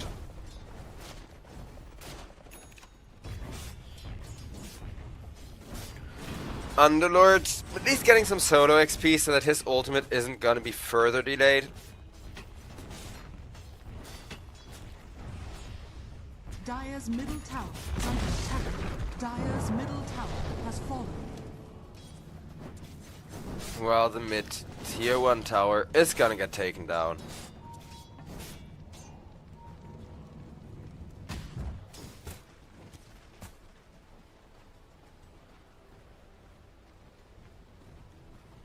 CJ Radiant's top tower is under attack. on the Windrunner is gonna get ran down, is gonna get drawn back into the vacuum wall, and that's gonna be Windrunner. Bam! A little bit more damage going down to the Bounty Hunter. Are we the idiots? Are we the idiots, with Summer Bear having a 3k gold lead? Sin's expectation. Panda God has a perfect response. This reward transcends expectations. I imagine it must feel like that right now. If you're in this good of a position. Because Bounty Hunter already got level 6, and oh no, both supports caught in one bushwhack. Bounty doesn't even have time to cast a second track because of cooldown, but it is one track kill, generating a ton of money and a little bit of extra cash from Playhard, and that will be the next track kill onto a far bigger target. Oh no, we went from a 2.5k to a 6k gold lead with 3 kills and just a single big top rotation. Top tier 1 tower is now gonna get absolutely annihilated. Summer Bear, they have a Bounty Hunter, they have a bear. What more could they possibly ask for? Is this not all the teammates they need? Yona is gonna get ran down by the Ember Spirit. Ember Spirit not quite getting a good catch. Bounty Hunter, meanwhile, trying to run down Ackerman. Ackerman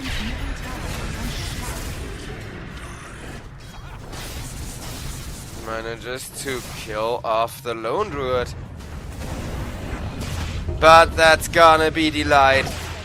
At least reinitiated on. Can they kill him? He does have that infused raindrop to save him from a lot of damage, but not the magnetize, so eventually he is gonna take out.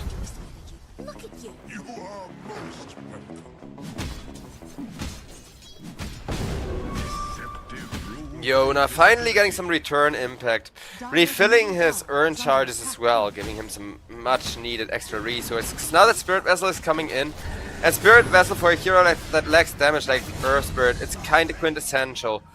Bane, however, cut into ribbons by the Ember Spirit, while Geo makes sure to stay the hell out of there. Bounty. Nuh-uh, I don't want anything to do with that, he says.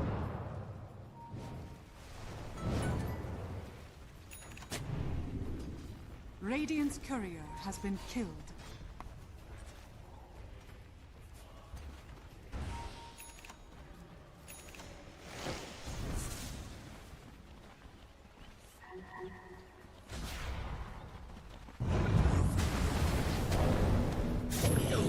As that's gonna be the Earth Spirit caught up to, and with 4 people on top of him. Okay, let me check. Like, it's hard to keep track of how many deaths Yona has already experienced. 5. He has 3 kills. Like, he hasn't been doing bad. Whenever it's him initiating, he's actually looking really good. But every time he gets caught, he just goes down pretty much perfectly. As that's gonna be Ackerman once again, chopped down by Fortnite Man. Dire's middle tower is under attack. Bounty Hunter stealing stacks from the enemy jungle with the Darkseer Iron Shell now. And Helm of the Dominator creep helping him, which is gonna be even more money printed for the Darkseer.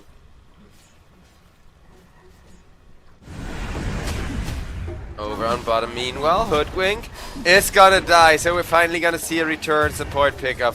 Once again on Delight. Dire's middle tower is under attack. Well, Lone Druid is gonna get his bear caught in the enemy jungle, I think. The bear is being pinged right now for wanting to steal the wisdom, though Otaker's bear starting to look quite tanky. He's just standing there hoping that somebody is gonna get scared and back off, but nah. That was still a return kill on the Pit Lord for the Ember Spirit though. So I guess the bear did a good job tanking. Even if that was a lot of extra golden XP on top of the wisdom. Ember gets rolled after, gets stunned once, gets stunned twice. As that's gonna be an attempt to overpower this Earth Spirit. Attempt successful with the wall being dropped and a beautiful draw back onto the Bane. Getting even more value out of the wall as all of the illusions are gonna surround the Wind Ranger. Ember gets a beautiful catch onto the Underlord. Arrow will punish him for that. Underlord may actually live for now, but look at how quickly the tank gets all of his HP burned away. The amount of issues just being added to on the side of Syntax. Like, what can you really do against a 13k gold lead, a Lone Druid being already fat, and those massive walls now becoming scary that, like, Darkseer is finally getting a little bit of feed. We're almost at 1,000 gold lead per minute, which is not that unexpected from a bounty hunter draft. The bear is probably gonna die here to the Wind Ranger, so good money for CJ. But the Summer Bear strat, it's working, because every time something like that happens, they are on top of, right on top of an objective, I mean. Like, just, you know, zero hesitation, perfect control of the jungle, perfect pressure being executed like this from the bounty hunter. He's just gonna track Geo and give away his location, but he can easily dodge the roll from the Earth Spirit. Not the Pit, however. Massive return kill there.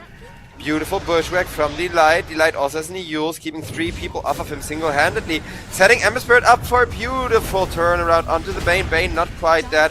Hoodwink will eventually pass. Ember, no way of reinitiating as Bane, who lived with like 40 HP. But it is a high magic resist hero who brain sap with a double damage rune, and the brain sap heal depends on the damage dealt, so that was kinda to be expected, even if Summer Bear are definitely not happy about that. Lone Druid, however, not contested in the slightest, and as long as that's the case, I don't think Summer Bear are gonna be too worried about going into the late game here. And with that, we watch and wait for the next fight. Because Bounty Hunter, he's gonna be forced to be aggressive, to constantly look for track kills. If he doesn't for too long of a consecutive time, it is gonna become an issue. Wind Ranger, caught beautifully so by the Ember Spirit. Bounty Hunter adds some damage. Wind Ranger with the rune on top of her. Bam! Right back to printing that track gold they go. Ember Spirit finds the Mirana. Mirana revealed, tracked, killed. Earth Spirit, they're just keeping him in place, waiting for the track cooldown, waiting for Bounty Hunter to get into position. Yona managed to back off, but the track instead will be put on the Bane to generate even more money. 16k gold lead at 18 minutes. Right back to the slaughter we go the moment that Summer Bear 5-man it up again.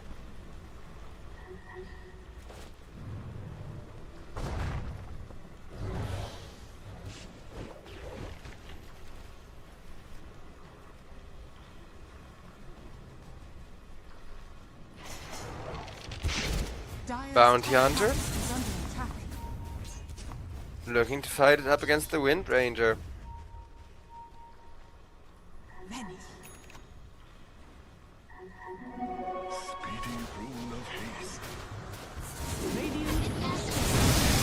As that's gonna be the Bounty Hunter getting machine gunned down by the Wind Ranger, immediately saved with the Euls, though silence up to prevent the track coming out from the Bounty. Nice, costing them some money and a beautiful Fiend's Grip on the Ember. But all of that will still not be enough to save the Wind Ranger, because the Bear, it is online, and Lone Druid is just gonna have a nice meal. As I'm starting to think this game may be over, because look at the combo. Boop! Double kill for Panda. Are we the idiots? Playhard asks again, but I'd say given that they are pretty outdrafted here, yes. Wind Ranger as the last pick didn't feel that bad, but it didn't feel great either, so it's not about that one carry pick, it's about the whole team coming together from Summer Bear in a really good, really kind of stumpy way. And very little that Syntax can do about it right now. Like, you need to kill the Lone Druid, but you also need to stop the Bounty Hunter printing money, and you can't do either of those things, let alone both at once.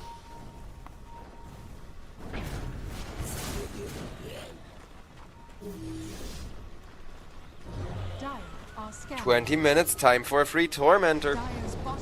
And with there being a Dominator creep and a Bear to soak up all of that damage between more targets, this is gonna be such an easy Tormentor.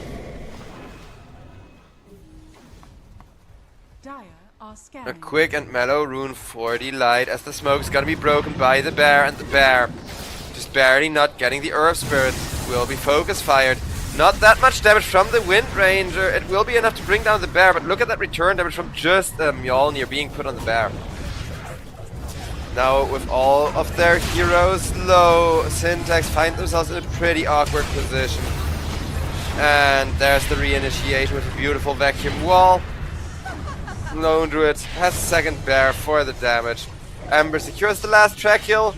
5-man team wipe for one Lone Druid Bear, and all of them were track kills, I think. GG at 21 minutes. Honestly, understandable. Like, after that, you do not come back. That is more gold than 1,000 for every minute of this game, in terms of gold lead, not net worth. That's how ridiculously rich they got. This is why everybody kept spamming Bounty Hunter at TI, right? Thinking they would have this kind of bounty game, which is really not easy to get. The reason that Bounty Hunter went so well is that Lone Druid had a really good game, and then if you have a Lone Druid carry that isn't going to go down, that isn't going to get too pressured in the lane, then the Bounty Hunter is kind of going to have a good time securing those kills. Waveform, he did die a lot. He died 5 freaking times, made up the majority of deaths pretty much on his team. Because there was what, like 12 deaths in total, and Bounty Hunter was 5 of them? Tells you everything you need to know about that hero being extremely high risk. But if it works, then you stomp the absolute ever-loving bejesus out of Team Syntax in such an impressive fashion. Yona just had a terrible game as well, thanks to Bounty Hunter coming into mid lane to bully him with the invis. So, ladies and gentlemen, with that, we are gonna go to a little bit of a break, as I hope Syntax can recover from this stump, as I hope they're not too tilted, and are gonna come back into this with a strat that's gonna be worthwhile and interesting. I'll see you all then, and thanks so much for watching the EPL Masters number 2.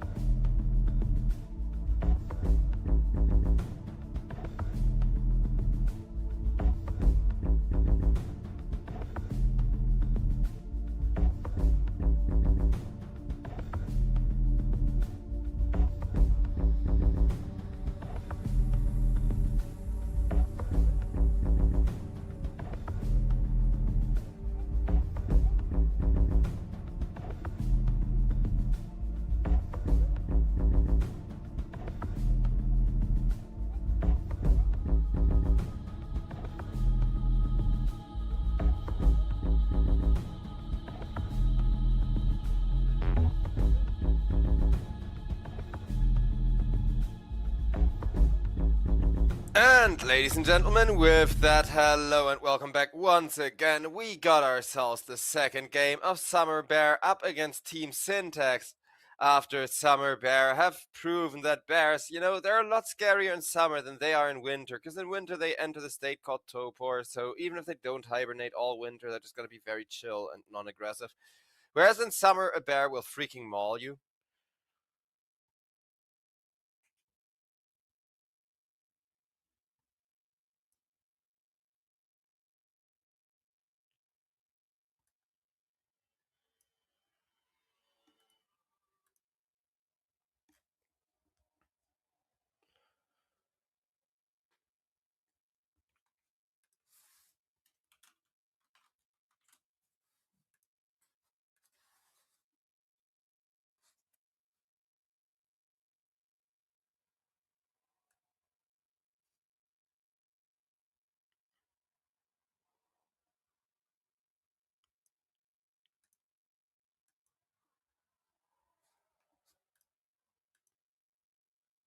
As Team Syntax with the Ember Spirit picked up. They're gonna go with a Hoodwink next.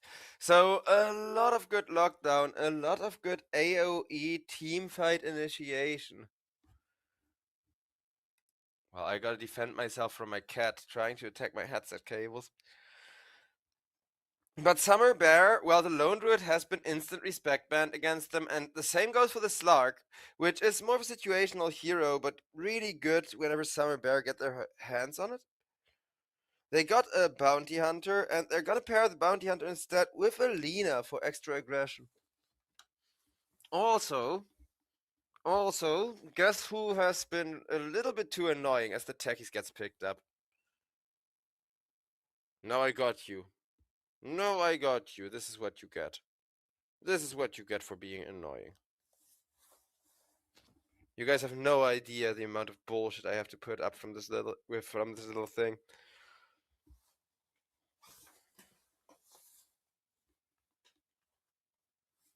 But she's behaving now, okay. Okay. As we're gonna see a Lifestealer picked up to synergize with the techies. So, Team Syntax, I like the Centaur. I'm not sure if Centaur and Mirana is the way to go, because I know both of their ultimates are similar, and you may think it's really good to Invisible Stampede all over the enemy team, but Stampede has a global audio cue, so you hear every time it is pressed. Whereas with the Mirana, basically the moment that the enemy knows that you have activated the Mirana ultimate, your stealthiness is already over, and you're done being sneaky already.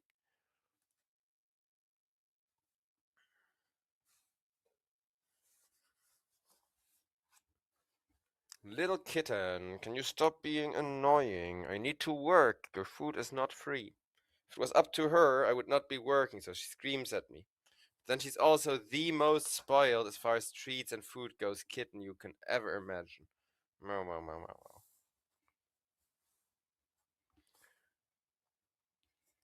And just tries everything in her power to get me to stop working. Then every time that she chills and settles down in my lap, I get a little bit too loud with casting and I get licked or bit again for it. But yeah, right now I do think Summer Bear are a bit favored just because of the D-synergy between Centaur and Mirana. Like, both of those are good. Both of those are really good kind of support heroes that help enable heroes like the Ember Spirit.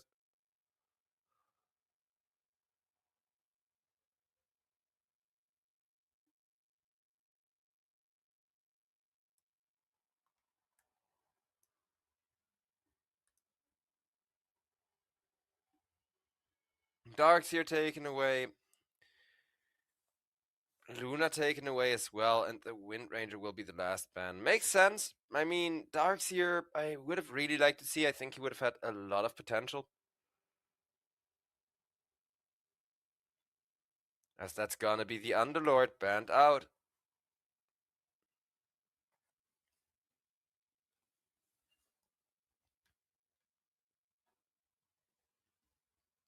And the same goes for the Axe. As the last pick. I mean, he's not banned out, but you get what I mean, right? Like, he is gonna get shut down really quickly in his off lane, so I guess they want to have a really good solo laner. That's the one thing Alex adds that Underlord would have also added. where you can just have one hero alone in the lane, free up this bounty hunter to roam really early, get a ton of XP, just like they did in game number 1. If it ain't broken, don't fix it. But now it's super obvious what the side of Summer Bears are doing. And the last pick is going to be an Urza to counter out the Lifestealer and the Axe. Okay, fair enough. I mean, Axe was already not going to have a good game, but CJ, I guess, is going to have a really good time in the Radiant bottom. Whereas Summer Bear, a lot less free than the last game, but it's still a really good looking bounty hunter draft. If you can get a few track kills where the Lina is involved, Lina is just such a snowball hero, such an absolute beast of a and monster of a damage dealer.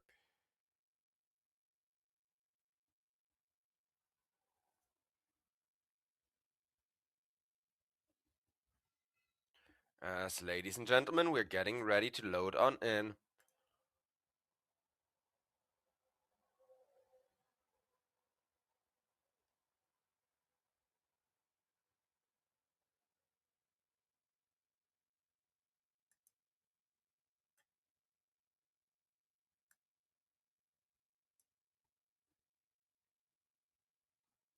As well, I think even though, Team Syntax don't have the best of drafts, the longer I look at it, the more I'm starting to like this Ursus' matchup. Like, if you get him on top of the Lina, you can remove the main source of damage. He's not that easy to catch off guard. Even if Bounty Hunter stuns you, you can just go like, raw, and rage, and, run away. So, a lot of good options, a lot of really good value to be had here, if nothing else. But Chill. Prepare for battle. we're loaded in. I don't know, like, it's a lot harder to execute Syntax's draft still. And it's kind of like last game, where the moment that Summer Bear get a lead, they're very likely to escalate, they're very likely to get enough of a gold lead that they can just end the game within a few minutes.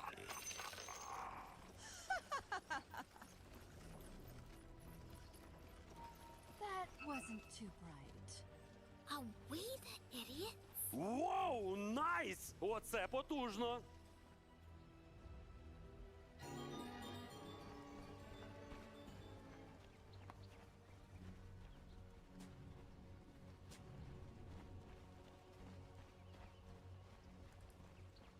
Thirty seconds to battle.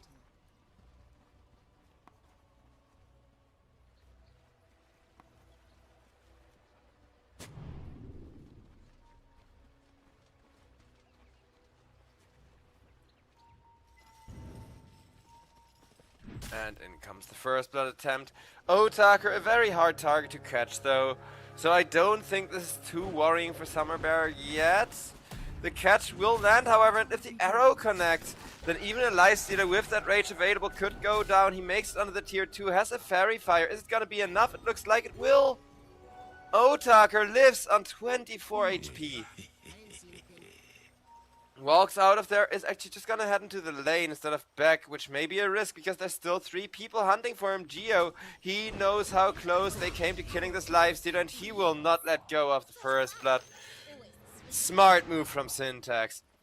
Ackerman is gonna immediately throw the tip at Leo, try and tilt Summer Bear. I don't think Summer Bear are gonna be too tilted about that.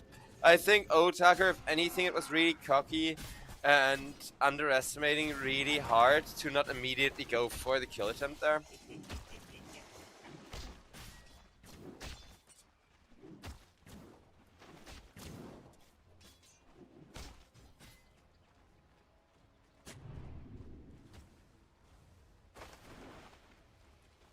Littering, bro.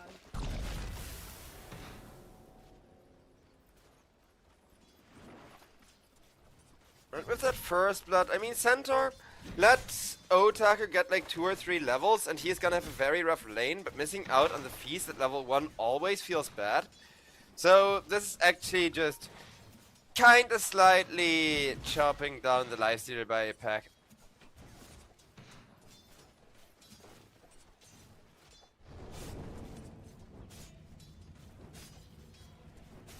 Ember against Lina. Way better of a matchup for Yona. I don't think he's gonna be that worried or stressed this time around.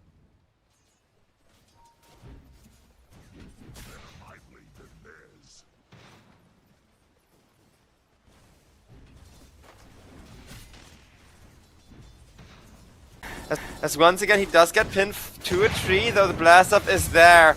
And the first time he kills the centaur, that will be a decent bit of extra max health for him. But from behind, in comes a Mirana, being pursued by a bounty hunter, though there will be a return stun. Yet another blood grenade coming out over on this top lane, this time around from Summer Bear, enabling a second kill waveform. Gets away with that, and Geo taking a lot of poke from the techies will have to get back, as he does not win the attack range battle there. Good counterplay from Summer Bear, as again this bottom lane, it has an Axe, it has an Urza, there's not a lot happening between those two. So consciously making the choice of, hey, we're gonna leave our Axe alone because we're not gonna kill the Urza regardless, and the immediate answer from Syntax to also rotate the support, it makes a lot of sense. But in on the mid lane, Bounty Hunter gets to set up another beautiful kill for the Lina. Lina really wants Ember Spirit. Yona is dead already with the damage over time, but Lina will die. Making sure that she deals with the Flame Guard Panda God. A worthwhile trade, equaling out the kills. Axe, meanwhile, remember I told you that him and Urza could not kill each other? It's usually the case, but Urza getting caught in the jungle may be the exception or not, because in comes the Hoodwink once again. Under attack. Nice heads up TP from Geo. Tower is under attack. CJ would really like to get some extra damage in on the Axe. Axe just needs to get some spins. This Bounty Hunter is there to set up on Geo. Geo, right as he gets a beautiful little tie to a tree, he is gonna be set up for death already with the taunt. Bounty Hunter extremely happy with the XP. Summer Bear, they may have had a very rough start to the laning stage, but all they need to do is get enough XP to Bounty Hunter, get their money printer online, and then get 1 or 2 kills as Lifestealer. Level 4, level 5, now we're at the stage where Lifestealers usually enjoy laning against the Centaur, right? Where he has the amount of farm that you need to keep the Centaur poked out of the lane continuously.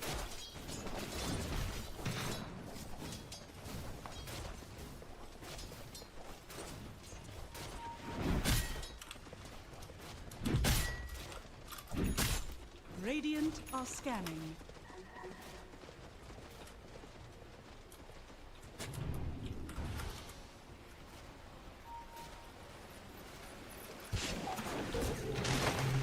And in comes the Light, looking to contest the Wisdom.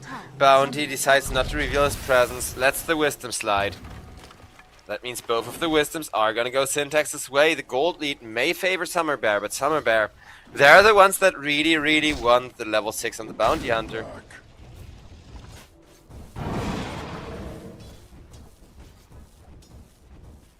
Denied.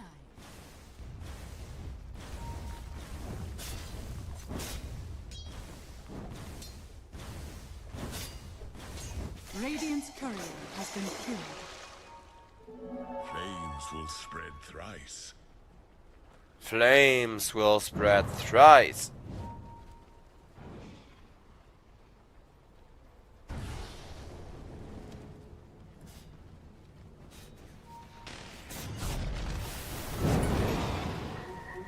And Ember Spirit finds the Bounty Hunter first this time around. There is a bushwhack, but Lina in the perfect position to once again punish Yona. Yona is trying to dodge all of the damage over time, but it lasts a little bit too long. It's really cancerous. Panda got another kill. CJ on the Urza is now going to go down to the Axe, and this is where the game could very much turn into a disaster, as both sides are tipping. Both sides are trying to, you know, bully and annoy the other one. Structures are fortified.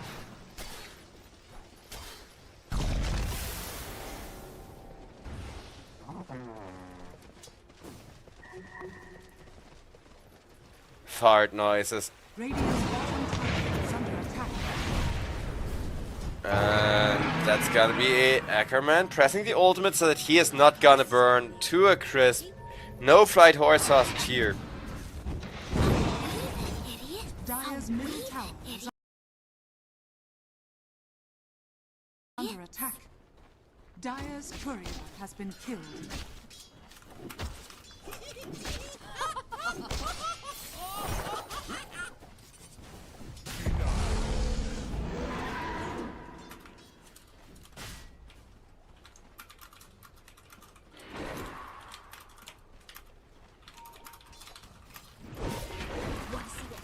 Dire's middle tower is under attack. As that's gonna be Urza running down Fortnite Man, but Fortnite Man able to live thanks to the insane amount of armor he's already acquired. However, an arrow will set up waveform, and Bounty Hunter does go down. Another put down. Those last 1.5 levels are gonna be difficult to get for him if this pressure keeps up.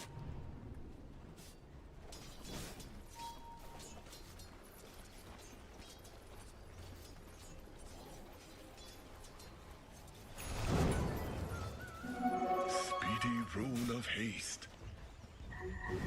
Dire's bottom tower is under attack.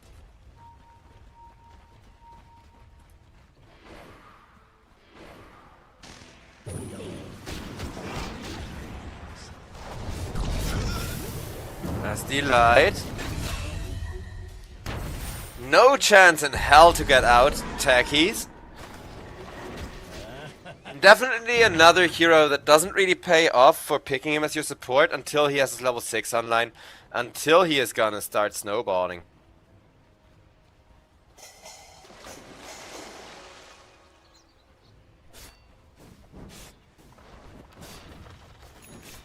Yona. Looking to get himself that spirit vessel going. Radiant's courier has been killed. Well, Bounty gets a nice snipe onto Playhard's courier. This Bounty Hunter, he's gotta get himself XP somehow. Playhard even tips him once again. I mean, I'm glad that nobody's tilted and that everybody is kind of tipping back and forth. Dire are scanning.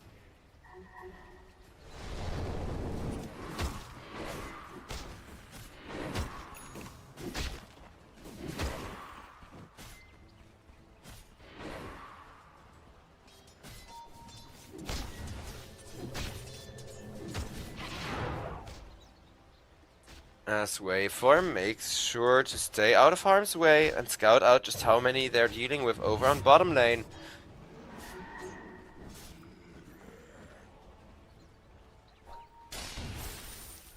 Amber, the one they want to set up onto with the double stun. Lina, this time around not quite stunning in time. Ember Spirit dodged the Laguna with the Remnant timing being perfect. And instead Waveform dies. This is what they gotta do. Just ignore the Laguna Blade. Lina ultimate, I never even heard of her. And boop out. This is how you gotta do it. Perfectly played for the side of Syntax. Dire's middle tower is under attack. They're not dealing with the Lifestealers, so it's kind of a similar situation to last game where, you know, one of them was still free farming, but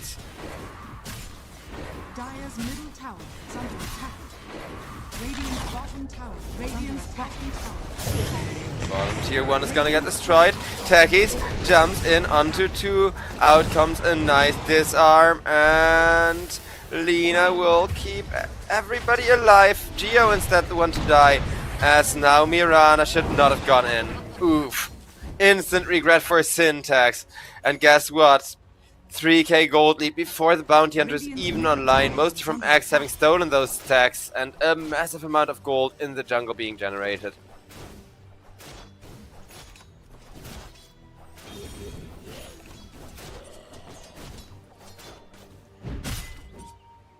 Money to burn. Radiant's top tower is under attack. Radiant are scanning.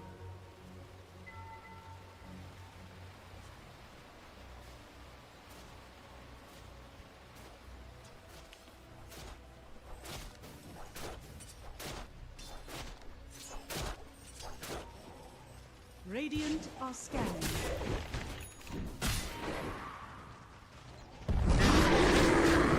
As Axe could be a juicy target. With the arrow connecting, he will be Fortnite Man. Getting slain by the Fuzzy Wuzzy for the Cups. Urza's very happy about that one. Allies. Radiant's middle tower is under attack. Just keeping it loose.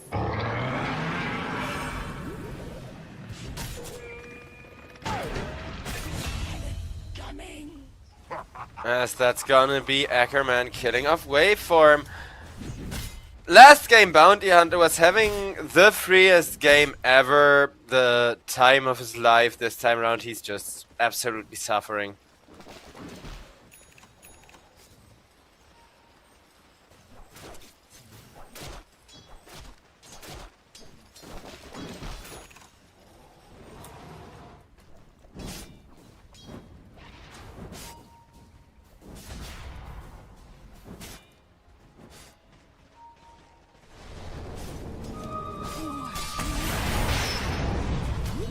And there's gonna be an attempt onto the Lina, but Bounty finally got that track online.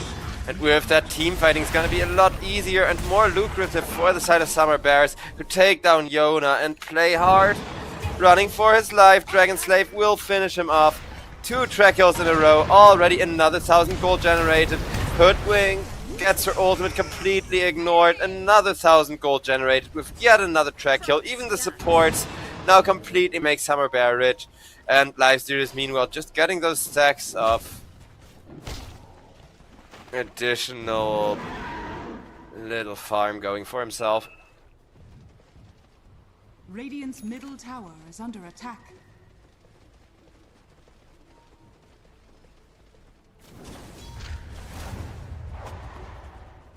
Dire are scanning.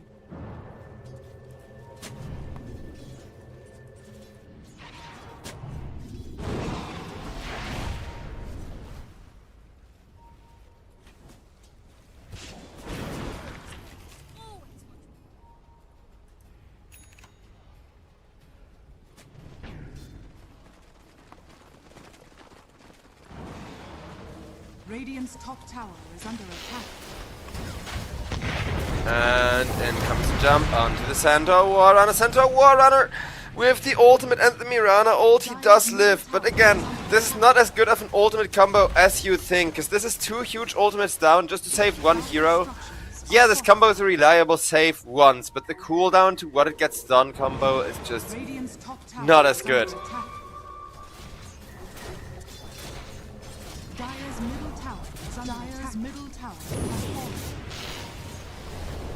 As that's gonna be play hard. Not quite getting jumped by the Tackies.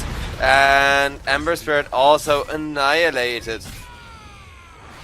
So they do get a kill out of that after all. Not quite the one they wanted, but another kill across the board with Fortnite Man hitting the perfect call onto the bear. Man, ladies and gentlemen, after this we're gonna switch caster, and I think that's actually quite good for us.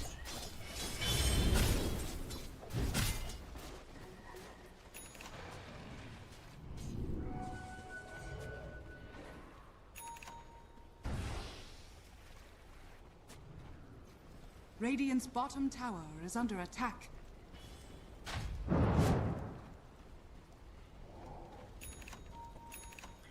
$7K for the side of Summer Bear. Radiant's courier has been killed.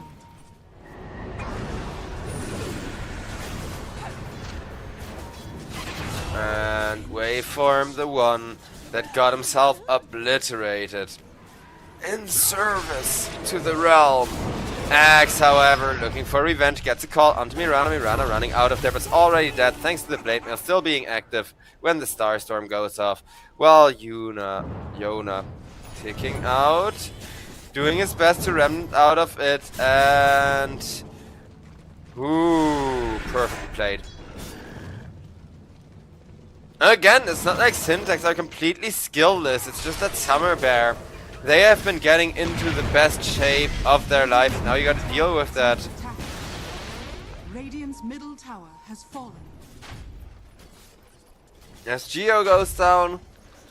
And it's only a 5 kill difference, but 5 kill difference translates to 8k gold, despite how long and tedious it was to get this Bounty Hunter online.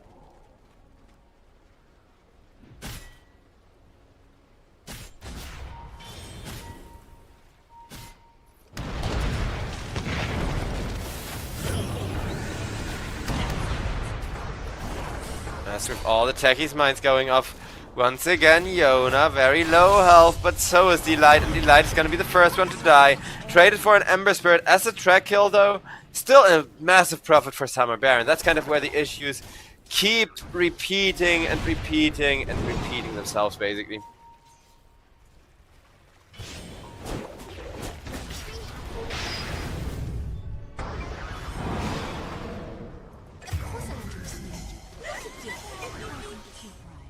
Geo will be annihilated.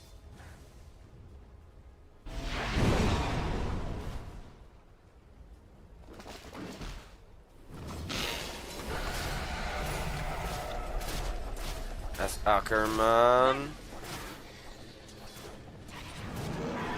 able to survive, but you can see this really fat Otaker lifestealer that he's dealing with become more and more of a problem. Lifestealer though, oof, a little bit too predictable. He ran into the jungle camp, but Takis has a save.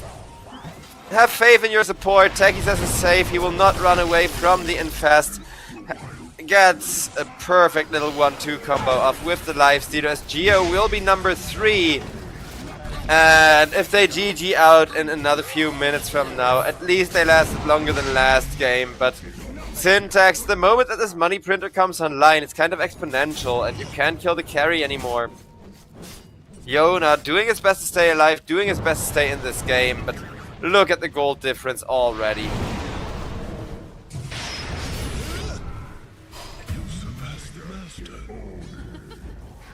Ember gets himself a very nice kill there. Radiant's top tower is under attack.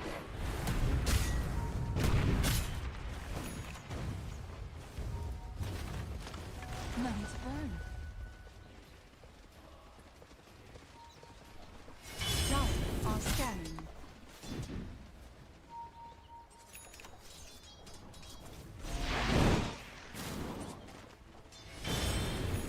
Waveform on the bounty hunter. Kind of getting chased down, but not too hard.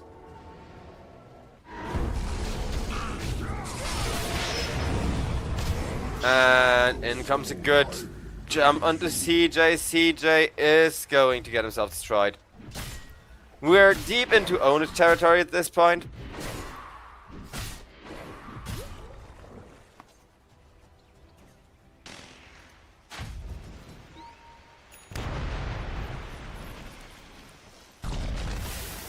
Well, Geo slowly zoned away, but at this point even Bounty Hunter alone is very, very terrifying, forces him to turn around, use up all of his spells, and that will net him some farm and he's gonna live for it now. But guess what? All of Summer Bear are doing meanwhile. When the Urza draft gets the first Roche taken from them, you know you're basically falling apart. Dire's top tower is under attack. Radiant are scanning. Your shrine has fallen to the ground. Immortality. As Panda gets himself that Aegis. And Summer Bear, 16k gold lead, definitely huge. Radiant are scanning.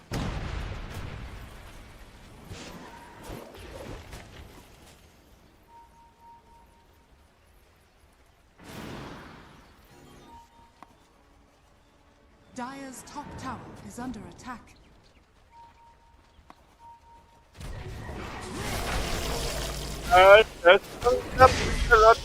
Urza. The obliteration, it's just not gonna end ever at this rate.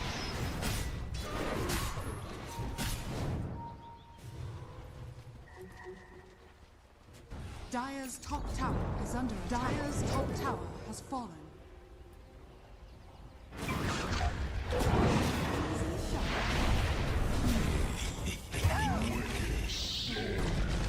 Radiant's middle tower is under attack. With play hard going down.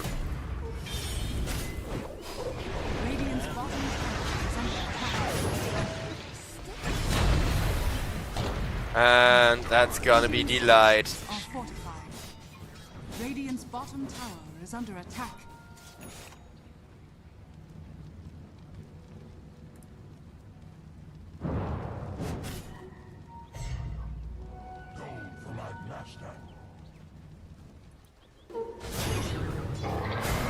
Bounty Hunter saved by the 4-step from the Lina, and with that Ember Spirit could now be in trouble. He will get out before the bounty stun, and a counter stun from the Centaur Warrunner. Centaur Warrunner though will not be allowed to escape by the axe, drawing him right back in, taking the stack as Lifestealer full healed up again.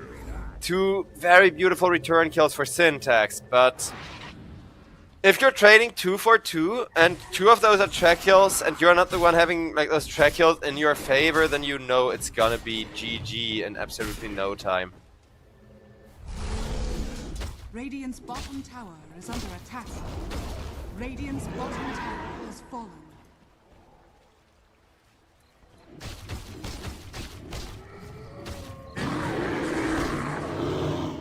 Dire's top tower. As that's gonna be Urza attempting to teleport out, but no BKB means no chance to survive for CJ. CJ, so much damage over time on him already. TikTok, good, godlike. Good job there from the Lina, but Lina, she has been having such a good time already.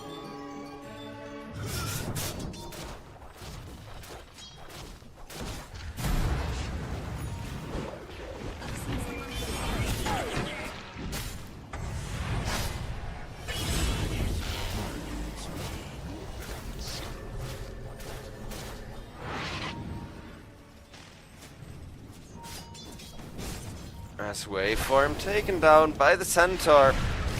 Again, Bounty has been having a rougher game than last, and that just shows you how fragile and how fickle these Bounty Hunter strats are. Where you got a piggy bank with 0 health and only a little bit of invisibility to keep it safe, walking around the map behind the enemy team more often than not.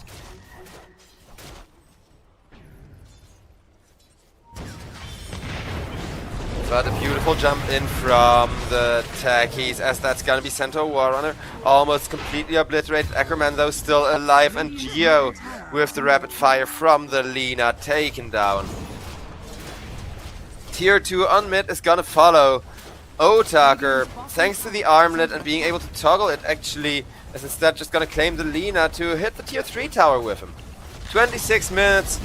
It's not quite a stump, because again, Syntax, if they lasted another 10 minutes with the Urza draft here, they would have actually won this game, I'm quite certain of. But now that you're losing Rex and this Bounty Hunter money printer is basically snowballing already, good luck coming back from here.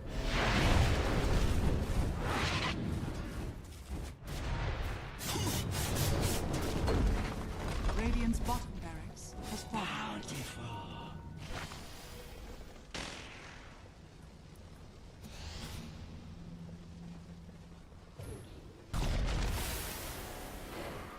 Dire are scanning.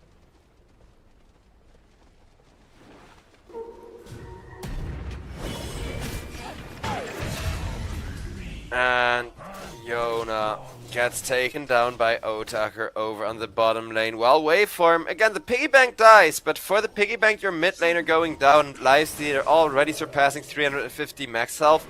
I think it's just too much already at this point.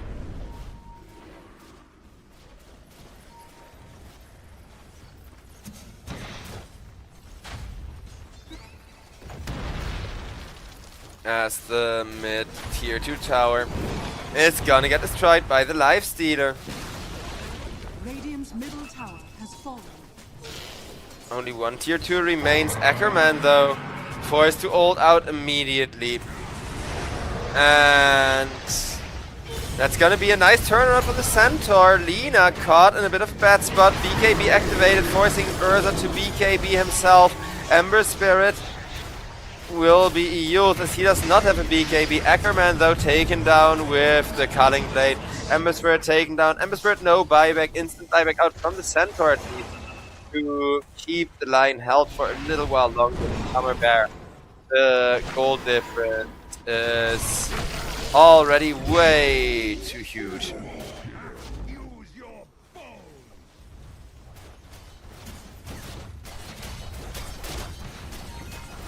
Radiant's middle tower is under attack.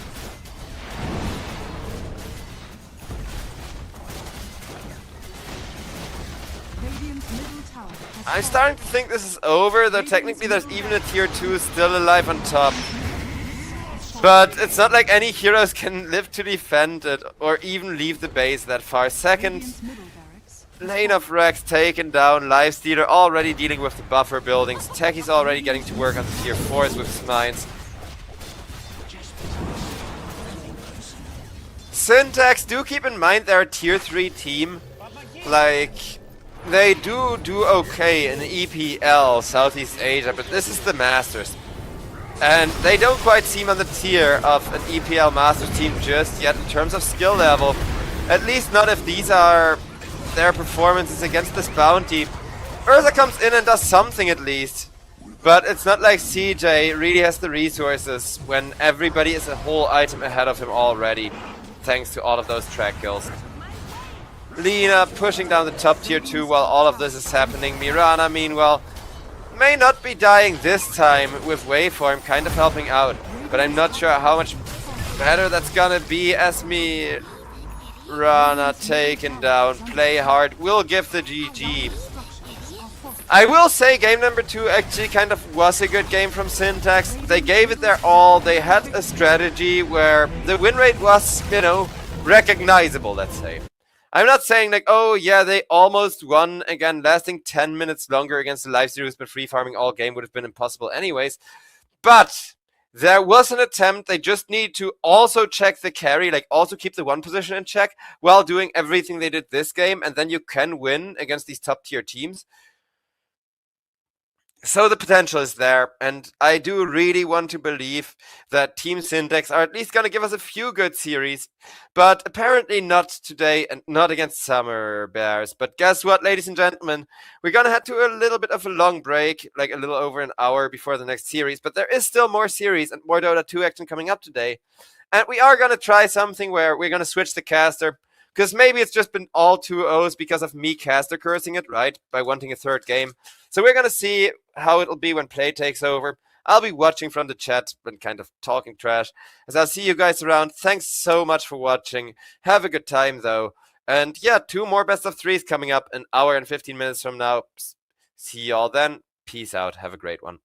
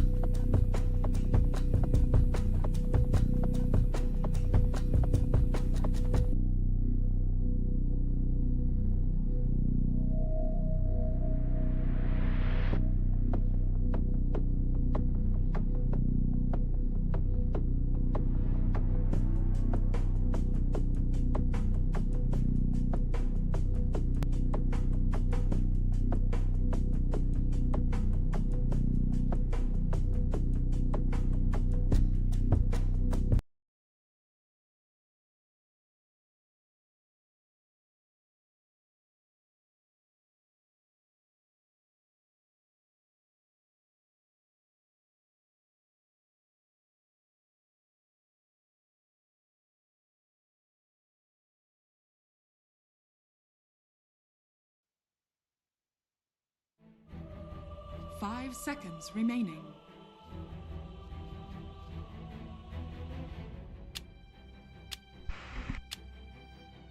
Your turn to pick.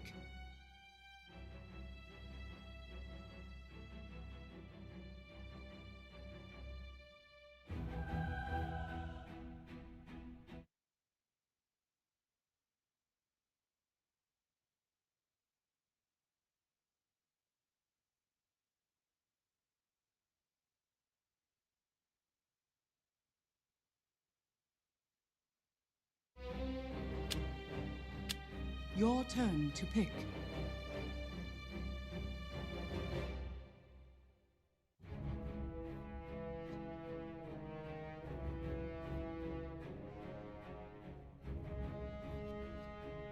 Ten seconds remaining. 5 seconds remaining.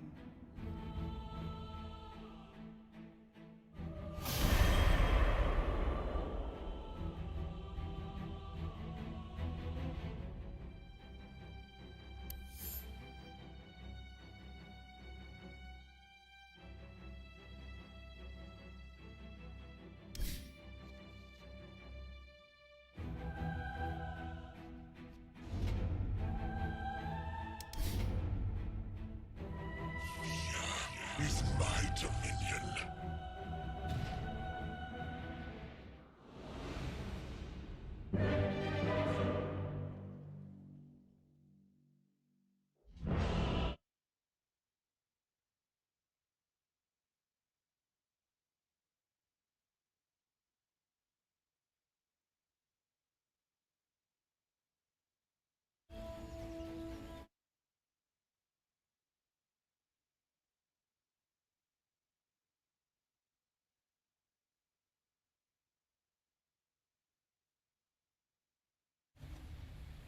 There is work to be done.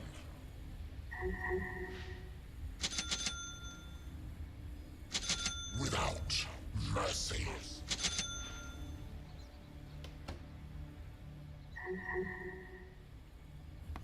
Immediately. Okay guys, let's see what happens. We'll be resuming after this match for the EPL Masters. The pleasure will be mine. With pleasure. 30 seconds to battle. Come to conquer. Blood! And plenty for both of us. There is no Just business. Nothing personal. Yes. Your lord is under attack. Absolute union is Double kill! seize if I don't.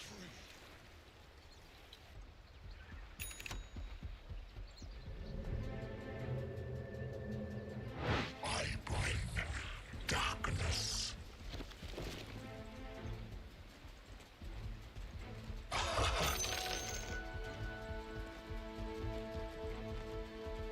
Oh yes. Despair moves. Works. To the dark. Yes.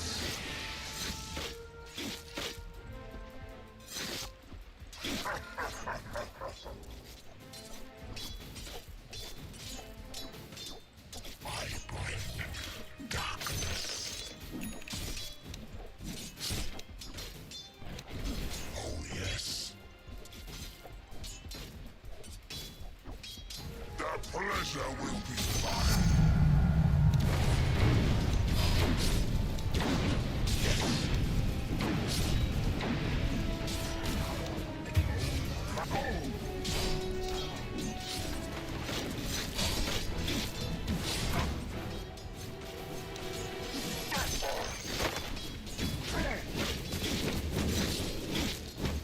Your guts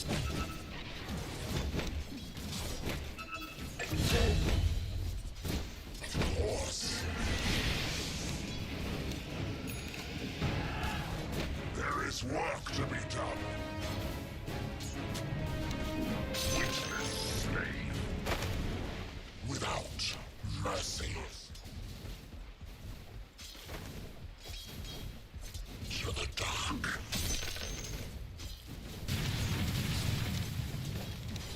There is no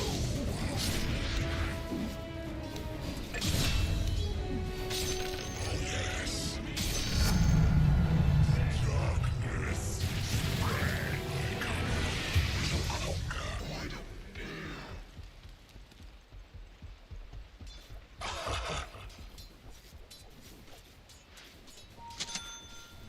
Absolutely.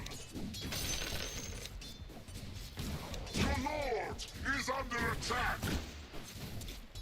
Bow to me.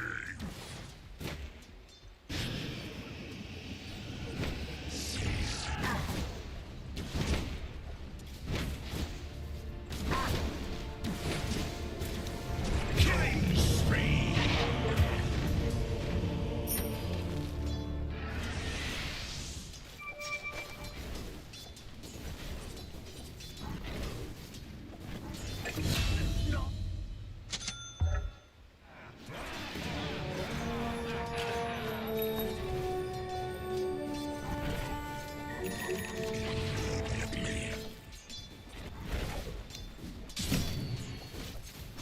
Despair moves. There is no hope. Of course. To the dark.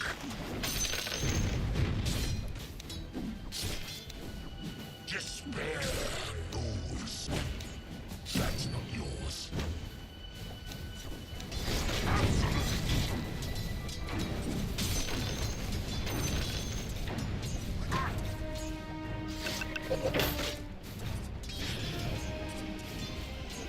Without a storm of ice and flame upon them, the pleasure will be mine.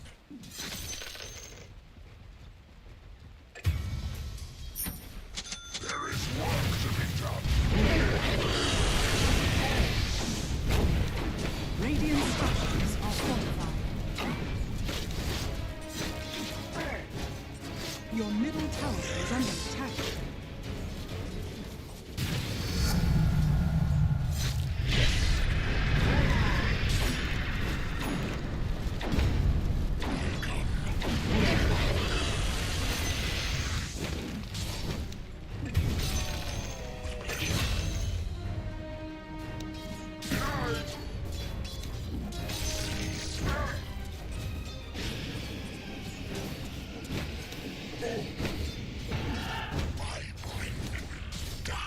Radiant's courier has been killed.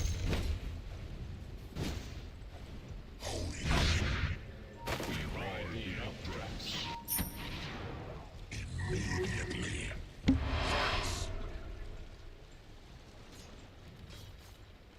The pleasure will be mine. There is no hope. I come to conquer.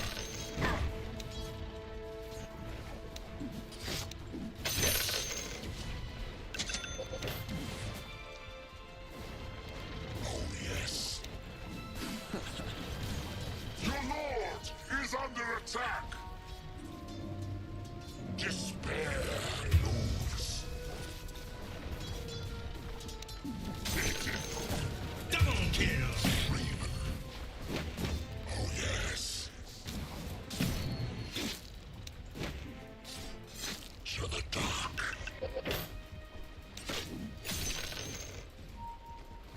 Immediately. With pleasure.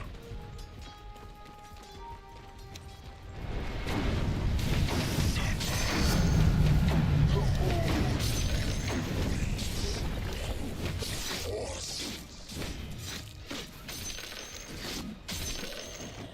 There is work to be done. Seize if I don't.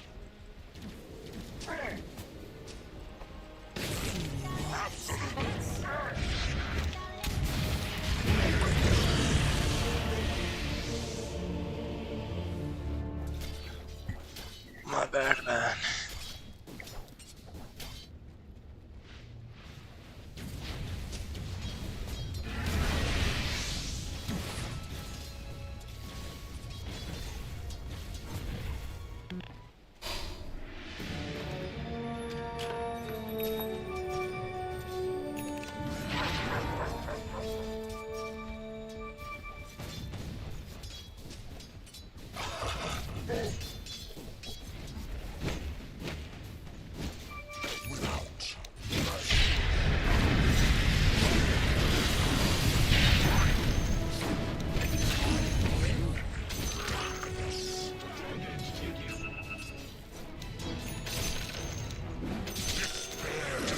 Your middle tower is under attack. There is work to be done.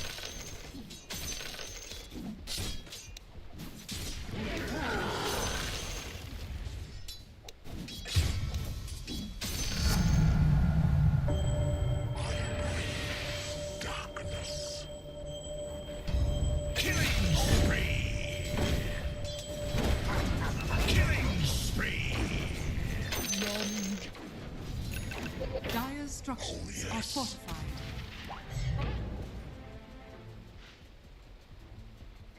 Without mercy. The pleasure will be mine. Seize if I don't.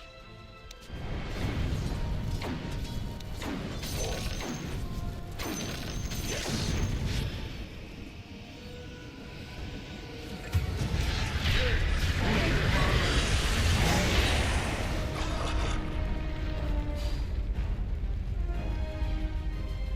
There is no hope.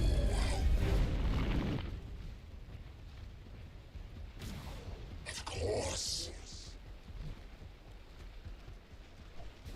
Your middle tower is under attack. Radiant structures are fortified.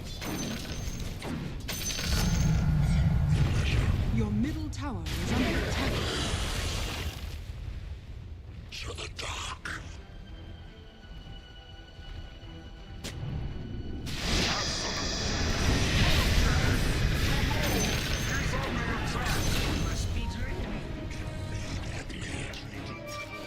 Your middle tower is under attack. For deathbed.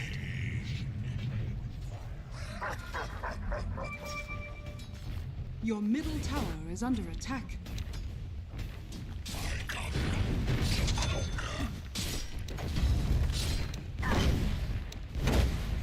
Absolutely. Seize if I don't. Easy. Without.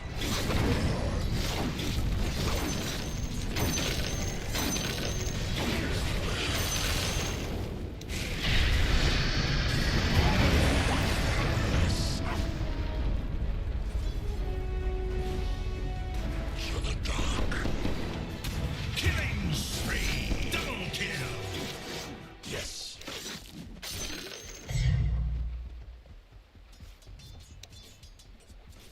Despair moves.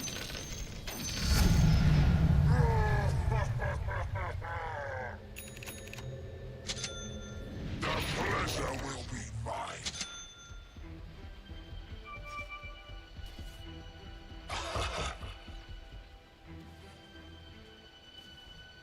Killing spree.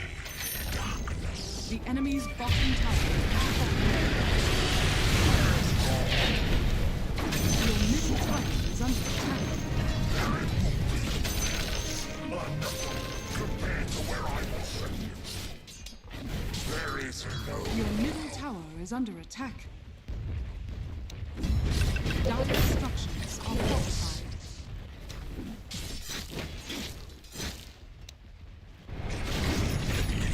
Your middle tower is under attack.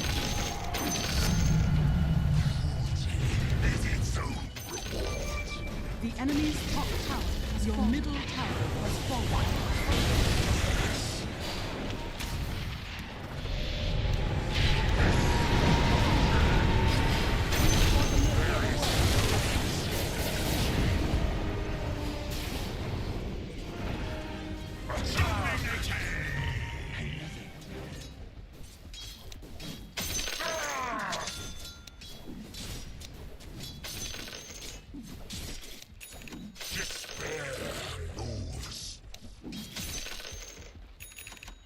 Your bottom tower is under attack. Radiant structures are fortified. Without mercy. Of course.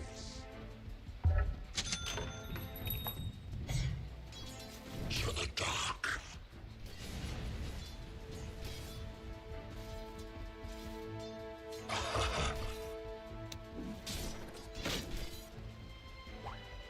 Oh yes.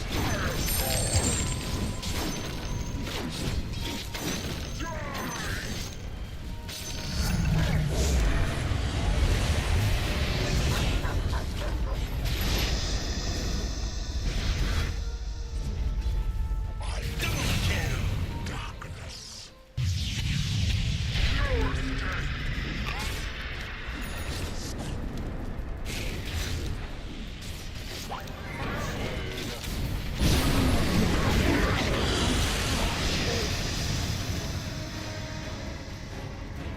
Your lord is under attack.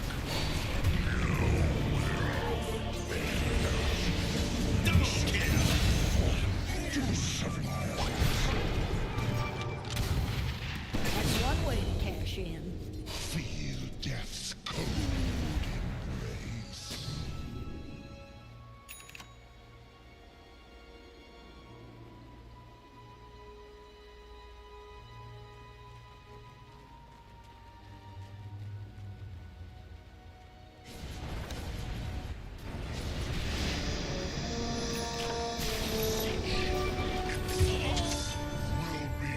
Will be absolute.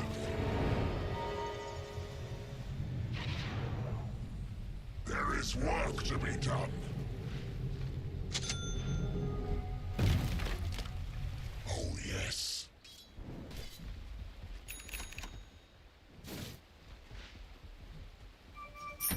With pleasure. Your bottom tower is under attack. Yes.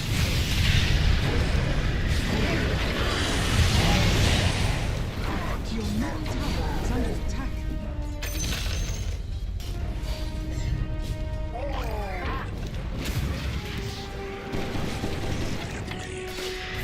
Your bottom tower is under attack.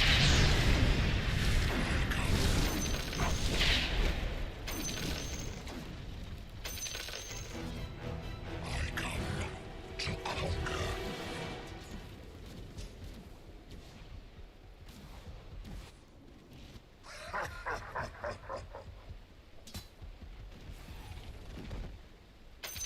The The pleasure. enemy's middle tower has fallen.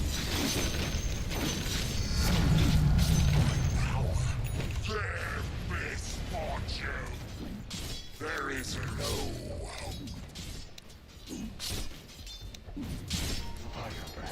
To the dark.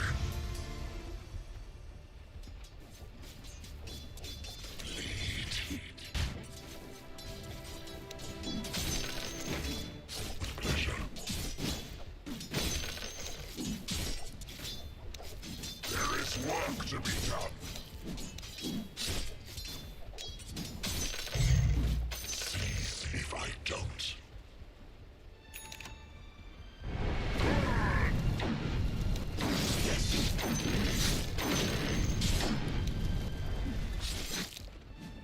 Yes. Oh, yes.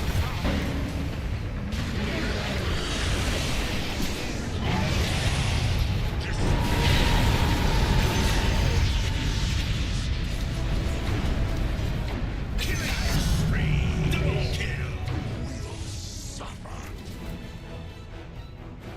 immediately.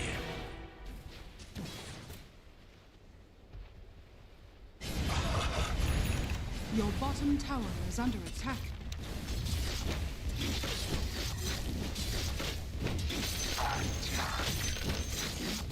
Your bottom tower is under attack. Of course. Absolute. Your bottom tower is under attack.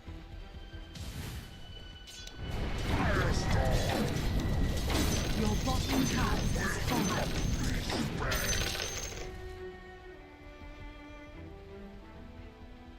I've come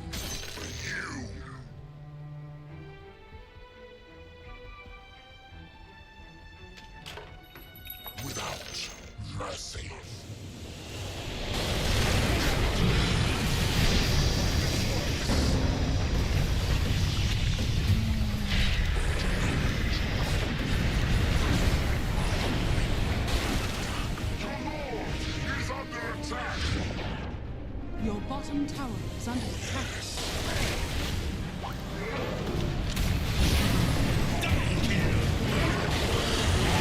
Your bottom tower is under attack.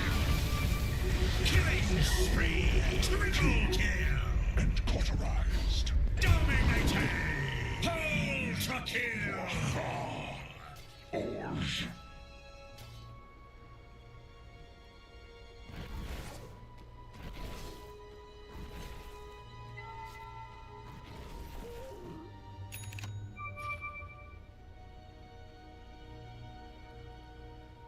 Your top tower is under attack.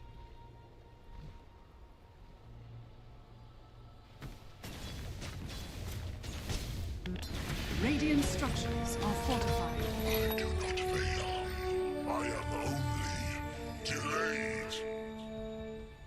Your top tower is under attack.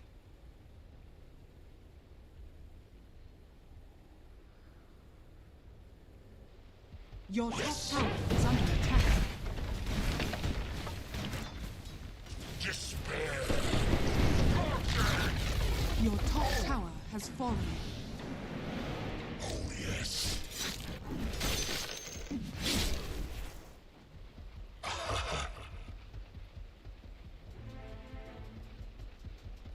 The pleasure will be mine.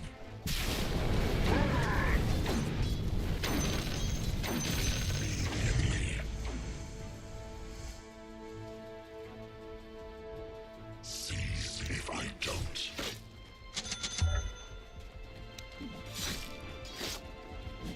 I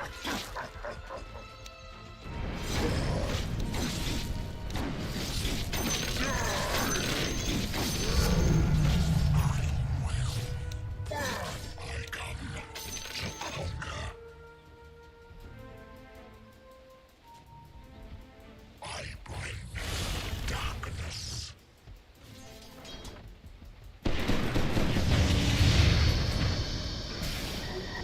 With pleasure.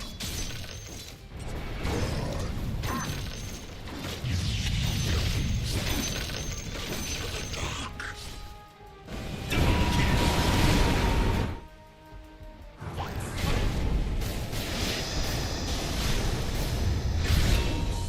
There is no world.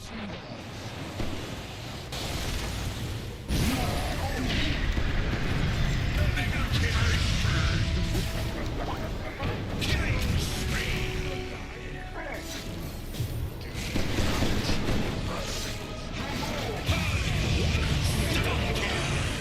I mark your soul.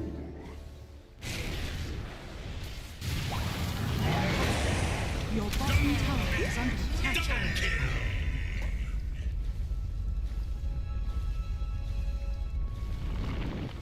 Your top tower is under attack.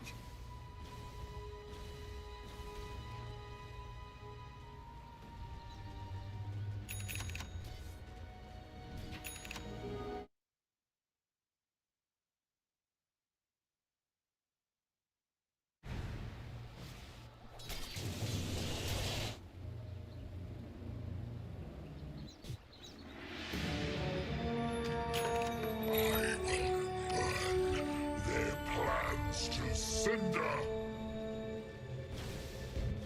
There is work to be done. Absolutely.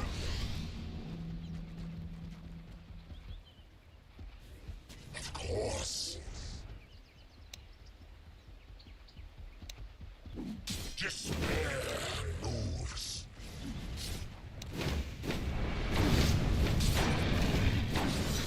Oh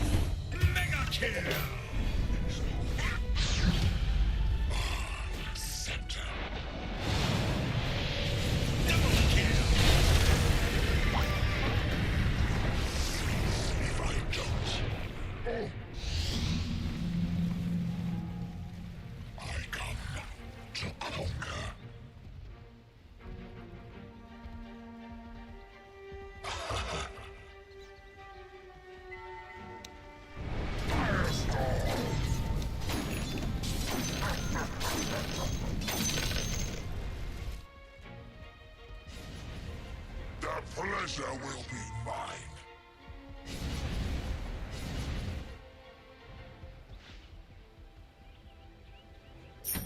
I bring darkness.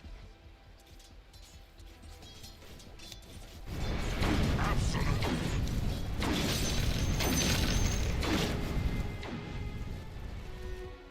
I'm open for Yes. Yes.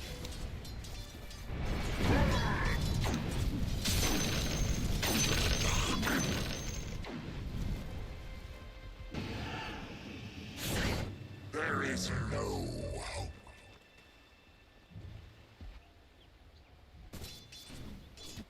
There is work to be done.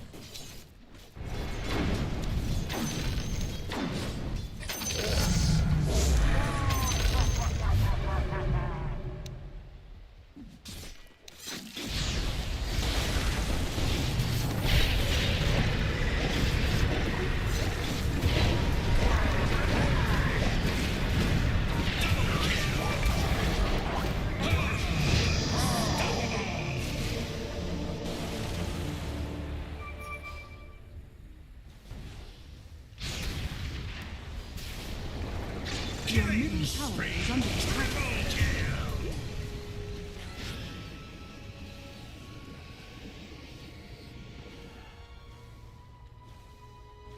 Your bottom tower is under attack.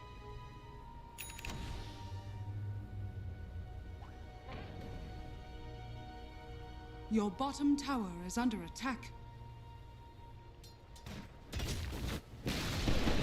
Your bottom tower has fallen. Your middle tower is under attack. Radiant structures are fortified. Torment continues. Your middle tower is under attack. Of course. Your middle tower is under attack. Yes. Your middle tower is under attack. Your middle tower has fallen.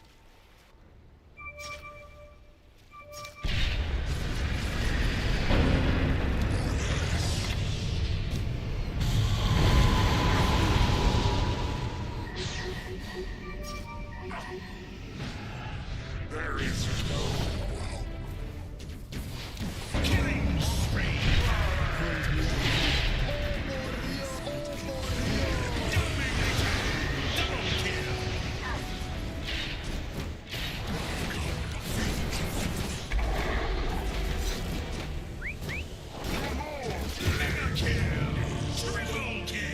have one less enemy now. Your bottom tower is under attack.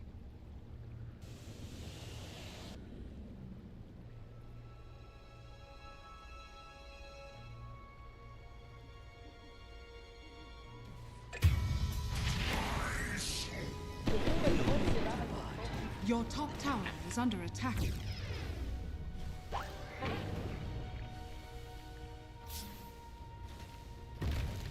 Your top tower is under attack.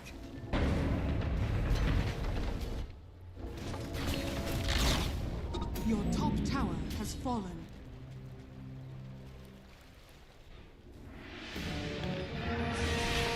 Pay heed! Your lord is returned! The pleasure will be mine! Unstoppable! Scorching!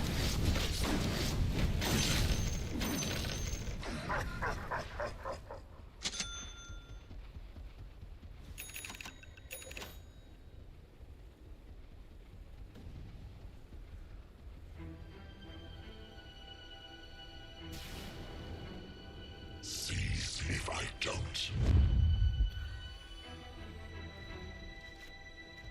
Without mercy. Oh yes.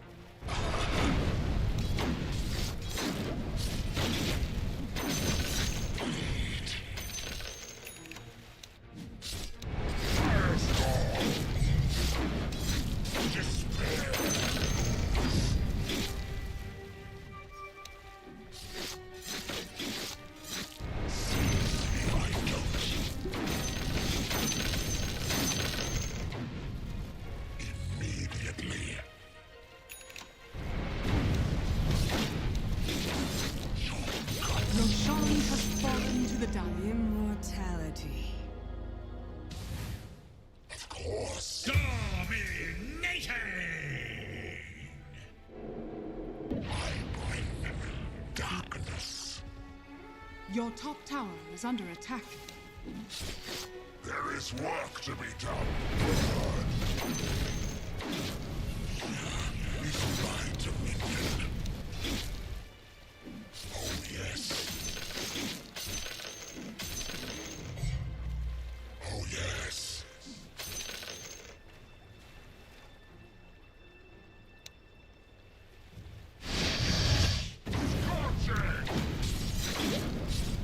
Your top tower is under attack. The pleasure will be mine. Firestorm! I come to conquer.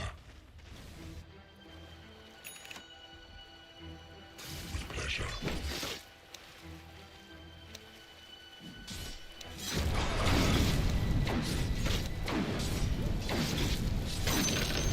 Without mercy.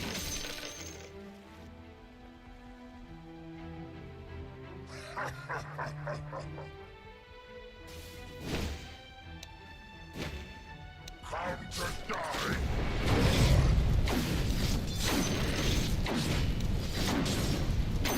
There is no hope. Yes.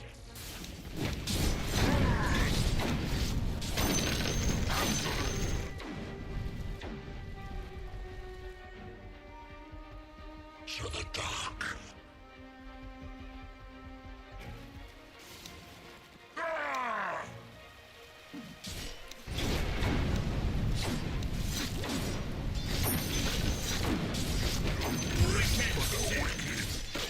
Monster kill! Double kill!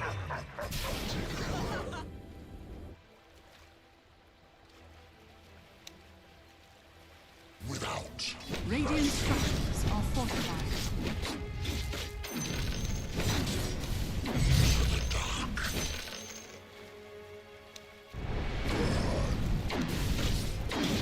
Despair.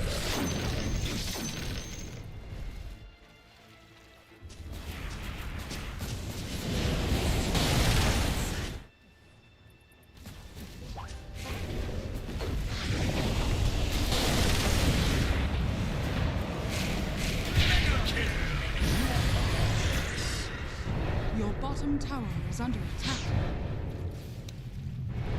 Yes. Godlike! Your bottom tower is under attack.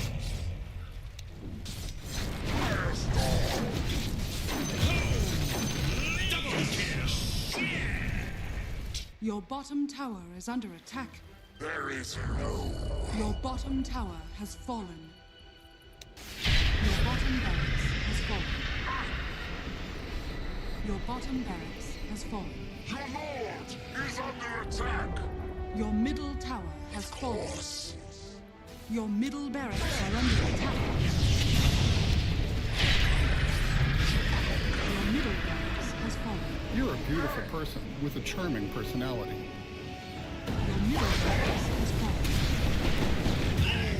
You're a beautiful person with a charming personality.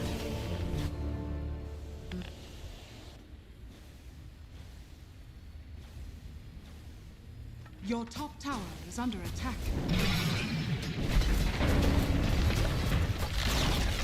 Your top tower has fallen. Your top barracks are under attack. Your top barracks has fallen.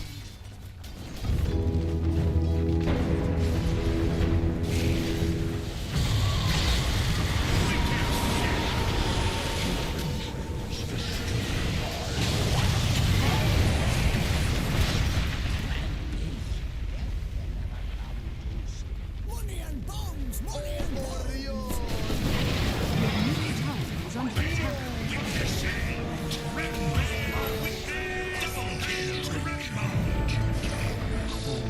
Death. I rise again. Your middle tower has fallen.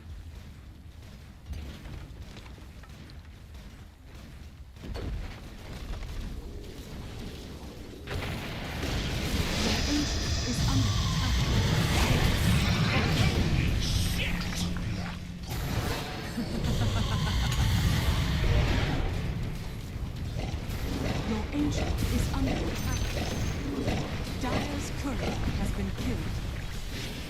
Your ancient is under victory.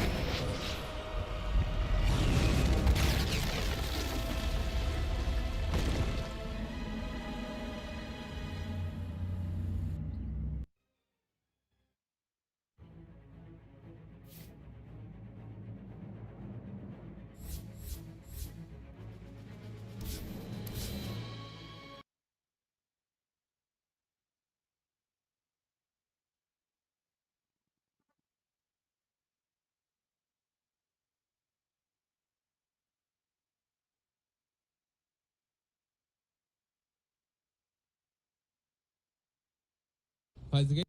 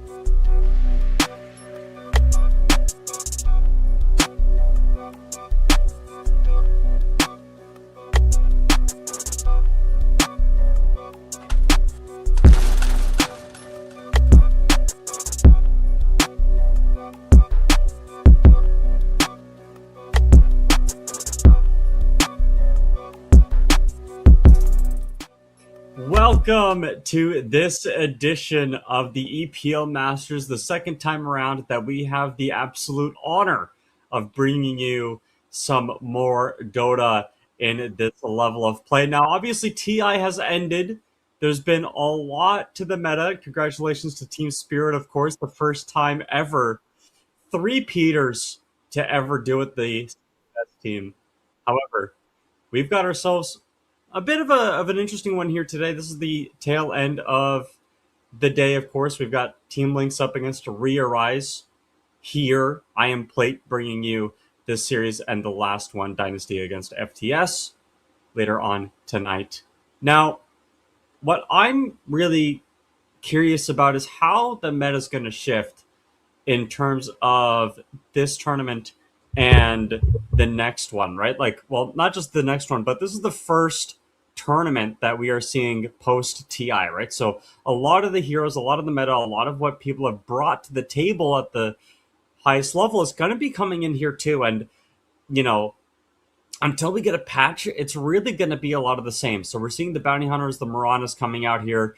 Bounty Hunter did have an incredibly high win rate at the upper bracket stage before. And of course, Bane, Nature's Prophet seem to be really popular heroes. Now, RE.ARISE have some wiggle room in their draft. It is going to be the position 3 Slardar, but where they put the Nature's Prophet is a kind of a toss-up. You could put it mid, you could put it carry. What you decide to do is up to you. I guess it's like, do you think you can really lane Nature's Prophet against Darkseer and not play for the Nature's Attendants? I do think Darkseer has a really nice way of clearing out all of those extra summons that you want to spawn as the Nature's Prophet. So LYNX do have that set up for themselves. However, they don't have, at this point, any real setup for Marana stun. Like, maybe Bounty Hunter stun is enough to get the arrow down, or maybe you want to do some sort of vacuum combination, but I'd like to see some, like, Sven or something for Team LYNX really double down on the vacuum combo with the wall, or set up an arrow kill with the Marana arrow. That's a really nice way of getting Sven locked into place. You can also deal with the Nature's Prophet incredibly well, and the armor that Sven provides is a nice counter to Slaughter. Even though RE.ARISE do have a BKB piercing stun, there are a few ways of getting the Sven out of there, and eventually Marana can buy a Wind Waker anyway, which is something that we have seen in the past, and keep him alive. But we're going to see PL. It is a decent enough PL game. There's Slardar does not do well into PL at all. Bane struggles against PL. You can buy the shard on Bane, but it really is insufficient, and a lot of spells from the Ringmaster you can dodge yourself. Getting caught into a Wheel of Wonder from the Ringmaster is very hard to do, and obviously Nature's Prophet has no natural clearing potential for the PL. So in terms of what exactly, LYNX are going to ban, well, they've already, picked the Darkseer, so they have that going for themselves. They don't have to worry about the PL, and the other thing that they have is, Underlord is going to get banned out here. You could see a mid Slardar here.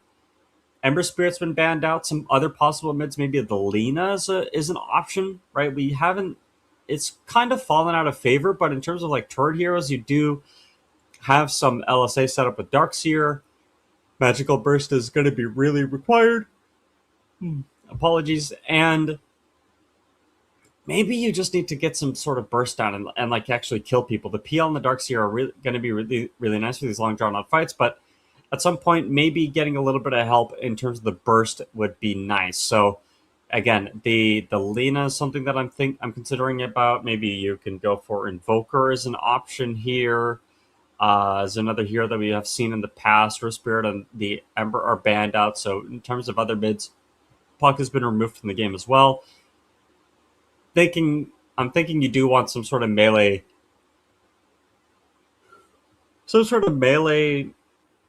Mid, again, just to make sure the Slaughter doesn't have that great of a time. I can't foresee a Slark. I don't know if the Slark, I don't know how good Slark is against Slardar, but I think you open yourself up to being counterpicked in the mid lane. Like, you could throw Nature's Prophet mid against the Slug, for example. I don't think we're going to see that. Lena gets banned out. I think Invoker is really the only other natural option here for Team LYNX. If not Invoker, maybe Wind Ranger could be an option. Wind is probably pretty viable against Slaughter or Nature's Prophet. You don't really care about getting right-clicked. Wind Run is incredibly powerful, and you're always going to have a Shackle, especially with their Nature's Attendants around. So again, Nature's Prophet probably a good option too, if not the Invoker. I can't foresee any weird Vipers or anything coming out here. Oh my goodness gracious sakes, what's happened? There's just an instant wave of exhaustion. Tiny. What? Tiny mid? Huh? That's what I mean. Like, it's not like I don't get it. It's just that I guess the combo for Tiny is you do have Toss set up, like Toss Avalanche set up for Arrow, and then also you have some amount of, you know, Darkseer Ion Shell combination as well is pretty nice. So there's some like combo here for Team LYNX. My only issue is, quite frankly, not a big fan of Timbersaw. I think Timbersaw is really weak. This hero really doesn't do a whole heck of a lot. This game, it could come into play, be incredibly powerful for RE.ARISE, but again, it does just simply come down to how that lane's going to go. 4 melee heroes for Team LYNX. It does make this Timbersaw hero really attractive to pick. I'm kind of surprised we didn't see something like a Razor either. Could have been another option for RE.ARISE, some sort of ranged right-click carry that can shut down somebody. But here, Team LYNX really need to get some sort of active role going here. I think the PL is going to obviously be able to out-carry everybody on RE.ARISE, but you're going to need to hit your tri-item, your Scotty, your Manta Style, and your Aghanim Scepter. Once those 3 items have been hit, Naive is going to be able to run it down, kill anyone he wants to, and that's why I don't think RE.ARISE are going to take it. So we'll see.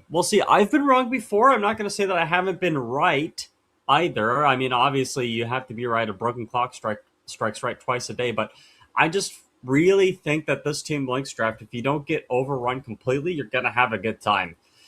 And how good of a time you're going to have really depends on just the nature of tempo, the nature of if the Slaughter is going to be able to have that good enough a game. How quickly can these level 6s come up for the Bane, right?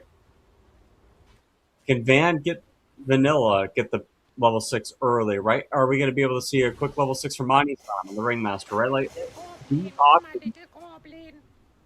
heroes are going to have to come in clutch and get those opportunities here, but there is a decent tempo, right? You do have a pretty okay way of hitting these buildings. Nature's Prophet, king among them. You're going to be able to push in towers with the Nature's Prophet, with the Nature's Attendants, I mean. The D push, like, where's the D push from Team LYNX? I guess you're thinking about Ion Shells.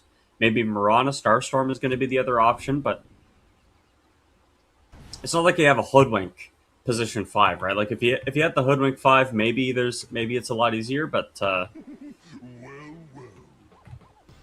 can see here that the Bounty Hunter is going to get spotted deep behind enemy lines. I don't know if there's they do have a Dust here on top of the Bane. Bounty Hunter caught behind no man's land. Unfortunately, going to get run down. The Double Dagger's coming in, and that will be first blood for Yoai.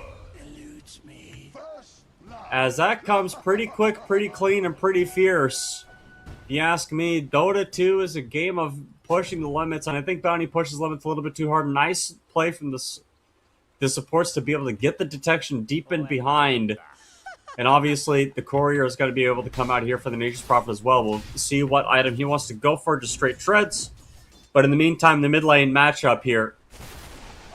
Curious to see what exactly is going to happen. But yeah, it's like I said in this bottom lane, the double Ion Shell, not really a big deal to the Prophet and to the heroes per se, but the Nature's Attendants should be okay. Top lane, this is a nothing burger lane. PL is not really going to have a great time, but Timbersaw obviously needs a couple more levels. Once you get level 6 in Timbersaw, the PL does not have an opportunity to have a game. And Timbersaw is really good at identifying which of the PLs is real, simply by the AoE burst damage that he provides. So that is one really nice way of figuring out who, which, what, where, and why the PL. But nice play from Cubify. Get a courier snipe, D-ward. Just got a lot of really valuable things that the Bounty Hunter does, but are these teams going to be able to compensate? Are these teams going to be able to really get going the advantages, the lane advantages that you can have with this rat Bounty Hunter, right? Like, this is the kind of pick that you need a lot of finesse for and to understand the fundamentals of Dota to really excel, to really get going. And this Ion Shell on the Bounty Hunter, he's got the Blood Grenade going as well. Bottom lane.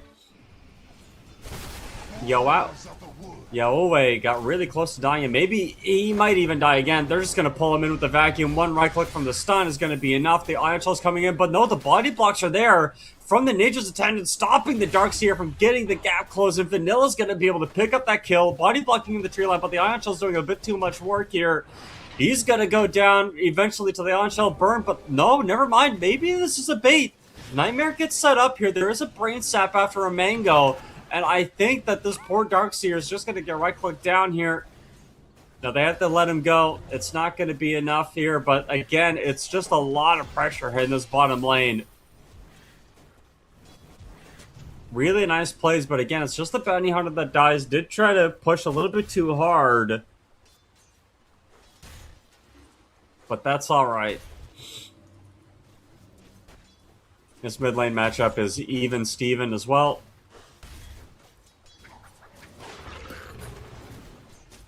Top lane, not a lot. Again, just not a lot going on between these guys. Starstorm is pretty decent harass. You have the magical quiver for a bit more oomph. But the PL is not really the kind of hero that can help harass, though the PL and the Nature's Prophet are doing about as well as each other here. We are seeing the Bane get bullied right off the creeps. Curious to see if a dive is going to take place. I'd be surprised if it didn't, but maybe it's just a matter of keeping things simple, keeping things safe. Vladik doesn't want to go, so he obviously won't. But yeah, just a lot of passivity so far. The top lane, not a whole lot going on. 1-for-1s in the runes mid. We'll see what the first item is going to be for Tiny. Nice toss back under the towers for a bit more chunk, but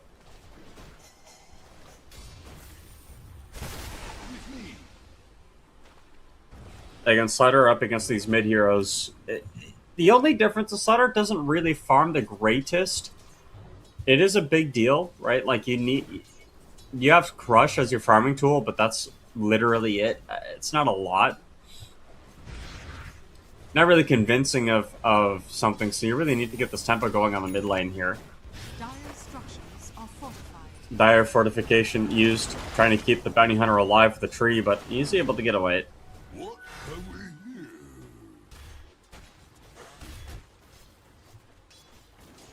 I think the quieter the lanes, the better it is for Team LYNX. Also, very surprisingly, Timbersaw, least amount of CS in terms of cores so far in this game. He's only got 23, just got it up to 24. A couple of those with the Skelly Bros, but again, very limited in terms of his farm so far. He's about to get a ton, though, with this creep wave. I would be surprised if he doesn't get every single one of these. But that's going to be a really nice help. He's going to actually probably propel himself higher than everyone else in terms of the last hits on this. And Ringmaster's TPing bottom. LYNX want to set up onto this poor Darkseer, and they are going to get the stun out, but they just don't have the extra damage. The dagger comes out and hits a creep instead. Had that hit the Darkseer, it would have been a kill, but again, just not lucky enough, not really the kind of play you want to make, and instead they're going to try to play up onto the Slardar. Bounty Hunter's coming in. Ethereal's getting chased down here by 2 supports, and if he gets hit by this Bounty Hunter, it's going to be... I mean, he's just going to die, but this guy is so fast, man. How do you chase him down? At this point, is it even worth hunting him? You don't even have a leap. Ethereal TP is ready. Arrow doesn't quite connect. And I think if you're the Marauder, you gotta be careful. You can't fight fish in the water. I mean, that might even be worth it for the Slaughter, considering how much space was taken. But with this catapult wave pushing in mid, Tiny's able to farm this wave for free. I don't know how worth it that excursion was for the Slaughter. You are going to take quite a bit of damage on this tower. Meanwhile, top, they are setting up on the PL. He doesn't have Doppel, and they are also bringing in the Nature's Prophet as well, so that's a pretty easy kill. The supports can't get up top to save him, and obviously the Mirana has to get out as well. Krekker just waddling away, but everybody's in pursuit. Radiant's courier has been killed. Radiant's bottom tower is under attack. Yes, just so far, not the kind of start you want from the PL. Everybody from RE.ARISE is starting to get a lot more money. Timbersaw's really tanky. He's got 20 stacks of the reactive armor. PL's not able to touch him. And meanwhile, there's creep cutting happening bottom. Tiny's coming up in mid, trying to farm up a little bit more, you know, on the quote-unquote lower and off camps. It's just... Dire's middle tower is under attack. It's just awkward. Dire's top tower is being denied. Toss up in the air.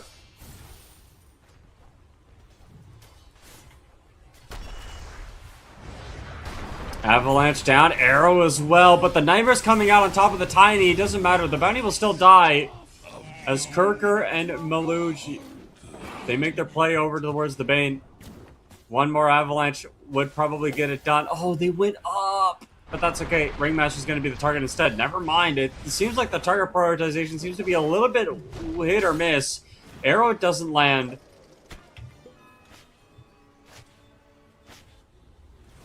And Malagil just doesn't get it going yet. So, big plays, but maybe... UI had the wall dropped on top of him. Bounty Hunter still needs 6. He's only level 4. Radiant's courier has been killed.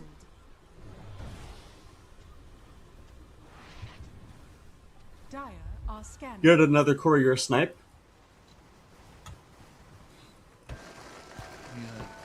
Yeah, level 4 for the Bane as well. Just like needing these levels and these supports, I think, for both teams.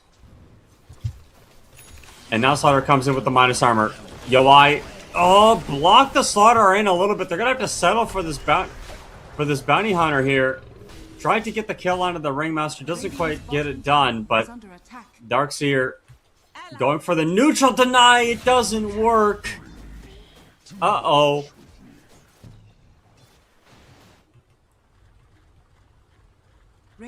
You probably could have kept running, but a nice turnaround play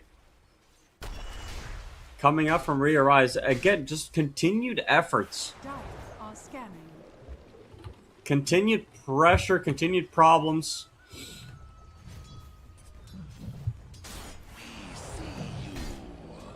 I think we're just waiting for items, right? Like, the biggest thing is, how can you get to the items that you need? How can you get to your blink on Tiny? Well, with this possible kill on Slaughter, would be a nice idea, but the Manta dodge with the illusion rune doesn't work. Had it worked, would have been a kill on the Slaughter.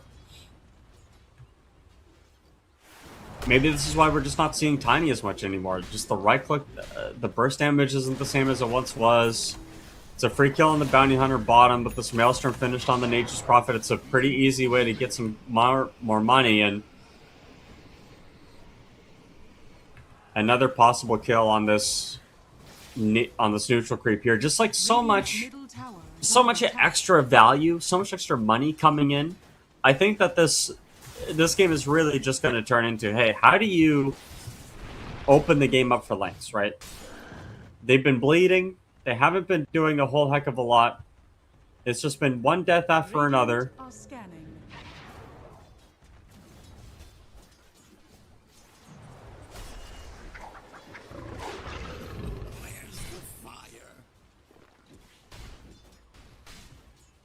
But the gold lead isn't that much, too much different, right?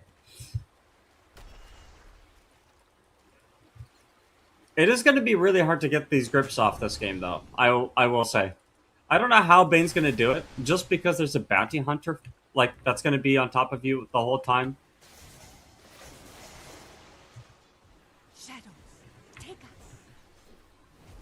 Possible ward.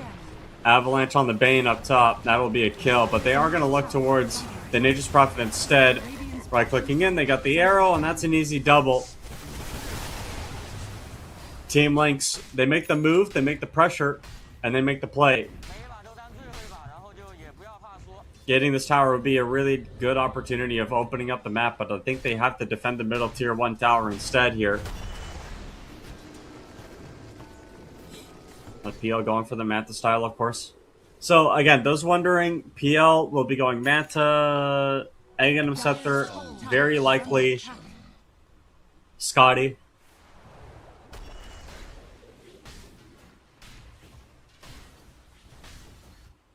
PL's farming speed isn't necessarily the fastest in the game, but it's not slow either. He becomes an eventuality. It's just a hero that eventually gets to a point where you become very hard to kill. You kill everybody else. Whoa, nice! Оце потужно.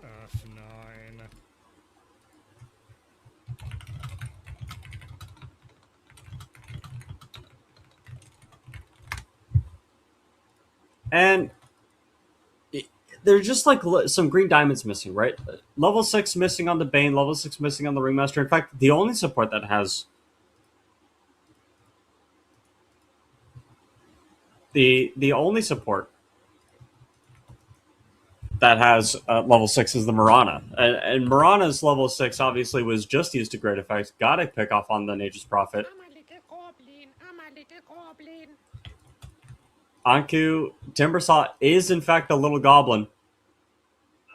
Let's look at him. He's got metal hair. Wait, is that his real hair? Or is that like he put a metal thing on his head to make that his hair on Timbersaw? I don't know. Complete and absolute focus from Cracker right now. Getting some stacks going, trying to accelerate that farm. Radiant's bottom tower is under attack. But you can see the way that RE.ARISE are playing the map right now. Both supports mid. They got Timbersaw up top, just soaking in the triangle farm. Nature's Prophet staying very far back, obviously. Doesn't want to get picked off in the same spot again. Surprised they didn't get the D ward down.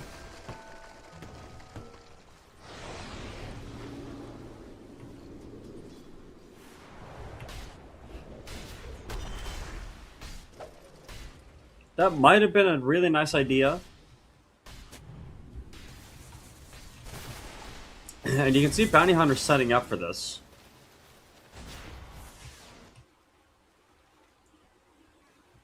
Really a nice trike, actually, to get that at the very tail end of the TP. Now I think they think that the Bounty Hunter is there, but setup plate, the wall has been used on the Bane. Toss forward, right click is there. Vladik gets the kill, but the Timbersaw is waiting in the tree line. Slaughter's running up around as well in the river. The damage is going to be here, especially with the Nature's Prophet teleport. They just bring the numbers that necessary to get this kill, and they are going to try to get the Hypnotist down on top of the Mirana. They will do so. The damage is there, and Slaughter just can't stop going forward. But instead, it's going to be PL picking up the kill, and unfortunately, I think this Tiny is going to go down. The blink forward, not in time. Instead, they turn their attention over. The PL's trying to chase everybody down in mid. Tiny goes down up top, and the TP is off from the Nature's Prophet. Not going to come in time. This PL is wrecking worlds right now. The Shark coming up from the bait, but the body blocks are there from that Helmet Dom creep. Again, the body blocks coming in once again. Naive gets a triple kill after all of that. He's not ready to say that he's just a PL at this stage of the game. And yeah, that fight recap is giving you all the info you need. An extra 1,000 gold in his pocket. Did the most damage in that team fight, and this is without items. Didn't even have Manta Style for that team fight. So much damage. No real way of dealing with this PL already. And we're seeing it again, the Slaughter getting picked off one more time. Naive is dominating at this point. The 15 minutes in, looking for a little bit more here. As the Ringmaster's going to have to try to escape. Manages to dodge the circus. Radiant's bottom tower is under attack. Never mind, he walks right back into the circus. There's the Tiny. Turn him into an animatronic, my friend. Good luck. Radiant structures are fortified. Radiant's bottom tower is under attack. Just more and more pressure, and that just opens up this tower, right? Bottom tower gets taken out. Aghanim Scepter's coming soon for the PL. Radiant's top tower is under attack. Quick item check across the group here. Looking at Shiva's Guard, going to be next with the Dark Seer to fight off against the Slardar minus armor. Blink is available on Malodgel, so you're really going to be able to find these Avalanche toss combos on really valuable targets. And Timbersaw's getting chased down here. Will likely be okay. I don't know if Bounty's going to want to keep pushing that. But again, just the rat play from Bounty, the walking in, being annoying. It's all coming together. Mid lane combo didn't quite work out. Radiant's top tower is under attack.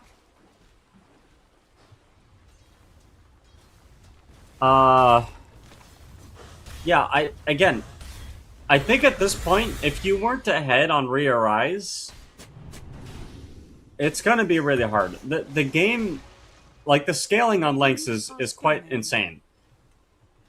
And Darkseer, well, they managed to find a pick-off on the Bane, but a teamfight's brewing here as Ethereal running into the whole group, the whole lot of them. Vacuum in onto all three cores. Yeah, you die, but where's the follow-up? You got to get something going here as the Timbersaw is chasing, and Wheel of Wonder's going to whiff. Instead, they find the Bounty Hunter. He's going to be a lone lamb fed to the slaughter, but the Lions are coming in. Blink up, trying to find the toss back. Starstorm is in. Avalanche onto 3. The damage is overwhelming, and here comes PL.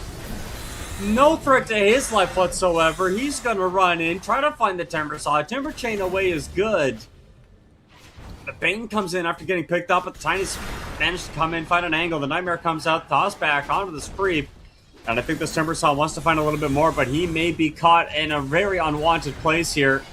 So these PL illusions just keep running in. He wants to go for a little bit more on the PL. Stun down onto 3. Avalanche with the Lance.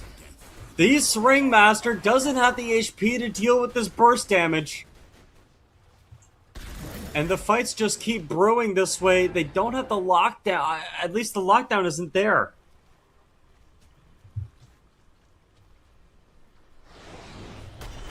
Another combo being used on this poor Slaughter. That's going to be a freebie as well. Middle tier 1 tower finally going to go to the wayside, and Team LYNX have built themselves this gold lead here. Able to farm this bottom lane, able to farm this middle lane as well. 2 lanes for the price of 1. Timbersaw is coming in as well. Can't quite get the kill onto the Mirana. It was close though, but the map keeps opening up, and maybe LYNX were out. Maybe LYNX were out a little bit too far forward. Gone for too long, didn't get any regen.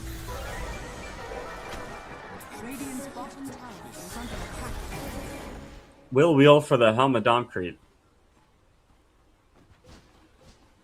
But at the end of all of this, obviously the PL team is going to be the one that's winning. You have the Aghanims that they're finished up now on the PL.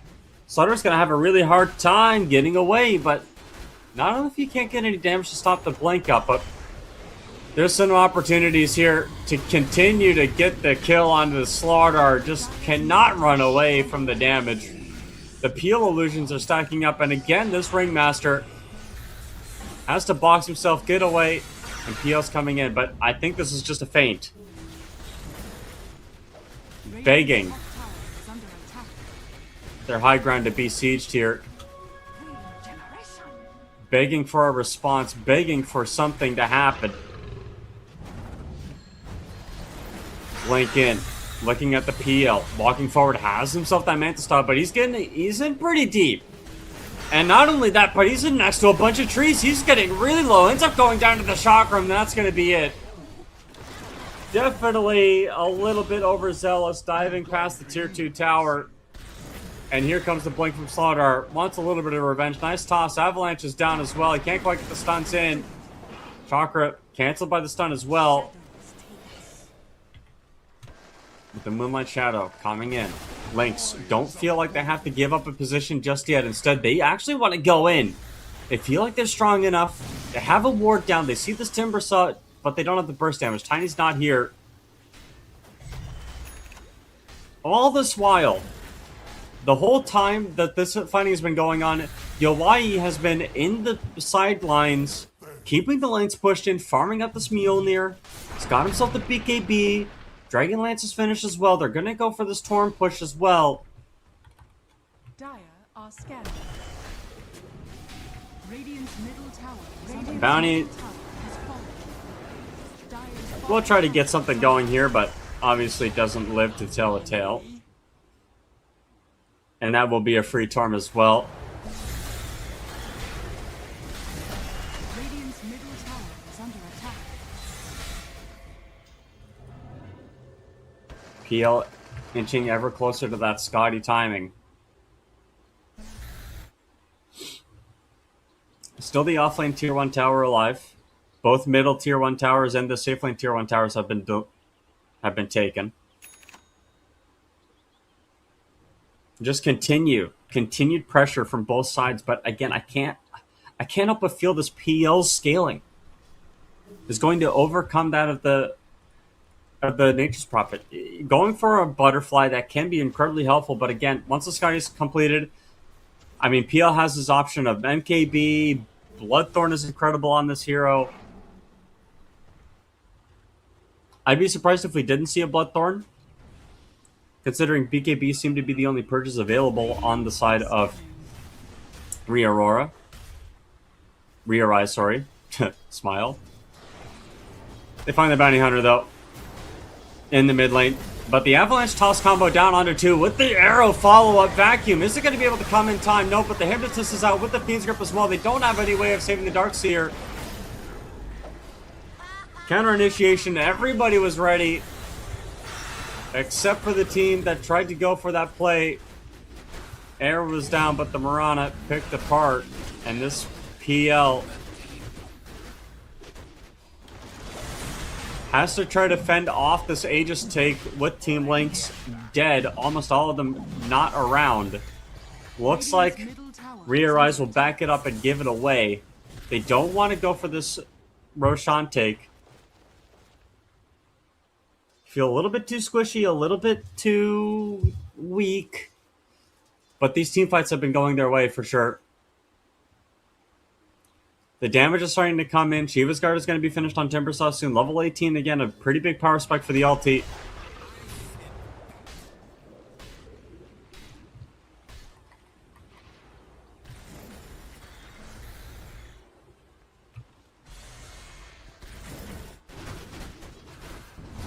Are scanning.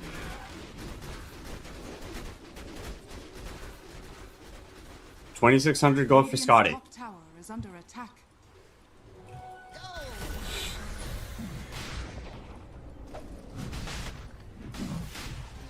See, the Bounty Hunter is trying to be annoying here. Radiant's Killed the courier. This Roshan is not going to be contested. LYNX, they lost a team fight over it.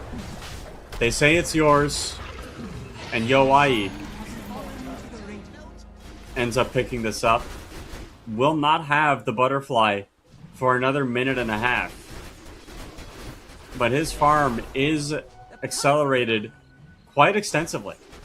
Haven't talked about how much the Slaughterer struggled, though. Again, we are at the stage of the game where Slaughterer would not farm necessarily the best. 25 minutes in, still doesn't have that BKB available to him.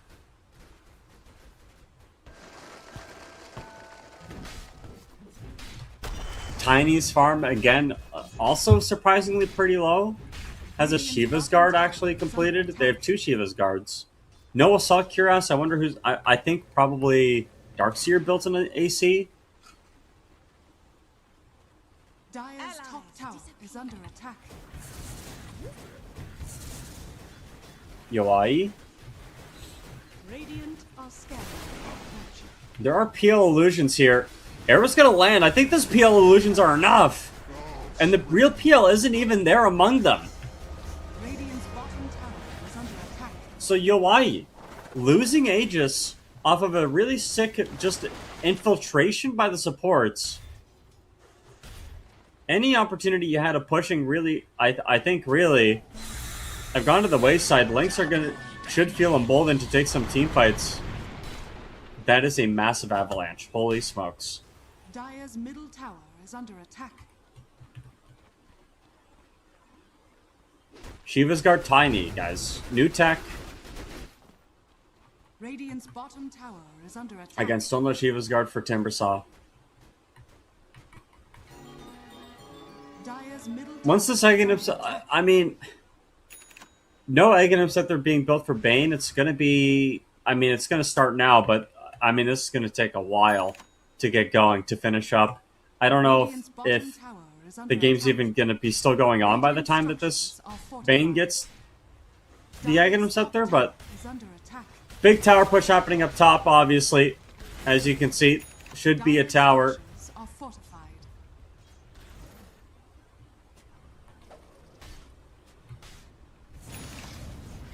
But maybe not. I don't know. Team LYNX don't want to give this... Dude, there isn't a Aegis of Immortality on this Nature's Prophet. Forced to BKB, TP away, gets out. Wheel of Wonder comes in. That should be the end of that push here. Dire's middle tower is under attack. We'll see what Team LYNX want to do, and maybe just push it in this top tower. Radiant's top tower. But a lot of ultimates used. Wheel of Wonder used. Wall used. Nature's Prophet ultimate used as well. They are looking at the Tiny turnaround. On top of the Timbersaw, BKB used. Timber Chain's actually going to whiff. Vacuum down only onto 1. The Bane is getting singled out here, but this Timbersaw continues to charge forward and cause some issues. Avalanche down to the low ground inside of the river once again. They're just not sure which of these PLs is real or if any aren't. They will end up coming in with the PL once again. Will they go up high ground? Just looking. They found the Ringmaster on the back line. Yep, that's going to be 1 dead. Timber Chain down through the trees. That's kill number 2. And now the PL feels emboldened to go forward. Bane, obviously, not really going to get much done here. And both supports are the only lives lost for RE.ARISE. Radiant's top tower. However, this game continues to explode in terms of, I guess, neutrality. This is pretty even so far. Arrow lands, right clicks are there, Bounty Hunter comes in, and oh my goodness, the Timbersaw does damage. Nice ultimate for the Nature's Prophet, TPing in as well. Vacuum wall only onto 1. The Timbersaw comes in, and it's a cleaned up double kill. A cheeky play onto a Slaughterer turns disastrous.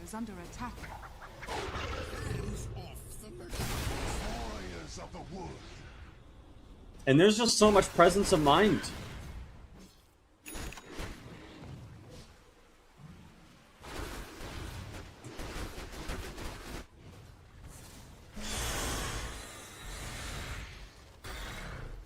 This Radiant team are being incredibly resilient. Radiant's bottom tower is under attack. We are looking at Bloodthorn next for Naive. Middle tower is under attack.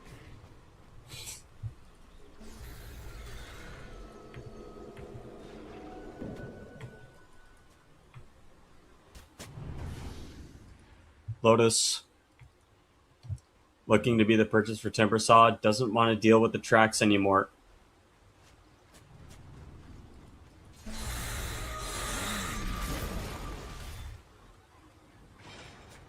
I don't know how much value we've really seen from Cube 5 this game. This Bounty Hunter hero did some work early game. I guess it just did some work now. It's a free track kill. But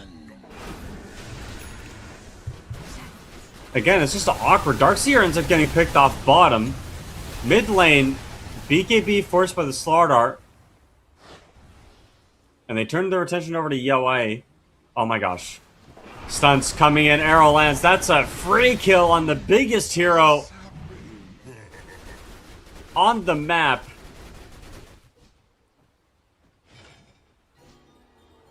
Could very well be not Roshan, because that's not up yet, but definitely Elaine. Maybe not. There seems to be a lot of respect coming out here for LYNX.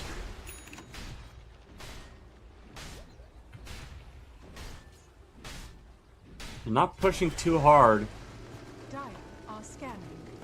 They're also not being reckless. Radiant's middle tower is under Timbersaw probably didn't want to get initiated on, but here comes the Nightmare on the sideline as this Tiny getting chased down. BKB doesn't do anything against this Timbersaw, my friend. Another going for more. PL waiting in the wings. Let's see if he wants to commit here. Double gangs away, walks up onto the high ground. I don't know, PL. I don't know. This doesn't seem like the team fight you want to go for. Deep in behind enemy lines, gets a pick up on a one. Now, looking again. Can he juke his way out of this one? They are going to get the Nightmare down on top of the PL up above it, but they keep on getting some kills here. This PL causing so many issues. The illusion dodging coming into full power.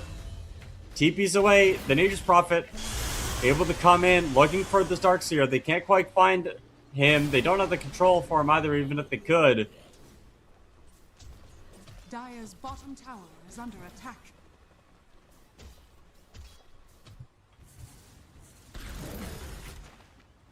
PL continues to be a saving grace here.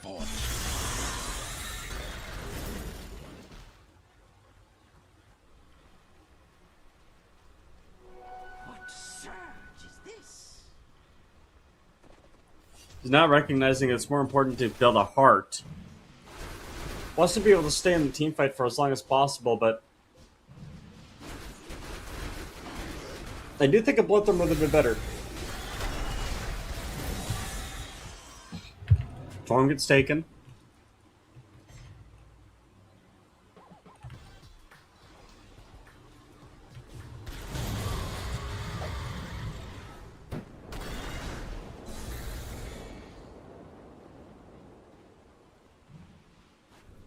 Just not a lot of... Game is really coming down to these team fights, right? The BKB timings are starting to really wear down. No BKB for the Nature's Prophet, going for Hydra's Breath. Okay, he does have a BKB. What am I talking about? Slaughter should also have a BKB. He does. Cool. I mean, the timings on these BKBs now, 8 seconds for Slaughter, 7 seconds for Nature's Prophet, 7 seconds for Timbersaw.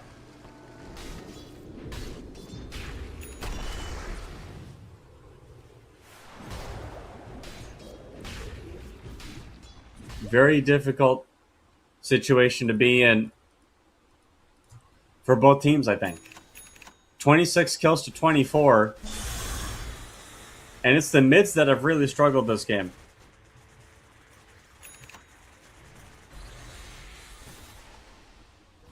Neither team really growing a gold lead here. Dire are scanning. But the heart's been completed on PL. So these long drawn out fights that we might worry about.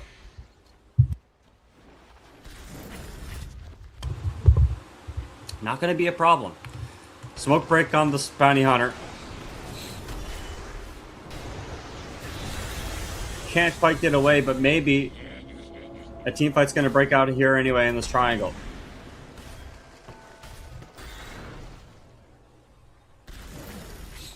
Never mind, everyone's backing away.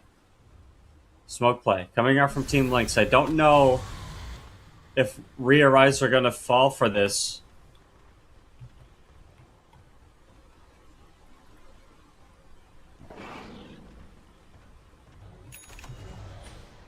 Roshan will be attempted. Again, you do have to worry about possible avalanche toss combos. Especially with your position that you're in now. Bane caught. Avalanche. Oh my gosh, that's a wall vacuum onto 3. Yeah, you get the Aegis, but can you escape with it? That's going to be the really big question mark. PL having to dodge the BKB Timbersaw. They are going to kite it out. He gets away, but that might have just spelled doom for the rest of the team. As the Ringmaster goes down, this Nature's Prophet forced to fight it out. Arrow is going to be down on top of him, and the right clicks are coming out. Yowie just really not in any position to really defend himself from this PL. As the Avalanche comes out once again, tossed up into the air. Satanic is not able to be used, but this Darkseer now in the backline, in a lot of trouble. Vacuum 3, once again, Doppels up, and it's good as the PL looking, running around, chasing whoever he wants to. The Bane is going to be his target. Darkseer low, but the Avalanche is down on top of the Sardar. Once again, the Illusion's doing work to this poor fish. He's a fish caught in a barrel, surrounded by illusions. The fisherman knows exactly how to hunt them. Avalanche is down once again. Timbersaw, Avalanche, toss up into the air. Chakrams throwing all around, whirling deaths. It's all just spells for the sake of casting spells. But PL cleans it all up anyway. And this PL has officially turned into the Apex problem. Buybacks coming out here from both teams, but again, it is just this PL that does so much work. 12,000 damage. Timbersaw doing a decent amount as well, but it doesn't pan out to the same efficacy. As the PL has this heart, able to really survive and chunk through so much of that damage. Has the Bloodthorn finished up now? Gonna go for the Butterfly. I'd assume the boots go. Radiant's bottom tower is under attack. In this bottom tower. Are fortified. Radiant's bottom tower. Bottom tower under siege, middle tower under siege, all 3 lanes pushed in.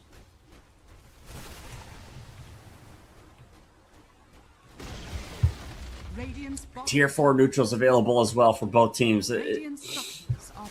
Team LYNX have hit a timing. Radiant's middle tower is under attack. And they're taking tier 2 towers, even though the Roshan was collected one way or the other. BKB is forced with the Slardar. Have to be careful about being fiend scripted. Isn't the Aghanim Scepter. But hey, it still counts for something. Middle tower also gone down as well here. But there is that ward. They know about the ward too. Doppel dodging the chakra. Looking in. Bloodthorn was used. Cancelled with the Lotus.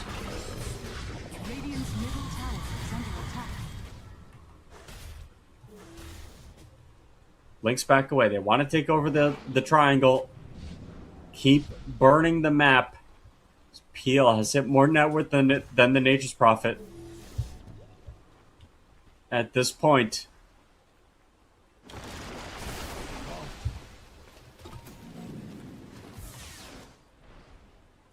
TP is out, but again, there's so much invis on LYNX. You now have the shard on PL as well. The BKBs were already baited out to some of them, anyway. But there could be an angle here. Crush down under 1. They are going to turn around with the Bloodthorn. That's an easy kill on Slardar. They don't get the Lotus out in time, and instead, the Timbersaw is going to have to Timber Chain away. We'll see if they chase. The Moonlight Shadow has been popped. They're looking, and they're going to find it. Buyback coming in from the Slaughter. Hypnotism down on top of the Tiny. Maybe he went a little bit too far. The BKB is good. Wall of Vacuum. Only onto one, though. It doesn't quite get the Nature's Prophet and the PL. Getting chased down here. Manta style Doppler trying to get away as well, but this Timber Chain does so much damage as the Timbersaw breathes fire on the Tiny Rock. Will go down. They are looking at the PL once again. Doppel is out and looking again. BKB committed by the Darkseer finds the pick off on the backline. The Bloodthird comes out and there's just so much burst damage. Ringmaster coming in with the save, but it's not going to be enough as the right clicks come out. The Ion Shell is there. This Timbersaw lives for a lot longer than he maybe should have, but it will end up going down anyway. The BKB committed by the Nature's Prophet trying to man fight. Dude, what are you hitting? It doesn't end up being anything. The Bloodthird comes out again and Naive will cap off the full team wipe, and LYNX very likely, very favorited to clean up and win the rest of this game. Nobody has buyback, and nobody has any hope left, I don't think. Radiant's bottom tower is under attack.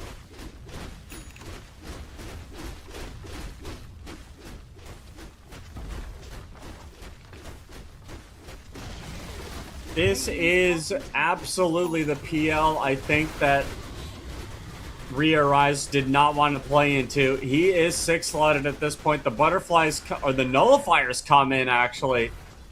Radiant's bottom barracks has fallen. Radiant's middle tower. And just like that, level 28, 41 minutes in, 17,000 gold lead for Team LYNX. It's going to take a lot to bring this guy down. I don't know necessarily what the nullifier's for, or it's for the box. But again, PL gonna hit these tier 4 towers. Nullifier comes down on top of the Bane, just chasing him down easily. Vacuum Wall is there, and both of these supports are in a lot of trouble. PL is really good at Diving Fountain. Radiant's middle tower is under attack. Double catapult here in the base as well. I just don't think the items are there. Yawai just doesn't have the right click, the ability. You know, Nature's Prophet is a macro counter to PL, but is not a micro one. You can out-tempo the PL for sure, but when you get into this position, you don't do a damn thing. But maybe there's an opportunity here. Maybe LYNX stayed a little bit too long. I think they're going to respect the respawn timers here. These arrows have been on point as well. Going in. This poor Slaughter. Hexed up. BKB committed as well. Vacuum doesn't hit anything, but that's okay because it's just one less BKB to deal with.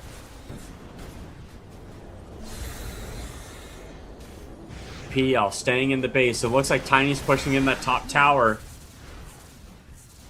And it's going to be a resiege. Top tier 2 tower getting pushed in. PL still feels strong, but you do have to be careful about being burst at 100 to 0. A blink stun could come in. A slithering crush into a Fiend's Grip could be available, but instead they're looking on the left-hand side. The Fiend's Grip is going to be down, but the vacuum cancels it. BKB committed. Satanic is used on Yo, he's just going to have to fight, but this PL walking around, they are doing a really nice job. Got the, oh my goodness, the vacuum, the wall. It does so much work. Hypnotism is down on top of the PL, but he's going to be able to doppel away. The buyback comes out on the Tiny, and the right-click damage is there. PL walking right back in, has the nullifier down the moment that this poor Slaughter comes back out once again. As PL will team up with the Tiny to clean up one, maybe even clean up the second. The Timber Chain comes out, but the vacuum pulls him all the way back, and that's going to be another kill. GG is finally called, and after 43 minutes, they have to tap out. There's no way that they can deal with this PL.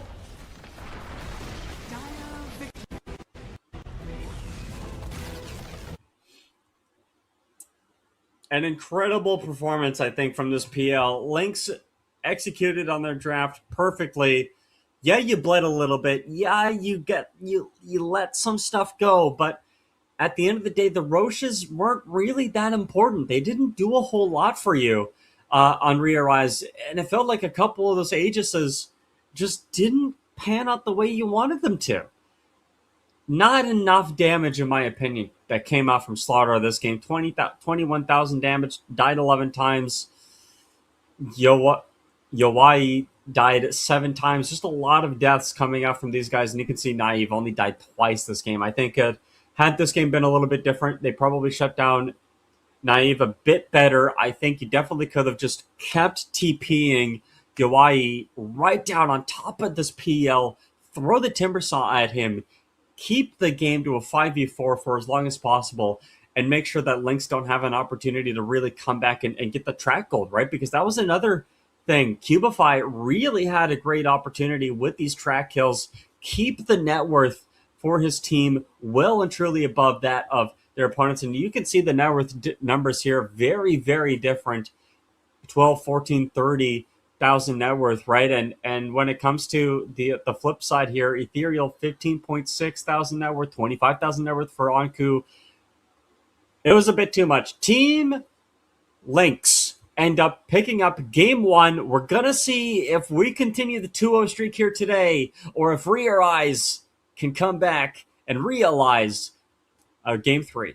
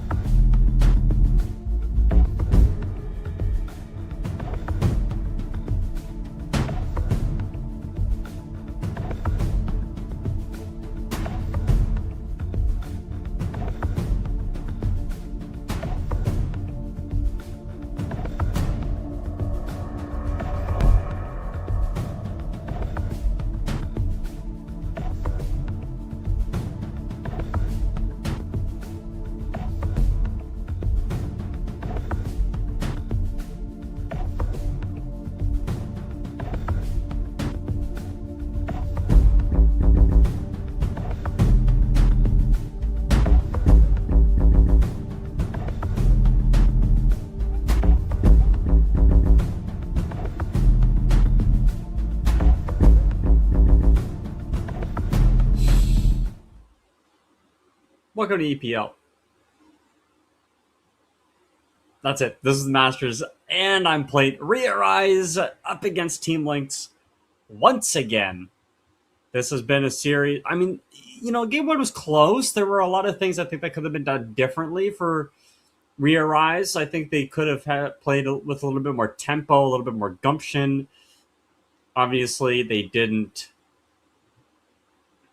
capitalize on their strengths of the draft, but they want to go back to the turret carry. They want to go back to what they think works for them, and that's going to be the Shadow Fiend. So Yawai, obviously, really important that he gets himself a good game. They seem to be first picking his hero every time. Very interesting stuff. Wyvern going to be picked up as well. RE.ARISE opting for more, I guess you could say, standard stuff so far. Not that I think Shadow Fiend Wyvern is a good lane combo, but you do know that you're going to be up against the Axe. You're going to be up against the Wyvern, the Hoodwink. You have a Wyvern with you. That's kind of the option that's available to you. There are a lot of other pause 4s that we could see from RE.ARISE. We could also just see the Bane pick up once again. Nightmare save for Hoodwink, Ulti, and obviously Nightmare is really good against Axe as well. There's a couple of things there that are really nice that you can play into.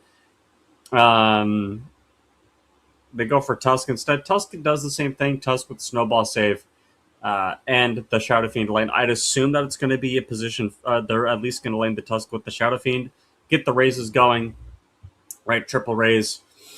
And obviously you get yourselves some pretty easy kills and win pretty handedly that way. So LYNX, no way of getting away from the shards and the Axe. No way of getting the Hoodwink out of the shards either. Pretty good combo so far. I think RE.ARISE are just saying, hey, we're going to draft for lane. We're going to, not pick the slaughter, bait ourselves again with this weird position 3 flex thing. We're just going to do what makes sense. Back-to-back support picks. And we're going to let Team LYNX come at us with their draft. Second pick, widely not favored nowadays. People think that Radiant is better. And then obviously people like first pick a lot.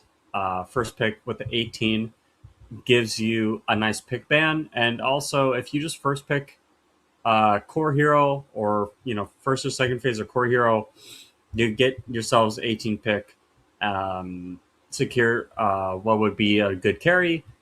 We saw that last game with Team LYNX 18 picking PL and banning a couple of its harder counters. So RE.ARISE are going to be able to do that with the pause 3 with the mid. We'll see exactly what angle they want to go for. I'd assume that they 18 pick a mid, but there's no Ember Spirit, there's no Earth Spirit available either. LYNX are going to go back for the Tiny. And they're going to go Techie. So I doubt this is an offlane Tiny. Or mid Tiny. I assume this is a carry Tiny. Offlane Axe. Looking for a mid here for Team LYNX. Invoker's my first go-to hero right now. I know I said that last time around, but Winter Wyvern Cold Embrace sets up Sunstrikes very nicely. Very easy to get those going. Pangalier's picked up for RE.ARISE. Could be an offlaner. Could see pause 3 Pango, pause 4 Tusk. A little bit of a technical difficulty there, guys. Thanks for the patience here. There we go. It's all fixed up and ready to go. Yeah, I think Pango Tusk and Shadow Fiend Tusk are both sufficient laning duos. Swashbuckle proccing the tag team is really good. So there's that to consider. But obviously Team LYNX have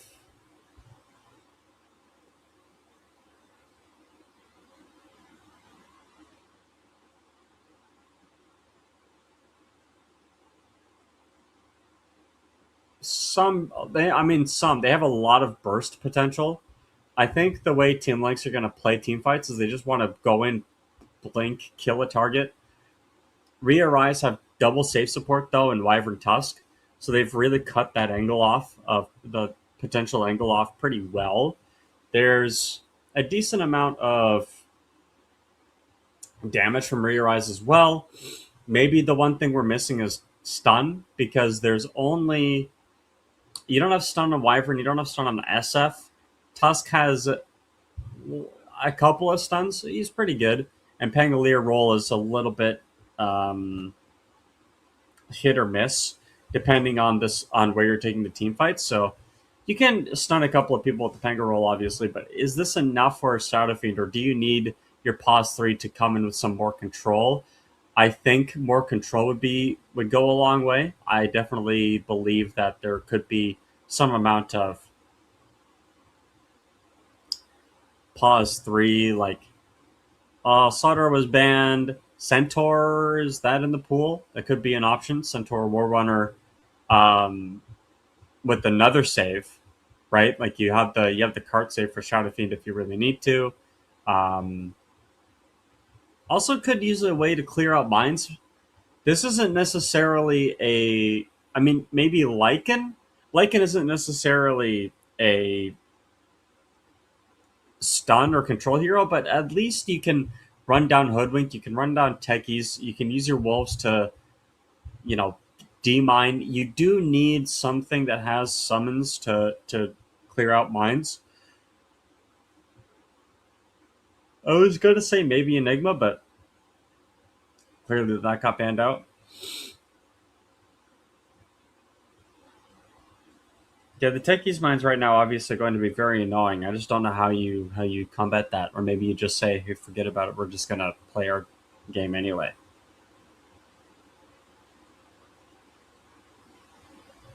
I'm unsure.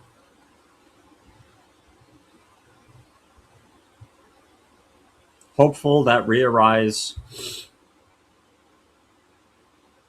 can continue this good draft. I feel like they've made a lot of really good picks.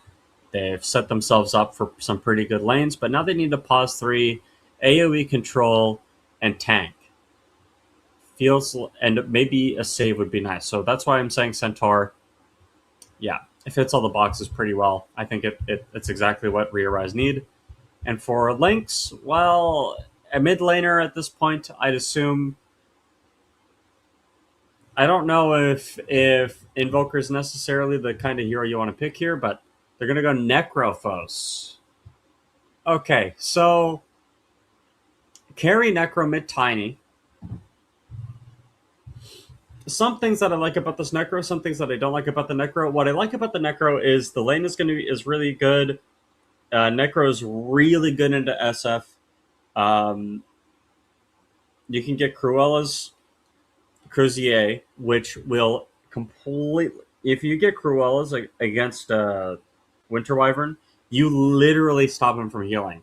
It's insane. I don't know if anybody's seen that, but like the HP differential that you get as a Necro when someone is hit by the Cold Embrace and you just pop your anti-heal item, ridiculous. I would strongly suspect to see Necro actually pick that item up this game.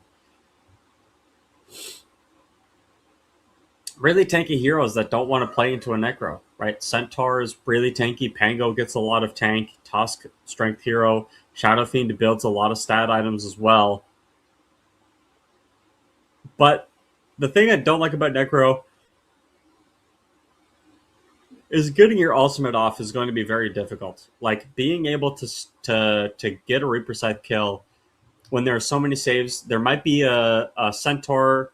Aghan have set their save. There's going to be Snowball.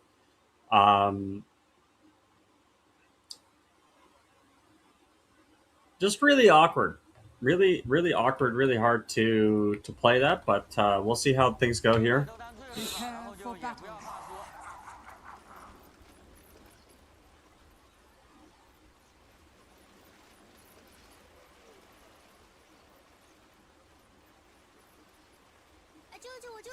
We'll see exactly how.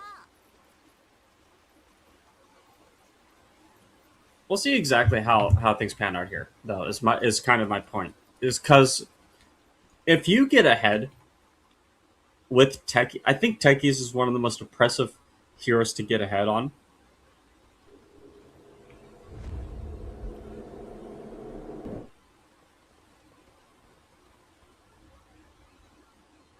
You're going to just mine up areas of the map that people want to farm. You have to bring overwhelming numbers to clear them out.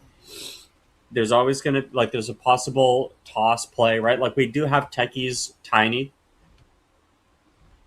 in this game, which is really, really hard to play into. Again, the toss is available.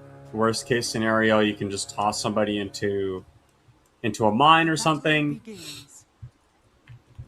I've seen a combo where Tiny tosses into a Techies that is in the middle of the air, but meanwhile there's a rotation coming around. The Shadow Fiend Yawai gets picked off. They're pegging out the Winter Wyvern next. Yeah, the axe is going to die, but the Blood Grenades have been thrown out. Double supports teaming up. It's 4 supports battling it out right now. And Cubify stands in the tree line, just trying to play the angle here. One last life from Techies gets the kill. And that's going to leave Adi-san to just walk away. Never mind, they found him. One more Techies bomb. You do have the Bushwhack available as well. I mean, this damage is ridiculous. These 2 supports, the only thing they do is damage. Does have brown boots on the Tusk, so he should be pretty okay nonetheless. Meanwhile, the bottom lane does mean that Necro is able to just get every deny in this lane. Holy smokes. Every deny he wants to. Doesn't care about the damage that this guy does. Quite insane, the laning prowess of Necro.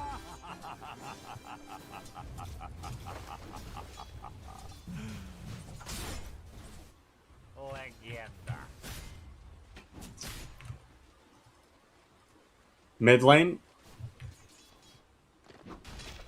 Ethereal's not the kind... I mean, Pango's not do enough damage, I don't think, to Tiny. I know Tiny has 0 armor, level 1, but once you get level 6 on this guy, you get that 5 bonus armor, it turns into a lot. And obviously, you do have to cleave with the tree toss.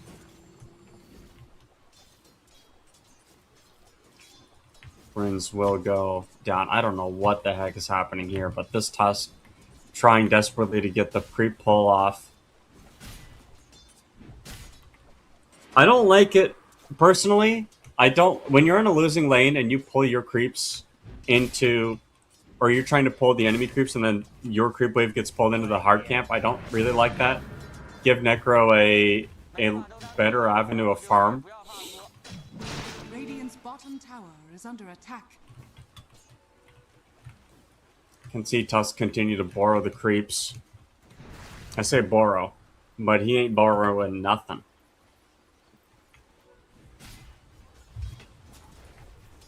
Also curious to see Centaur go retaliate, but I guess you don't want to put more points into double edge. You just want to farm.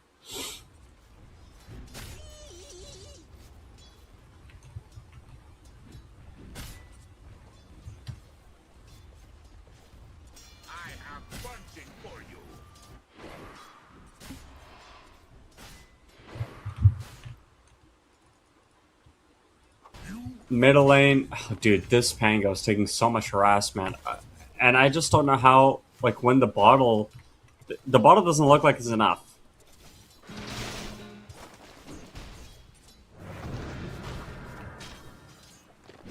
Well, they have 1 mana for 1 avalanche, but they are bringing over Techies. Does have that blast off available. That's going to be a kill on Ethereal. Blood Grenade ends up picking it up, and does this secure both water shrine or water runes for Tiny? If so, obviously you are going to come in and get a lot done.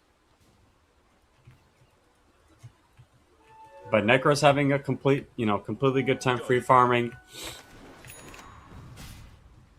Level 4 soon. Top lane Axe is trying to cut wave himself. 2 points in Battle Hunger. Very interesting idea here. I don't think it's very good, but Tiny on the flip side ends up going down to the Necrophos. And Centaur is just getting completely bullied out of this lane. He's got to go Helmdom. He's going to have to try to hit some creeps in the jungle. Pre 5-minute farming jungle is very despair mode. But this is the way that it pans out sometimes. Up top, they get the pick off onto Cubify. Bringing Tusk up top. They know, hey, listen, if your lane's going bad, we'll just make the Axe's lane go worse. And mid lane as well. Ethereal once again hit with the tiny combo with the techies. But he's got Swashbuckle. Should be able to get away from this one. Not a lot of mana left on the tiny. They are bringing over the Tusk as well. Cubify coming in with that rotation as well. Toss up into the air. Swashbuckle's going to land most of it, but not all of it. Missed one. He will end up getting the kill with the shield crash here. But Ethereal getting chased down. They are going to set him up with the heal. Stun is down as well. Blast off is good. And now here comes the Axe. A double kill for Cubify. The movement speed slow from this bomb does enough to bring Frecker the double. Or killing spree even. Meanwhile, this bottom lane, dude, Necro was just pushing Centaur so far back. Level 5 on Centaur. But this Necro... Dire's bottom tower is under attack. With the freedom to push this guy to the edge of just the absolute edge.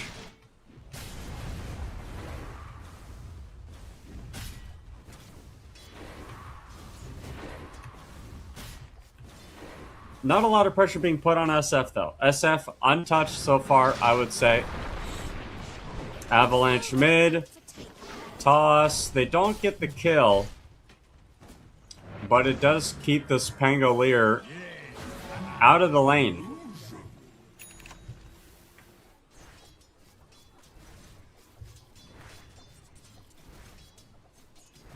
Just continue again. The lane's clearly a bigger emphasis, but Axe gonna get cut down here. They are TPing the techies. We'll get the blast off down on top of the Tusk and the kill as the tower ends up picking it up with the help of the blood grenade. Wyvern sneaking the Wisdom Shrine. However, Naive gets the other one, so Radiant are scanning. pretty quick Radiance coming up for Necro. On the flip side, Falcon Blade finished on SF. Kind of surprised he built Falcon Blade at all, to be honest. I feel like if I was in this game, I would just go straight treads into, like... He's going Mask of Madness. I don't like Mask of Madness into Axe. Necro. Really not a fan. Nice Battle Hunger to aggro the creeps over to him. But again, it's just like... I guess it helps your farming speed, but at the end of the day, you don't really need it. I mean, you're a friggin' Shadow Fiend. You can just do whatever you want. Swashbuckle will hit one blast off going in. They do get the Stampede down, but it doesn't quite get much going. They will pick up the kill on the techies. Tiny setting up with the Avalanche here and the Bushwhack to follow. They don't actually get the Bushwhack down. Instead, it's going to be down onto 2 on the flip side. Toss up into the air. They don't have enough burst to follow through. And Malaju stuck on the low ground, actually trying to walk forward. Avalanche will get the kill. Axe comes in. And Ethereal doesn't quite get the stun. The Swashbuckle missed. Axe is coming in. Dunkaroos. For Snack. Never mind, he doesn't find the angle, but that's okay. Trying to grab that Blade Mill. Just continued pressure here. And that both of these carries getting to those item timings.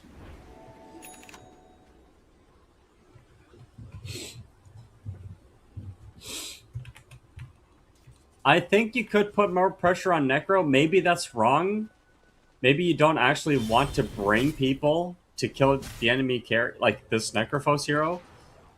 You could definitely kill Shadow Fiend, though. He's only got 1200 HP, 11 armor. He's got some amount of health that you have to burst through, but ultimately should be easy enough to do. Axe will have the damage as well to get that going.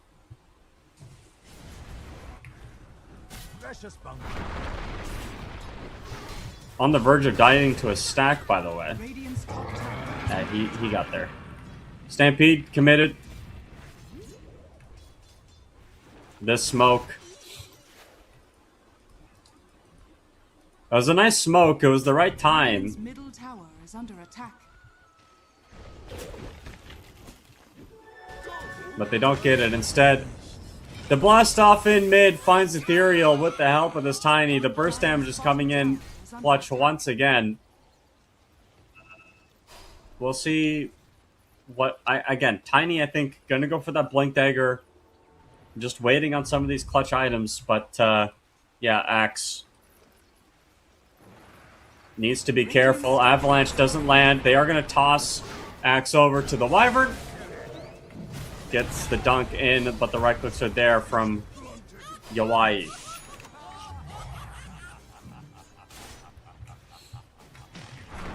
Blast off once again with the mines. Oh my gosh, they have the damage. They bring down Yawai. Ethereal came in with the TP a little bit too late. Doesn't even have the Diffusal Blade. So what are you going to do to dissuade anyone from casting spells, my friend?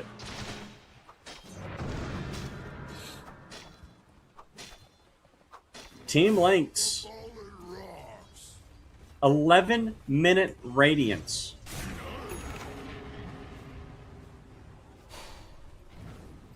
On Necrophos. This guy is farmed. Capital Farmeed. So much money pouring from his pore.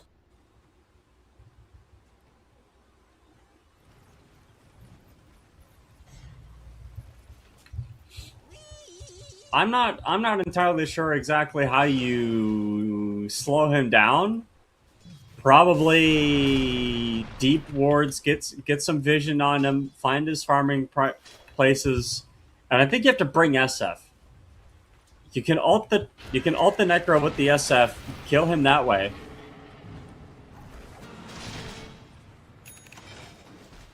But the SF dying Top tower is under attack. Dire's has solidified LYNX's position. Blast off coming in on top of the SF, stunned up, 1 mine, 2 mine.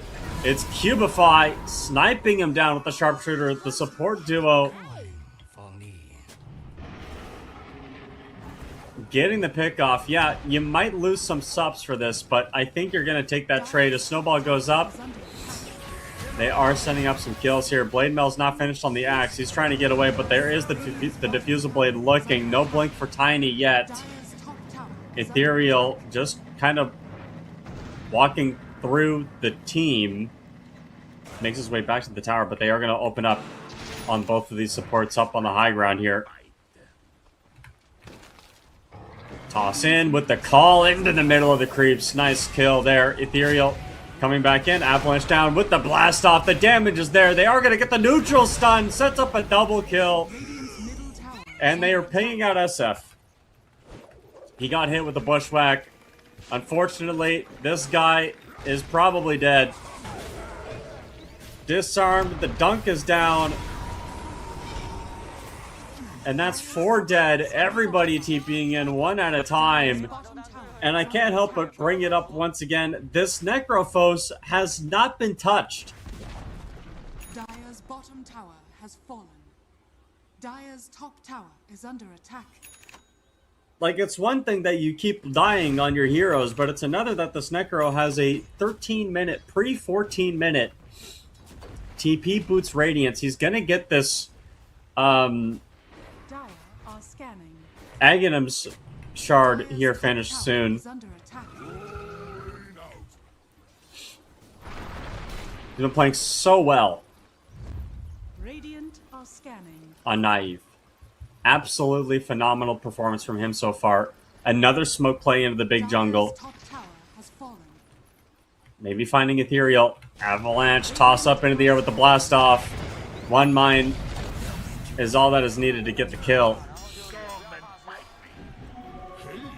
And now they get the blood grenade down. There's a haste here. Necro's come up as well. They are going to get the Reaper Sight down, and it's a double kill for Naive. So not only is he the most farmed hero on the map, but he just got a double. And he has gold for his Aghanim shard and everything else well before, and this poor Shadow Fiend getting chased down. Gets dunked on as well. Legenda is true. Quinn, you are absolutely right. This has been a legendary performance from LYNX. They are running the map and everything in it.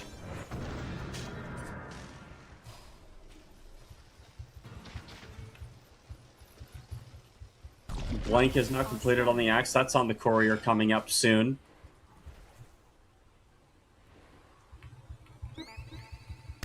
Tusk. Need some help, but they bring up Ethereal. Stun is down. They are going to get the Winter's Curse as well. A lot of spells being used for this Hoodwink. Axe wants to go in. He will find one, but again, they don't have much value here. Instead, it's going to be Ethereal tossed back into one mine. Blastoff is coming in. Will get the stun down, but kind of awkward to find this angle. The deny on the rune is there. Here comes the Necrophos, and that's going to be time to bail out. Blink call on to 2. Sets it all up easily. And here comes SF. Once again, caught. You just need to ulti to get away. Radiant's top tower is under attack. Trying to hide. He can't, though. And that's going to be a Reaper Scythe kill. Mega killing streak for Necrophos here. What are you going to buy? Heart? Radiant's bottom tower is under attack. I don't know.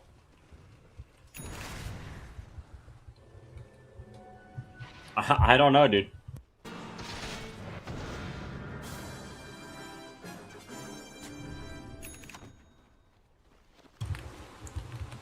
This Necro has like 800 GPM. What is this GPM?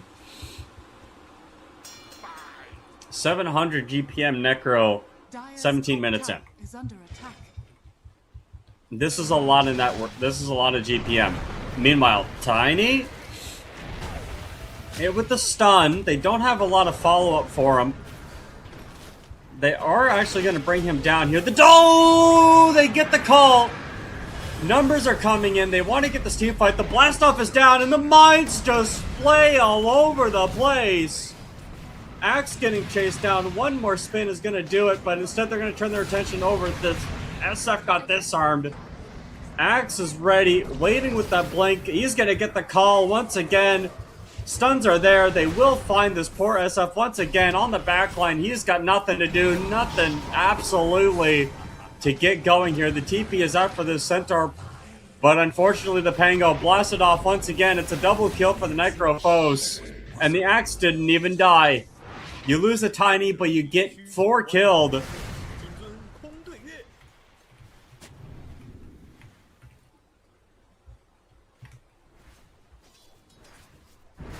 It's a battle, man. This game has been a brawl, continuous fighting, non-stop action. And it's just this Necro that keeps getting more and more ahead. The perfect neutral item as well. Just more damage over time with the Searing Signet. And anywhere you go. They're setting up with the toss back mid. Tiny. He's got this angle. You know he's got this angle. He wants it. He's going to find it. Blast off. That's a kill. Cracker. With an easy combo. Meanwhile, Necro feels emboldened, just walking forward. He's got 66 HP regen a second. Doesn't even have the heart. It's coming.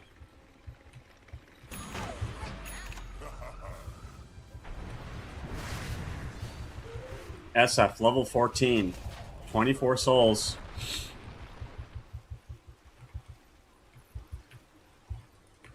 But again, dude, I don't know, man. This guy's got 2,300 HP. Like the heart at before 20 minutes. Something you're normally see on Centaur, but he doesn't have it. And they find an angle. Very nice pickoff on the Wyvern to start things off. Roll the getaway. Axe call on the right-hand side. Will end up finding this Tusk. That's a kill. Dire's middle tower. And there's no way to approach these team fights. Radiant structures are fortified. No way to approach the team fights. No way to get in. And it just keeps going from bad to worse as the... I mean, eventually the Reaper Scythe comes out. Dire's top tower is under attack. I don't know what much else there is to say. 14,000 net worth lead at this point for LYNX. Blink Call will find the SF once again, and the Blast Off as well. That is not going to do your SF many favors. That Cold Embrace will end up coming out, but they are not going to get the stun. Instead, Snowball Save coming out. The spin is going to get the job done, and the call once again does so much work. Avalanche toss! This freaking axe is unkillable, man! He doesn't care! Surrounded by 4, 5, 6, it doesn't matter, dude. He can't freaking die, man. Ethereal comes in. Finally, will the axe pay the price? No, dude, he can't die, man. This poor Pangolier. What are you supposed to do? GG is called. That's the answer. You can't even kill a friggin' axe at this point. What are you supposed to do? And tame LYNX. Radiant victory. They end the series in about 60 minutes time.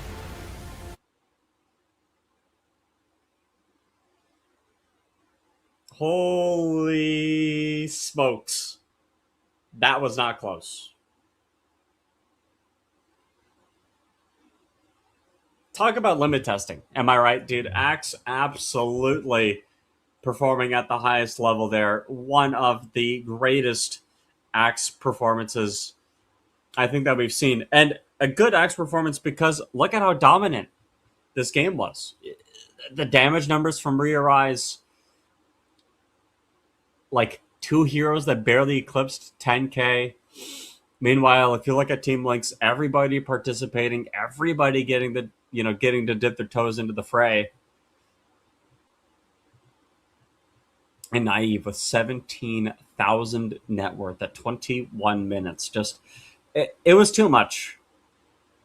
It was too much to deal with. RE.ARISE, I think you have to go with a new strategy. I don't know if first picking Yawai's hero is really the way you want to get things done. Obviously, you can see this game, he struggled a lot. Centaur did absolutely nothing. The Tusk did absolutely nothing. This is a hard game. RE.ARISE didn't really help their lanes out that much. LYNX doubled down. They got the pickoffs that they wanted to early on. And then Vladik was able to run away the game with the axe. I also think, really importantly, Molodula on the Tiny, again, showing off that this hero is really dangerous, did the most damage in the game, very powerful hero, but again, doesn't do as much, I think, unless the X is there to really set up a lot of those Avalanche toss combos. And obviously, as well, the Techies was there for Tiny's tossbacks as well. Nice play. Team LYNX end up winning this series 2-0. The string of 2-0s continues. Will it continue? We have another series coming up in quite a bit. That's going to be Destiny versus FTS, the last series of the day. We've had a lot of EPL here at the Masters, but we're going to have some more after this break.